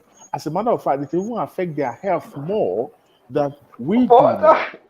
So China's contributions to to planet degradation, whether you do something or not, they're still degrading the environment. So why don't you join them and develop? No, because you're not going to stop China or India. They are retrogressive in their thinking. They are not thinking forward. But they're developing. They're gaining an advantage. But they are developing, but they are not thinking about future. Oh, we are not developing. We're not moving at all. Bigger picture. The bottom line is that we may say we are a developing nation and we don't have resources, so we should continue in the trend that we are continuing. But the bottom line is this: if we continue in that trajectory, guess what we do? We are banking. We are saving the impact of this of this. Why can't you take this your preaching to India and China? The same issue, the same thing that before Nigeria, the same thing affecting India. They only ma worry. When we start burning that oil, we'll go to church. We'll go and pay tithes in church, and God will spare us from Armageddon. You guys may think that what I'm saying is like you are overreaching, but it's kumbaya, isn't it? It's kumbaya. It may sound this way. Even the food that we consume. Oh Lord! I think Adewale, you have to go. You have to go and go and cool. No, so maybe next climate meeting. He needs to go back to It's too American now. It's too American. No. It's not a talking point of I was thinking, what you go to America, No. Let's be factual. See, I'm very futuristic, and I understand. If you go to your grocery store here in America, you see varieties of vegetables, fruits, and foods. Now, some are labeled. You could tell by their label that these are being labeled with. Don't tell me you don't use nylon bag and straw and plastic straw. Of course I do. I'm from Nigeria now. I'm from Africa. Okay. But you see, I do that knowing fully well that in fact, the worst invention in the history of mankind is nylon bag, polythene bag. Is the worst invention because it contributed nothing, zero to the advancement of humanity, zero.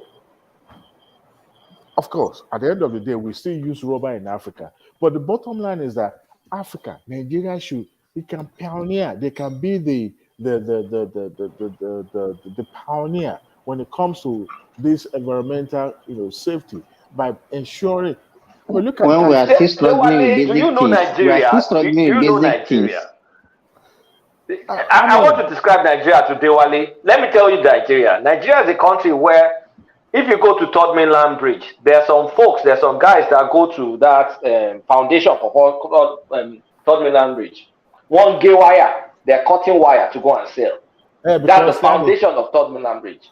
That's the country you are telling us to go green. No, see, it's about orientation. When people don't know something, that's the orientation. That's how far back we need to orient. You have to make them understand how their action impact, the society. Appeal to their better nature, Abi. Appeal to their better nature. Look at this guy. Have you ever lived in Lagos? Of course, I lived in Lagos for decades. All right. But the bottom line is that when people see poverty is like a disease. When it grips you, you have to look for something to make sure that it leaves your body. And once you are healed, guess what you do? I hope Tinubu is listening to you. He has no choice. Minister for Environmental Protection Agency. Tinubu has no choice. You know that Tinubu has budgeted for that green space. Remember that speech he gave? He has no choice. You see, the speech that he gave was political. The speech that he gave was political. At the end of the day, he has no choice because he knows. See, Nigeria leads and other African countries follows. The point is this: if you look at it, our environment is, even common diseases that Nigerians go through today can easily be, eradicated by simple application of, medications and other things. But because of our way of life, we tend to look at it, it's no big deal. Look at malaria. I got bitten by a mosquito while I was mowing my lawn on Saturday. I'm still scratching my body up to this moment. Now, the bottom line is that mosquitoes already been eradicated in America. Now, the only thing I have is just a mosquito bite, and it was itchy. But in Nigeria, it's actually sandfly that beat you. That's the one that's very itchy. Whatever it is, it's not like Nigeria that will, by now be on the sick bed crying of malaria and typhoid or whatever it is. See, we can't continue to push our problem to the future. We have to take care of it now before our children. Yeah, save the dolphins. Save the dolphins. Save the dolphins. Dewale, are you vegan? Hey, I just finished a bar. I'm not vegan, no. I just finished a bar. Okay? You know that Sorry, carry on. Please hold on, please. Yeah, carry on. Let me interject you now. If we have to enumerate, I mean, what you are saying, they are very beautiful, but not yet. Let's take it from one. You know the number of families that depend on firewood from fell trees in our forest. That's one. Do you know the number of people that still do open defecations in our villages and local government and the rest? That's two. What was the stuff that I have in my mind? Now, if we are going to start dealing with issues, let's start. These ones you are saying are so brilliant, so beautiful, but they are too idealistic for now. For somebody that still depends on going to cut wood in the bush to make firewood. Somebody. Sorry, Bishop. They are idealistic for how long? What is the time period for what Dewale is suggesting to come into play for a country like Nigeria? 50 years. The answer to that simple. How did Tinubu put that is poisoned Holy Communion analogy? Poison chalice. Exactly. So it is, but for now, if you say we want to cut off fossil fuel, we want to stop exploration of hydrocarbon, which somebody was just saying that's our only main source of foreign income. Now, the people that said they abandoned coal almost 50, 60 years ago, at the slightest shock, they went back and revised their coal, what do you call it? And they reverted back to their coal, and they're still using it. So it is when it is convenient for them, they make the rules. But hey, what are we contributing in this, what do you call it, this pollution? What's the contribution of Africa? The whole of Africa is not even up to maybe 2% of the total global pollution. So if they're asking us not to grow with what we have now, if we can afford electric cars and the rest, yes. But at the moment now, we should be able to grow with what we have. We are not. Yes. Bishop, what will it take Nigeria to lay a gas pipe across the country without the involvement of government? What will it cost Nigeria to not just build a road network, but at the same time to, expand infrastructure? What will it take Nigeria? Okay, we're talking about pipe-borne water, source of energy like gas. What will it take Nigeria to lay those pipes? There was a time in Nigeria where most of the town have pipe-borne water. And no. Hold on. I'm coming. And hold on. And there were times in Nigeria where there were a lot of outbreak of choleras and all those nonsense diseases that's not even supposed to befall Nigeria in the first place. But Nigeria eradicated those diseases by ensuring there's a pipe-borne water available to even up to villages. Okay? Now, I said it won't cost us much if a government is able to plan and have a good, have foresight to ensure this thing cut across the country. But you see, we're always trying to have our thinking revolve around this, whatever situation we found ourselves now, that one step at a time. But we should be futuristic in such a way that 50 steps ahead now, not just us, but the generations to come will benefit from it. And I tell you this, if there's a gas pipe across the country where Nigerians are able to tap into this national resources that is available to them, we won't be thinking of getting firewood. Okay? We won't be thinking of, we need to find another source of energy like sawdust and all that. Those things will become the thing of the past. Make it deregulated and make private sector comes in and become a player in this. It will be readily available to people. And at the end of the day, we'll be having clean energy in our homes, various homes. It won't take us much. The telecommunication sector, Globacom was able to, pass, what do you call this cable? You guys remind me what this cable is called, Fiber optic. Fiber optic across the Atlantic Ocean up to Africa. That's a private initiatives, right? Government gives that, open that place space up. What will it cost us? We are still thinking of 50 years, 60 years, but we can take a bold step. America took a bold step by ensuring that the Americans land on the moon, even though Russia was ahead of them. We have to be futuristic. We have to be thinking. We can't just be thinking of, okay, it has to be 10 years short term plan and all that. We have to be 50 decades ahead of ourselves so that by the time we will get to that level, we will start overpaying what we should have, laid the foundation on now. I mean, we need fossil fuel to propel our growth. There's no other way around it. No doubt we yes, do. No doubt we do. We're not at the phase yet when we can be thinking of all these green ideas. Let the real emitters like China, India, let them cut back. If they cut back, the world will be all right. See, like I said, we are rich enough to lay this foundation down. People might say, well, it's crazy. There were times in Nigeria where cell phone was a luxury for the big man. I mean, up to the point that a man said it was for It's Turaya that they used to use that time now. Yes. And I tell you, when the GSM came to Nigeria in the 90s, early 2000, right?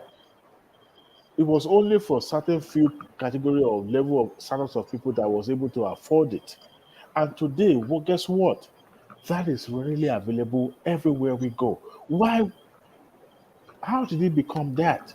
Because the world is now they said that Nigeria now we have over 150 million subscribers connection. So if internet connection, not even subscriber, internet connection. If you were to continue to think along the line of, well, telephone is for the luxury people, not even talk about internet connection, guess what? We will still be on the same spot and people will buy that and sync with it. We should be futuristic. We should be thinking bigger picture. Because I tell you what, if we are not, we are going to be, I don't know, how do I put this? We will find ourselves in the position whereby we will blame ourselves. Adewale, look, that, yes, we need innovative leaders, futuristic thinking leaders like Showore to do that for you. Of all people, you cannot achieve all this proposal. You cannot achieve it when you have corrupt leaders in place. These are all, we are talking like Showore now, but you never wanted Showore to be the president of Nigeria. You campaign against, you said he is not the man for the job. But you are talking like Showore tonight. What is going on? To be fair to Ajanle Koko, a lot of what you are saying is embedded in Showore's manifesto, because the Showore's manifesto speaks very much about windmills to power electricity. Is a lot embedded. Where did he copy it? Where did he copy it? I don't think he has the knowledge to execute all those things. He copied it from somewhere. He copied it from Tinubu's manifesto. But does Tinubu have that brain? Look, they interview him now. You saw him. He explained everything in toto. He have the plan. He doesn't need to outsource his to anybody to answer the question. He was answering the on the debate floor the true question to him on how he wanted to he would like to do it. He explained everything clearly. So Adewale, you have changed tonight. You are thinking and you are speaking in the direction of Showore, not These politicians that you have in place, they cannot do all these things we are talking about. They are not futuristic people. You are seeing the light. They are old fair. mindset people. They cannot deliver for But Nigeria. They can't take Showore it is in not that acting as direction. if he wants to win election now. Hold on, gentlemen. Let's hear from Des, who joins us. I know Des has been a bit unwell recently. So Des, how are you? I was intending to call you. Apologies, Des. I'm fine. I mean, it's just the pain, not too much. Good evening, everybody. Good evening to you. Yeah. I don't think what Adewale is saying is too far-fetched. I mean, some of them probably it's a bit far-fetched, but let's take example of the one that money can actually solve immediately, which I know Nigeria can, get the money from somewhere. Say eradication of malaria. I mean, it's something that money can actually solve. It's not something that you try to educate people on, and all the stuff. We know how America did it. We know how Europe did it. So if Nigeria can put money in it and spread whatever How they have did to spread. how did they do it? It's more or less of their weather that actually favor them. I don't believe So so. it's not, it is. That is what it is. No, I've forgotten what it's called. The weather is not conducive for mosquito to thrive. That is what it is. They never had malaria. No, they did. They did. When? I'm telling you, they did. They had to. Malaria has always been there has always been a tropical thing. It's not a temperate disease. It has always been, and that's why we have sickle cell disease, and that's why you don't have sickle cell. It's only in blacks that you see having sickle cell disease in developed world. It's never, but malaria has never been their problem. Don't let us go that route. That was a problem one time, and they had to eradicate it. I've forgotten what it's called. When you spread that thing in the atmosphere, it basically stops the female Anopheles mosquito to induce is it plasmodium or whatever bacteria. It's how they did it, and basically, if mosquito bites you, it doesn't affect you in the way you have to. No, you are just talking about what Bill Gates is trying to do now, and they are doing. It's not an old thing. It's what is pioneering in the South America now. So it's not an old. They never did that before. What they are doing now is to actually genetically engineer somebody that will sterilize the female Anopheles mosquito, and they will not be able to actually breed the Plasmodium falciparum that is causing malaria. So it's not something that they did that time. It's a recent thing. Maybe you just watch the video. That's why you are talking like this. If you research it, then come back. Are you saying that there is nothing Nigeria can do to eradicate malaria? So there is no option at all? Hygiene would be a good start. In Europe, exactly, one man. In Europe, they eradicated a lot of disease by just improvement in hygiene and improvement in water and sanitation. With that, you can do a lot of things. But in Nigeria, where you have a lot of stagnant water, where mosquito thrive, and all those things. Place you can't get. So in Nigeria, there's no one solution. You have to use a multi-pronged approach for you to be able to do that. We have done a lot of things in Nigeria to do that. People are using mosquito nets and insecticide treated nets, but it has not been working for us.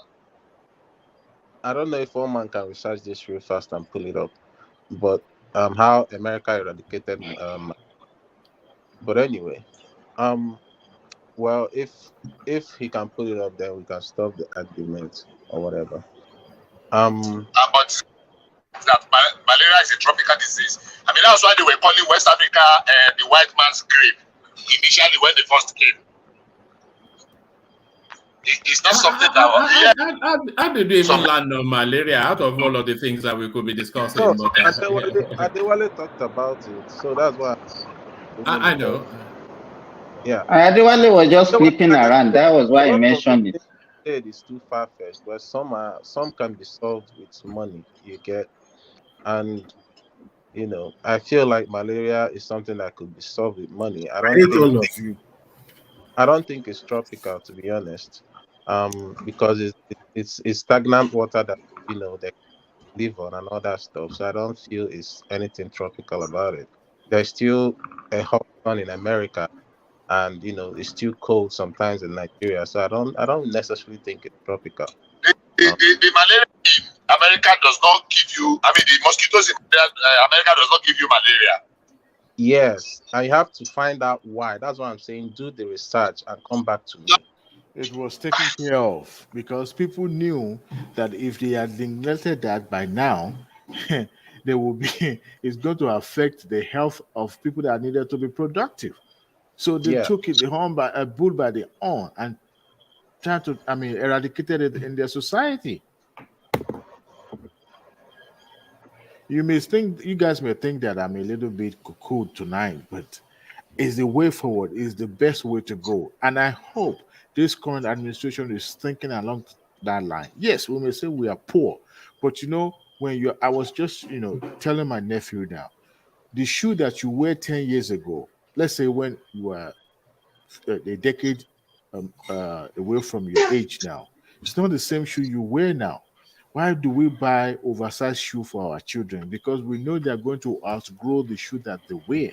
So the same way we plan along that line, so that as you are growing, your population is expanding, your environment in there to be taken care of as well. We may say those things are too much and expensive, but we should be futuristic.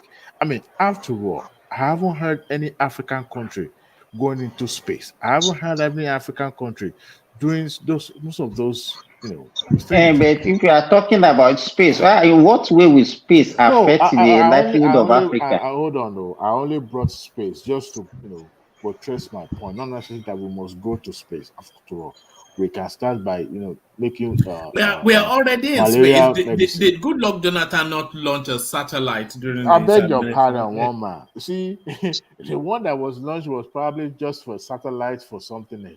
It's not about we even thinking.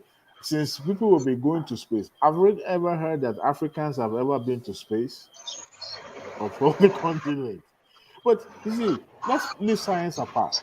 These are the things that will sustain this environment that we found ourselves. And it's better we start thinking. We can't continue to think. In fact, one of my professors in my undergraduate used to tell us, he was an American scholar, and he came to Nigeria for sabbatical. And I said, look, you guys need to start thinking, international, not local champion. I'm not saying you guys are local champion, but just that we should think beyond what we see now. We should be beyond what we can comprehend now. Something futuristic, something that we know that even though we may not have the resources now, but we should continue to think along that line so that we make our society better.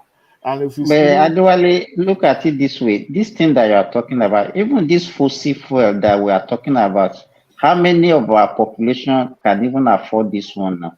That we are talking about the other expensive one. It's not about affordability. It's about the price you pay for neglection, for abandonment.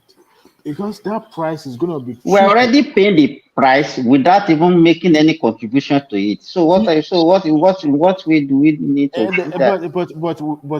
But the thing is this: once we realize that the price we are paying for, we are suffering from the sin that we have not committed already. I was just talking to my nephew now. Deforestation.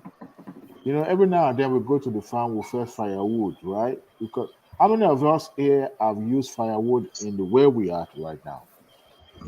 And there was a time in America, in Canada, in Europe, that firewood was the order of the day, that being used to power their home, like to light up and warm their homes, right? But we can say innovation is about forward thinking, being futuristic. It won't cost us anything, but being able to think along that line would save a lot of lives in the future when we are even long gone. Okay. All right, gentlemen. Thomas is not available, and I am feeling the calling of sleep. So let's hear from Ajanle Koko, and then we start to wrap it up. Ajanle Koko, are you there, or are you still too busy? Yeah. What's up? Yeah, it's just really we've not heard from you. We kicked it off with the Naira harmonization, and then we landed on this. Have you seen this headline? And have you been following the storyline? Tinubu suspends Bawa, and now is now with the DSS who are interrogating him presently. So, what are you making then of that news? Oh, DSS interrogating Bawa. Yes, they picked him up. Let me actually bring it to you because we've not had it yet. It's actually on their Twitter handle as well. So it's somewhat of a verified story. It says breaking DSS interrogates EFCC chairman Bawa on reason for suspension. The Department of State Services, DSS, on Wednesday night said it had invited suspended chairman of the EFCC, Abdulrashid Bawa, for further investigation. DSCC Public Relations Director Peter Ofonaya made this known in a statement issued on Wednesday night, June the 14th, and this is via Twitter. It says, the statement cited by correspondent read, the Department of State Services DSS has invited Abdul Rashid Bawa, the suspended chairman of the Economic and Financial Crimes Commission, EFCC. Bawa arrived a few hours ago. The invitation relates to some investigative activities concerning him. Peter Ofanaya, public relations officer at DSS. So there it is. So what are you making of that? Yeah, greetings to our listeners around the world. Click on the like button. Yeah, and subscribe if you haven't done so. Yeah, it's not the first EFCC chairman to suffer this kind of humiliation. The first one that occupy that position during the time of Obasanjo, Ribadu, suffered same humiliation, even though that he worked to the light of every Nigerian. Every Nigerian saw the way Ribadu worked. Every Nigerian loved the way he was able to put a lot of politicians in jail, including even Inspector General of Police. So, but he suffered humiliation. He was fired, and the one that took over after him,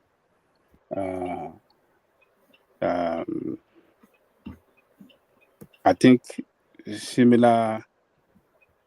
I think he suffered the same fate as well. And the one that Bawa took over, the same thing they did that one. That one was actually embarrassed. He was arrested on his way to the office. The DSS cornered him on the highway, stopped him, arrested him, and bungled him away. So for Bawa to have this humiliation as well, I think it just sounds to me, it appears to me the tradition that whoever that is going to occupy that office after him should have in mind that, yes, one day he could be fired, he could be humiliated as well out of office. So, but the question we have to ask is that why should he be? When did they start the investigation on him? When have that investigation started? Why now that DSS have to arrest him immediately that you know, Adanle Koko, some people are suggesting that he was arrested off the back of some of the informations that they were getting from MFLA. Okay. That's just one of the speculations out there. All right. And that tells me, one man, that the direction that this MFLA is taking, it looks like a lot of head will surely roll. If Bawa can be arrested, Bawa that was responsible to what do you call this guy? The Attorney General. What was the Abubakar Malami? They are saying he is running nervous now. They are saying he is running nervous. So I believe that the investigation will get to him as well, because this Bawa was under his under the control of the Attorney General's office. So how would he have committed so much corrupt practices in that office that Attorney General, who had the direct control over that, didn't know? So I think investigation will get to him. And like you said several times, I believe investigation will get to the what do you call that? Your friend at MD, is it GM or MD of NNPC? I think Mele Kyari, yes. Because all of them, one way or the other, have working relation with central bank. So Mele Kyari, with all his transactions, there's no transaction that he that he did with regard to importation of petrol that did not go to central bank. So they will surely get to him. And this guy, EFCC have many offices in most banks in Nigeria, and they have office in central bank as well, monitoring the money transfer from one place to the other. So how come that Emefiele and his team can carry out so much corrupt practices that he couldn't have stopped it or got something done on Emefiele before now? So it's just how do I describe it? It's a corruption galore that we had under Buhari. During Buhari administration, there's corruption galore between central bank and various ministries and government agencies. And I think the investigation will get to Minister of Finance as well. The way this investigation is going. So they have picked up this guy now. I believe it will get to Abubakar Malami and it will spread to the Minister of Finance. So it's going to cut across. It's step by step. So to me, if we have a question to answer, let him go and answer the question with DSS. So DSS, I think they should do their job thoroughly. We don't want a situation when they will take these people to court and these people will defeat them at the law court. That will be embarrassing to the administration, and that will be disappointing to a lot of Nigerian people that sees Tinubu action now as a step in the right direction. So they have to do their investigation, get their fact right. If they should hire the services of some, expert lawyers that are very good in, establishing facts that can nail people down at the law court. If they should hire them, they should do that so that these people can pay for this kind of mess that they committed against that country. We don't want a situation that they have to go to court, and at the court, these people they are picked up, we hire good lawyers, and they will defeat that cases against DSS. That will be an embarrassment, total embarrassment to Tinubu administration, and that people will lose confidence in this DSS investigation or pickup. People will lose them. So DSS should carry out a very thorough investigation, get their facts right before they take these people to court and what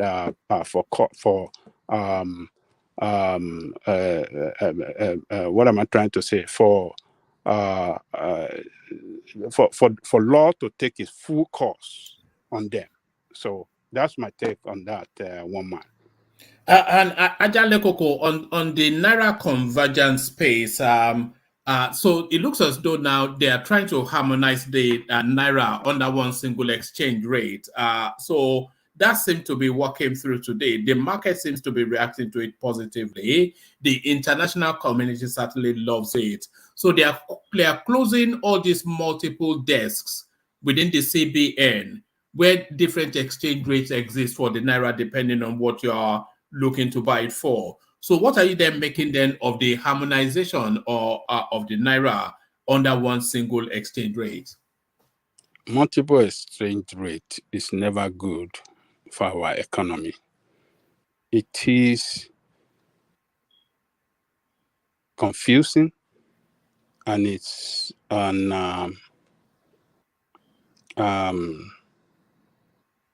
it is meant to carry out looting and corruption. So now that Tinubu has harmonized this exchange rate, I think it is good for the country. For the investors. Investors can have a common knowledge of what the exchange rate look like, and they can plan. That can enable them to plan on what they want to do. But the economic effect of this, Nigerians should be ready to suffer it. The currency will lose more value. And when the currency loses more value, inflation will surely set in, because you will see few large money pursuing few product. So poor people will have to suffer it.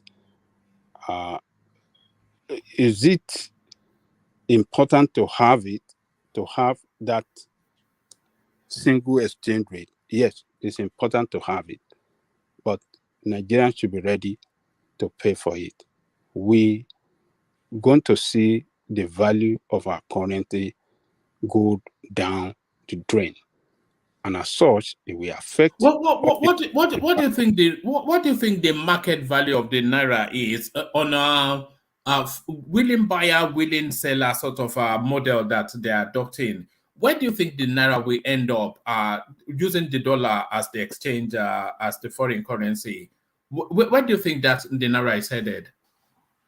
It's going to go down to over 1,000. Over? No, yes. To a dollar? Oh, yeah. We are just in the beginning because we are not producing nothing. We are not a producing state. Even the oil sector that is where we should have comparative advantage over others, we didn't develop that space well too. We are underproducing in that oil sector. Our what do you call it? Our quota. We couldn't even meet our quota. So our gas, we are not producing enough to generate revenue for us.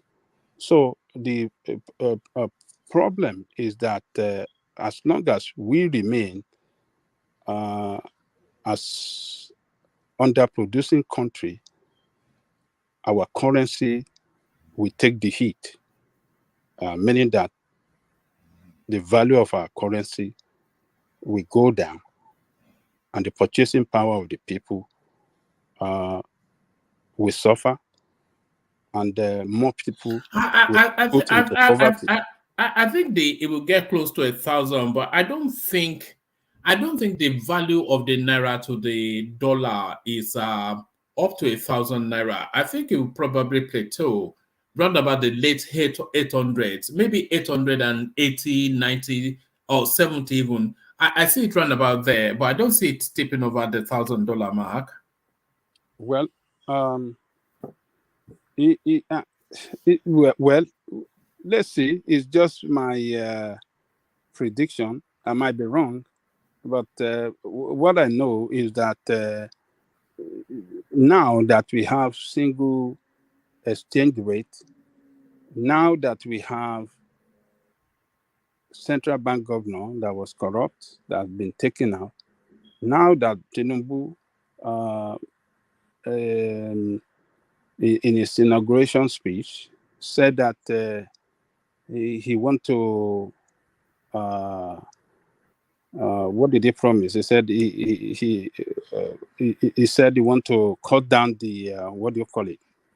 He want to cut down the interest rate, and he said he want to allow investors to remit their money back home. So you're gonna see a lot of rush into that market, into that forex market. More demand will come in. Investors that have their money stuck in Nigeria, now that the president has said he wants them to remit their money home, we don't have enough dollar that can drive our economy as well as expected. Rush for dollar will go up, and Well, Baba Jerikoko, they are not preventing them. What was happening before was that they want to get it at official rate. Nobody stopped them from remitting their dollars from the black market before. If it's not happening in the black market, then you should not expect any rush with this unification. No. It's central bank that's supposed to allow them to remit their money. Central bank was holding on their money. They could. Do you remember? Have you forgotten that Nigerians? It was so impossible for Nigerians to even use their credit card or their bank card to even buy anything from abroad, because they peg it to maybe $100, because there's no money in the central bank. They don't have enough forex. So now there's going to be a rush for it, because the president is saying, okay, people should be able to remit their money. People that having their money stuck in the central bank that couldn't be remitted, because like the airlines, the foreign airlines, they have their money stuck, about $800 million stuck in Nigeria. It couldn't be remitted back home. It couldn't be remitted back home. And they will want Okay, what about those ones that this also will encourage to bring more money to our economy? Those ones that we want to bring more money, they will want, yes, the president's speech is very, very attractive speech to investors. They will need more clarification. They will want, him to put forward a clear policy, economic policy that they can hold on, that they can see as, a clear cut on the direction that he want to take the economy. So they want that. This is just a speech, inauguration speech. But where is the, a real policy on the ground that will tell them that, yes, this man is actually pursuing what he promised, is taking the country on that direction that he promised in his inauguration speech that he wants to take the country. So there's got to be a massive rush for dollar, and that we don't have enough. So demand will go up, and our currency will take a hit, big hit. So it's I think that we are going to look at within 2 weeks. One man, I think he has suffered how much? How much has that currency suffered within 2 weeks? That Abiola, I mean, is the lowest it's ever been. I think that's what they're saying. What do you mean lowest? The exchange rate. The exchange rate. What is lowest? Or is it the highest? The highest, rather. Yeah. Yes. The currency suffered more setback. Our currency suffered more setback. No. It has gotten to 800 plus before. What we are doing now is to the dollar, yes. Not to the pound. Yes. And today is 667. Today is 667. Since he came. Today is what? How much? 667 since the it's 700 and something. No, I'm reading on the Punch newspaper now. It says dollar to naira is now 667. That is.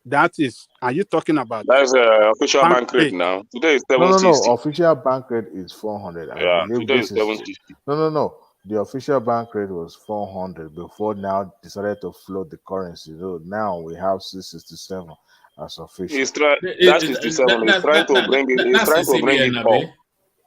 CBN is 660. We are talking about the black market. We are talking about black market. Hold on. When you float the currency, the black market go into oblivion because now you created an open market for everybody. So now there's no fixed price for any currency now. So everyone operate under the same rate. So as the demand fluctuates, the naira appreciate or depreciate. So right now it is 667. 667 at the bank rate. By the time it came in 2 weeks ago, it was 400 plus. 470. So he has suffered more depreciation. I want to. No, this is not depreciation. I think it has to converge. No, it will come at the middle. It is a depreciation from 400 plus to 600 plus. That is depreciation. If it has gone down, if the value has been like 300 or 200, that is the bottom line is that as the demand for dollar reduces, naira will appreciate. That is the way it is. But as of now, as of today, right now, the demand for dollar is still high. That's why you have that price. Adewale, let me even explain to Babajele Koko. If it stay at that 67, it's an appreciation. And listen to me, this is where we explain it. That 470 is not the real value of naira before. The real value is what we are experiencing at the black market at 700 and something. So if we can be at that 667 for everybody, is an appreciation, because the real values that the Nigerians are getting for their goods was actually at that 750, 760, not at 470. There is no way you can call it appreciation when you have more units of your currency. It is now 664. I beg your pardon. 664, not 667. 664. You have Naira more. fell to 664. You have more units of your currency chasing few dollars. That is not appreciation. That is depreciation. It was 400 before, now 600 plus. It will go more higher. It will continue to go more. It will continue to suffer depreciation higher because you don't produce enough export product that will generate forex for you. So we But continue. Babatale Koko, what Samba is saying is that at that 400 plus exchange rate, it was hurting the economy. This is the standardized rate. So anywhere you go, this is going to be the official rate. That's what Samba is saying. Yeah, yes. If that is what Samba is saying, then what is Simba saying? That we are now getting the real. We are now getting the real picture of what should be the official, instead of just having a fixed rate that is hurting our economy. Because number one, when you have a fixed rate, people, like it is now, as I said now, people will not be able to export because you have a dollar that is at a certain rate. Now it's fixed. Now we understand that if you are bringing your goods to, outside exporting it now, you are buying the dollar at the same rate. I mean, as a standardized rate, instead of just having. Let me even thank God EXCHANE is on the platform. The likes of EXCHANE who used to import, they don't get that 470, 460 from the central bank. They are selling their goods at. We don't calculate dollar at the 470 now. It's 7 something. That's what I'm saying. That if you are selling your goods at 760, 750, 760 black market rate, and that is what you are selling to Nigerians. If you cannot get it at 667, just wait. If you cannot get it at 664, 667, it's going to bring down the price of goods. And that is what that's why I'm saying is an appreciation. That's what I want to explain to Baba Dele Koko. That is because Nigerians are not getting it at that 470. The issue is that it has not responded to that price generally. Like today, it rather goes up. It goes to 760 today. You understand? But I understand that he has already depreciated it to, maybe he wants to unify it within the rate of 660 something or 670. So what we should be paying for, or what should be expecting, that the black market one should come down and meet, if they have enough, dollar at that 667 to sell to people, then the black market people will not get market again, and they will also have to come to that price. If it responds to 660 something, it goes a very long way. It goes. It's a very good. To me, it's an appreciation, not depreciation, because the real value was that 760 that you are talking about, not 470 that Baba Dele Koko is quoting. And look, let us look at it this way. See, this currency harmonization have its advantage and disadvantage. The advantage. Yes, you are right. There's nothing that have an advantage that doesn't have disadvantage. The advantage of it is that it can boost. It we encourage our investors, local investors, to export what is exportable. Whatever product that we have that we can export to international market, it can encourage them, because we now see that there is no much gap between the bank rate and the black market rate.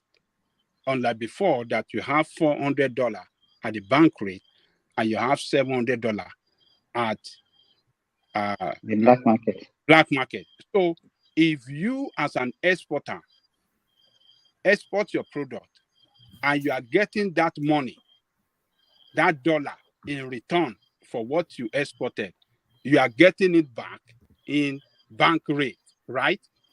And that is going to be a loss for you as an exporter, because the money. But this Buhari no get sense at all. Because that one no get single sense. You as an exporter, maybe what you exported, you did everything, and the money is coming back, but now you are getting the return in a very small, that $400 exchange rate. So you are not really making that money, and that will discourage you from continue exporting that product. But now, with the way it is now, that exchange rate is closer to that of black market, it can encourage our local investors. Even it will encourage the foreign investor. Foreign investors, it will encourage foreign investors. So no, when our local investors can export to international market, they are the ones that will bring in that forex that will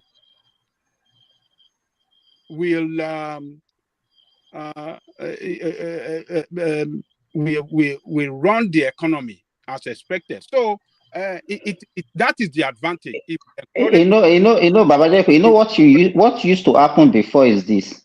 By the time they are bringing their dollar in, the foreign investor, they will come and invest the dollar at maybe the 460, 450 central bank rate. By the time they want to repatriate, they have to go to black market and get it at 760. And so it is a loss for them. It's a loss. So that is why, that is why they don't want to invest. But now, if you have unification, even if it is 800 naira, as we are speculating, even if it is 800 naira, they know that when they are bringing it, they bring it at 800 naira, and when they are taking out, the margin will not be too much. Then so they will not lose. Look at the margin that they are losing before, from 460 to like so almost 300 and something that they are losing on their investment, and that's why they don't come. So with this one, it will also encourage both local and foreign investors to invest in the economy. Yeah, but what we are going to do, even the business that you are doing before, Seth, it will also encourage you people to bring in your goods from America to come and say, can calculate. You'll be able to calculate. You'll be able to calculate your profit. Yes, it now comes to what I was explaining to you before, that you buy goods 1 naira. The next thing you go to the market, the price has just jumped up to 2 naira or 3 naira. So the thing will swallow both your profit and your capital. Because whether you buy, the issue is that when you are going to market, you know that definitely I will buy this thing 2 naira. And you are going the next month, you know that definitely I will still buy it 2 naira. So if you have made a profit of 1 naira before, that profit remains for you. You continue to grow. It doesn't matter the amount you buy the dollar. You understand? But what was happening before is that when you buy 2 naira, definitely you are going to buy 3 naira next time when you are finished selling either 2.5. Then when you go to the market, you now buy 3 naira. So that situation will now stop. So that was what I was explaining to you last time. You are now come to understand it now.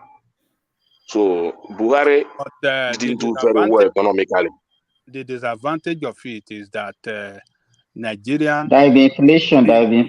Generally, there will be inflation. Being consumer of imported goods will suffer the heat seriously.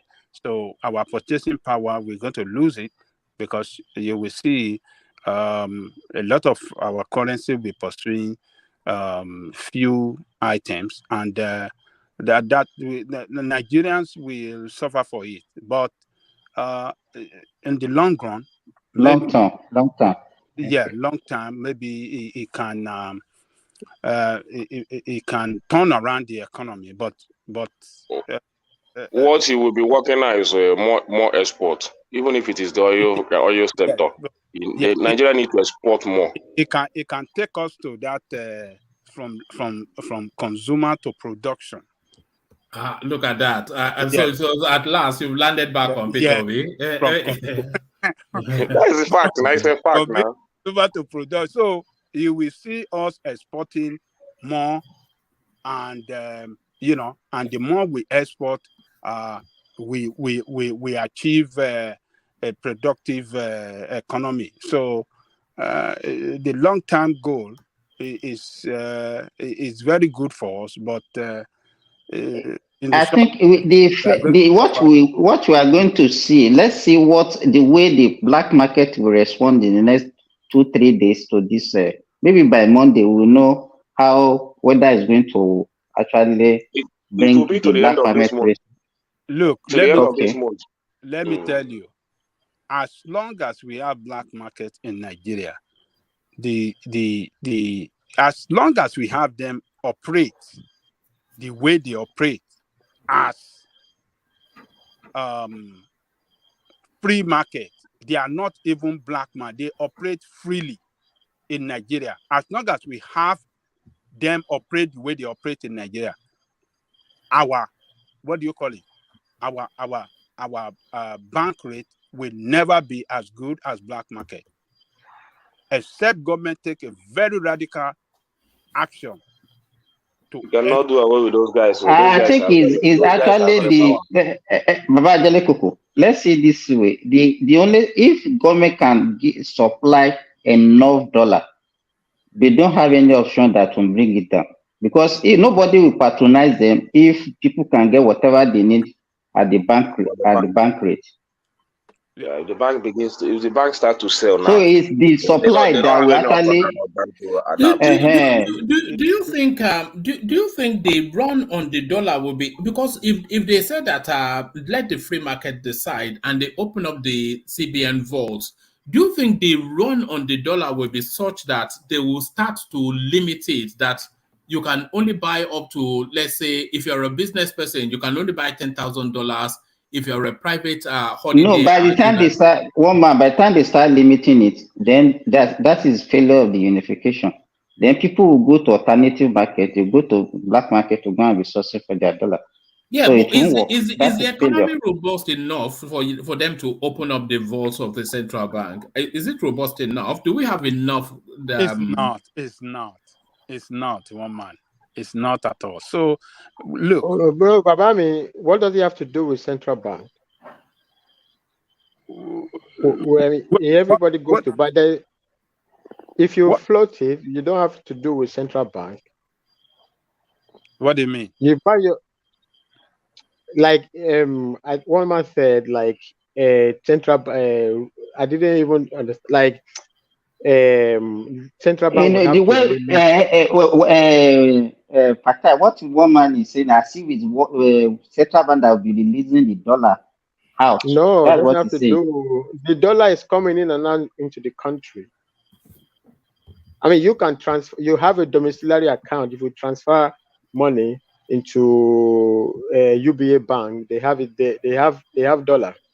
Even just last week, Fatai, I just transferred to First Bank, and my wife just collected it about 3 or 4 days ago. And if you transfer into First Bank, and me also, I want to go and buy dollar at First Bank. So First Bank have dollar. Exactly. So and they will use it to give it to me. So what Woma was describing is what was happening before. The Emefiele had a stump on the dollar. So if you want money, you have to go to Emefiele. Now I don't even need to know the name of the central bank governor now, right? Because it's just the market. I go to what will happen is exchanges will be set up, and you go. I think the exchange right now is the banks. So you will have forex exchanges where people you can even have online exchanges, whatever it is. It's in itself a business on its own. It's not just like officially like black like those abokis, but in an official way, not like those kind of a black What do you market think thing. will happen to the abokis with this? What will happen to the abokis? They don't. No. They will Those ones. exist. I They mean, will still exist. I will go only to Aboki if I am bought to go to the bank. So there's no. They The will issue have is to that find those more are bookie. business. They will still sabotage it because those guys have more. But They have more dollar more than the bank, and the bank is not our bank. I don't know what is happening to them.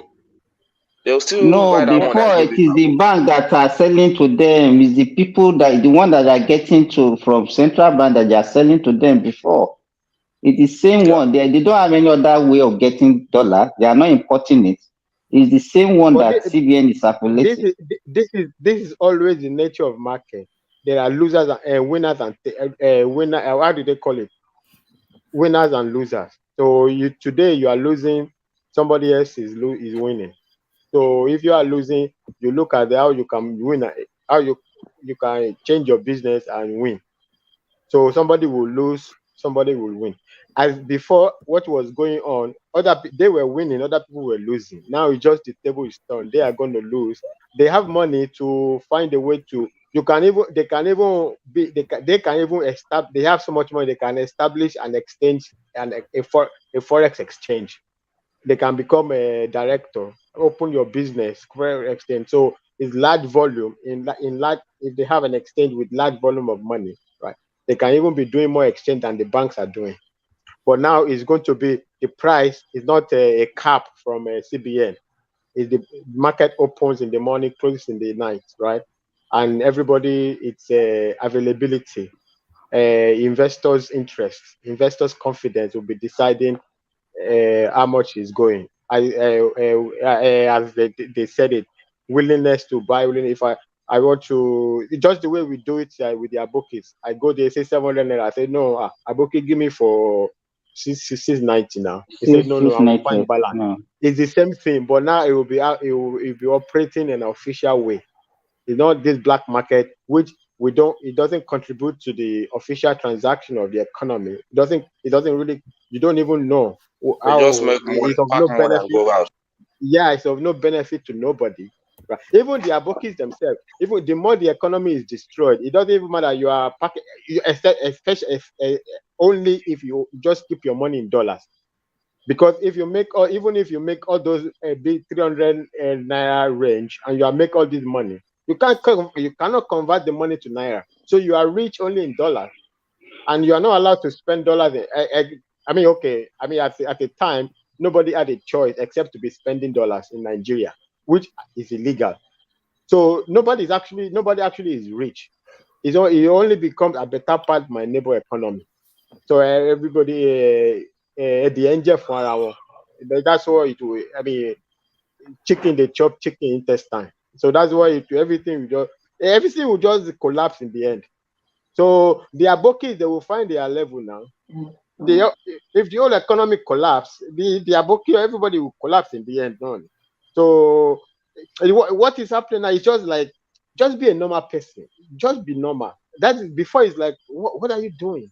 It's not naturally, it's not even supposed to be a big deal, right? If it like Iran also is doing this, countries do, because, and why that you have to have something you are trying to correct. It's not like it's a strange concept in financial market, in financial whatever. It's not a strange concept to have multiple exchanges, but it's for a purpose to correct a problem. Iran is under heavy sanctions. They are hemorrhaging. Inflation will kill them. So you do something to take care of something. A lot of people do. There is a lot of mago Russia did when the Ukraine conflict started. So a lot of everybody does something in a little way, but it's not to just throw the whole economy. And you have this what, and even Iran, the difference in real in the official market and in the, I mean, I think they have 3 exchanges or something like that. The difference is not 1 million the gap. It's just maybe 20 riyad different or something like that. It's not 300. What are you crazy? What are you doing? That's why all the money. all the money was everybody wants to take away their money. So Emirates now. So Emirates, they were duping Nigerians, right? They would sell their tickets at the black market rate, whatever, and they want CBN. So after they make so much money, after they want to get it at official rate. At official to give rate. them dollars. So almost times 2. Yeah. So they already kill us. They already kill Nigerians by selling to us at double price, right? And then they now go and make another. So it's like times 4, right? So the only good thing about Emefiele, right, is that it wasn't letting them repatriate the money. In a way, it's good because if you just as they are applying, is giving them, the country will just run down in 2 seconds. But at the same time, also that is not good. I can't do business and I can't take my money. That means I will not come again. So in a way, it's like he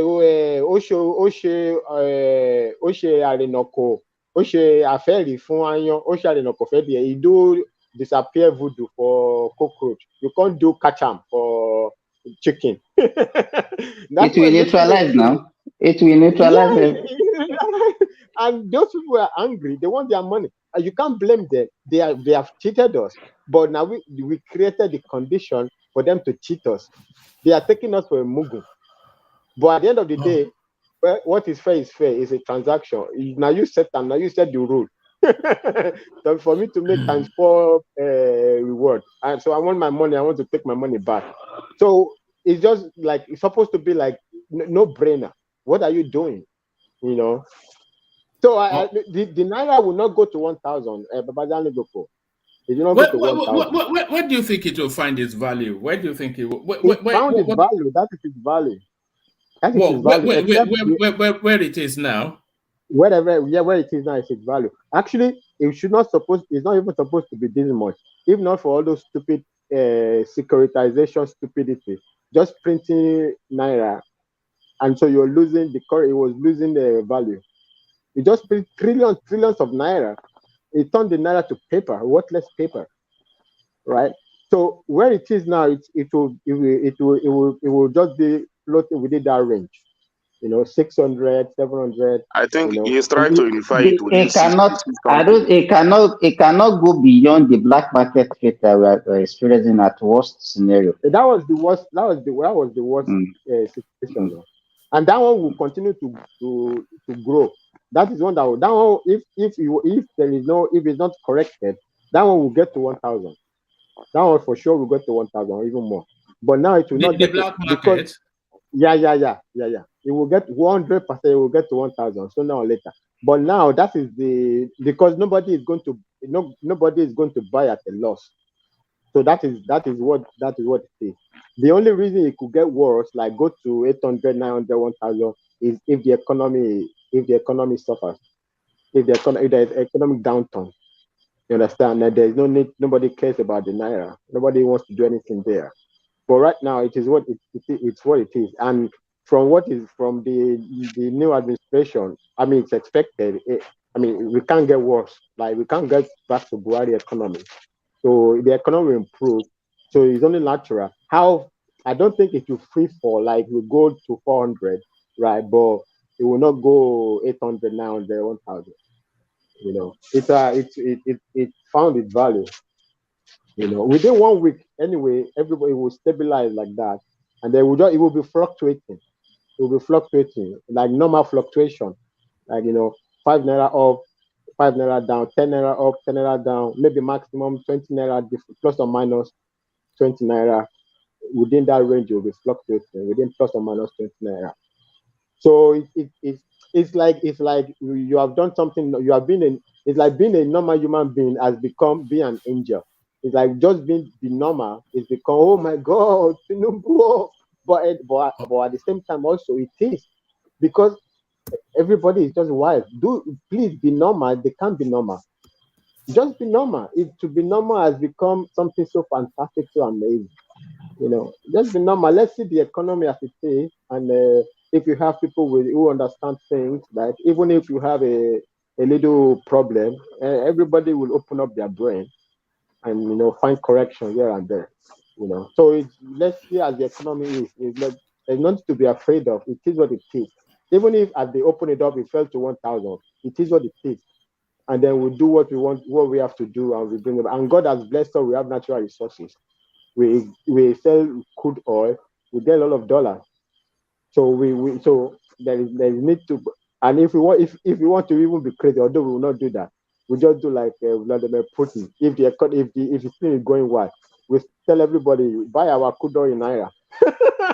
And so we create artificial need for naira. So I don't think it will be wild that it will go 1,000. If it goes like that, we'll create artificial. We'll say, okay, buy everything naira. You can do that, though. We don't care about international whatever. We own our destiny, but usually nobody does that, right? You have to be careful. You don't just take radical step in the international market. But the option is there. Russia also has led the way. Anybody can do it. But not naturally be careful to do it. You will not just do that. But Fatai, you don't see a situation where we are going to have more demand for dollar, because already we cannot even satisfy the demand for dollar. We are having a very serious setback on our exchange rate. So if now they make it more open, where okay, you can repatriate your money, you can the bottleneck created by Emefiele is taken out. You go and apply for it, and there is no sufficient to satisfy demand. It will further suffer a setback. Baba me, you don't forget. Say we get crude oil now. If we don't have that's why the first thing Tinubu is doing is rectify the crude oil problem, right? So once we have revenue, it's our money. They will buy it in dollars, so we have dollar. So even as people are, even if we say okay, just give them all of them their money, let them repatriate their money. In 1 week, we can earn those money back through crude oil. You are not producing enough now. You are not even meeting your quota. What are you? No, we're already meeting our quota now. We're already producing 1.8 million already, Babajele Koko. Babajele Koko, we have so much. It's 1.3 million. What I heard is 1.1. 1.3 million. Yeah. We might not be meeting. I don't know. I don't know this. Check now. I don't know the status of that. We might not be meeting it, but it's not. I mean, if we think Tinubu is going in the right direction, right? Like for instance, if it's indeed that he favored Akpabio, right? If it's not, I don't believe it. But if it's indeed, it will mean that it's going in the direction to make, like, also he called Wike in. He called the former Delta governor. He called everybody in. So it might be that they have a discussion with the stakeholders in the South, so that they will take care of that crude oil production, of that crude oil. They will make sure everything is fine in that area, right? So whether we are meeting the quota or we're not meeting the quota is a problem. It's a problem of our own making. Like we can flood the crude oil market if we want, right? If we take care about the crude oil, right? Even Saudi Arabia will consider. Nobody will take us for a joke within the OPEC, right? No, we will sit down with them and decide. We want to produce this.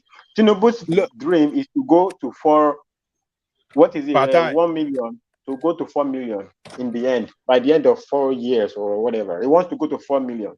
Fatai, that 1.8 allocated to us by Saudi Arabia organization, OPEC, it's not even enough to satisfy our need, our financial need considering the infrastructure, considering the fight against security, insecurity, and other things. We need to get our house in order and take our rightful place with we have to leave that organization for us to be able to produce 4 million or 5 million that can earn us a month. Yes. Yeah, but we need to get our house in order.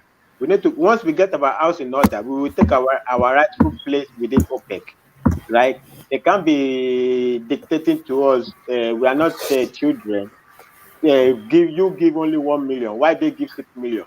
No, we have a lot. In fact, they are known. The quantity of their crude is known. The quantity of our crude is not known yet. It's undervalued, right? Our crude reserve, right, undiscovered. We don't know. We only know, even we have little. It might not be as much as what is in river. We have little. We have little in Lagos. We have little. I'm sure in Peru they have little there. We have everywhere. So we don't know. We might even have more crude than Saudi Arabia, but we don't know. Yes, we are discovering more crude now. I mean, they just discovered some. And it might even within the cattle we have crude. We have crude everywhere. We have crude everywhere. Why would some? It's because we don't put our house is not in order. We put our house in order. We are not supposed to be everybody passing around like somebody would tell us they produce only 1 million barrels. Why? You know. So, but we have to get our 1 million barrel for 200 million population and 6 million barrel for 5 million population. For 500 people. Simba, Dr. Simba, get there to 5 million. 500, you want 500,000. Me more. 35 million. Oh yeah, I want to put there. Wọ́n pọ̀jù èrò tó wà lẹ́kọ̀ọ́ lọ́nà tẹ̀bí kò ṣe All right, gentlemen, I'm struggling to keep my eyes open, so I'm going to shut the session in the live stream, but we can still carry on the conversation in the private room. But thank you, everyone, to the listeners and the viewers. Join us again tomorrow. So, sorry, let me acknowledge the super chats that have come in. Prince Daddy came in as he often does, almost on a daily basis now. Play Summer comes into the conversation. He was actually speaking to, he says, Matawale is not the reason the guy was suspended. Bawa was aiding Emefiele at a point. I believe Emefiele indicted him. The next will be Lucky Irabo. So Lucky Irabo, the Minister of Defense. So yes, there might well be some traction to that. And then Ayo comes in, of course, as you know, with his machine gun to the super chat to the super sticker space. So thank you, Ayo. We will want to be mentioning names other than Ayo. It seems as though it's just the same 2-3 people that always use this super chat functions and all of that. So if they don't, then you don't get any super chat. So we would like an expansion in the names that are super chatting and all that, if that's possible. Alexander Gomez, one of the 3-4 names, and Alexander Gomez again. So thank you for all of that. So thank you, everyone. We'll reconvene tomorrow, and peace. Let me bring Kumi on. So let me bring it offline, and then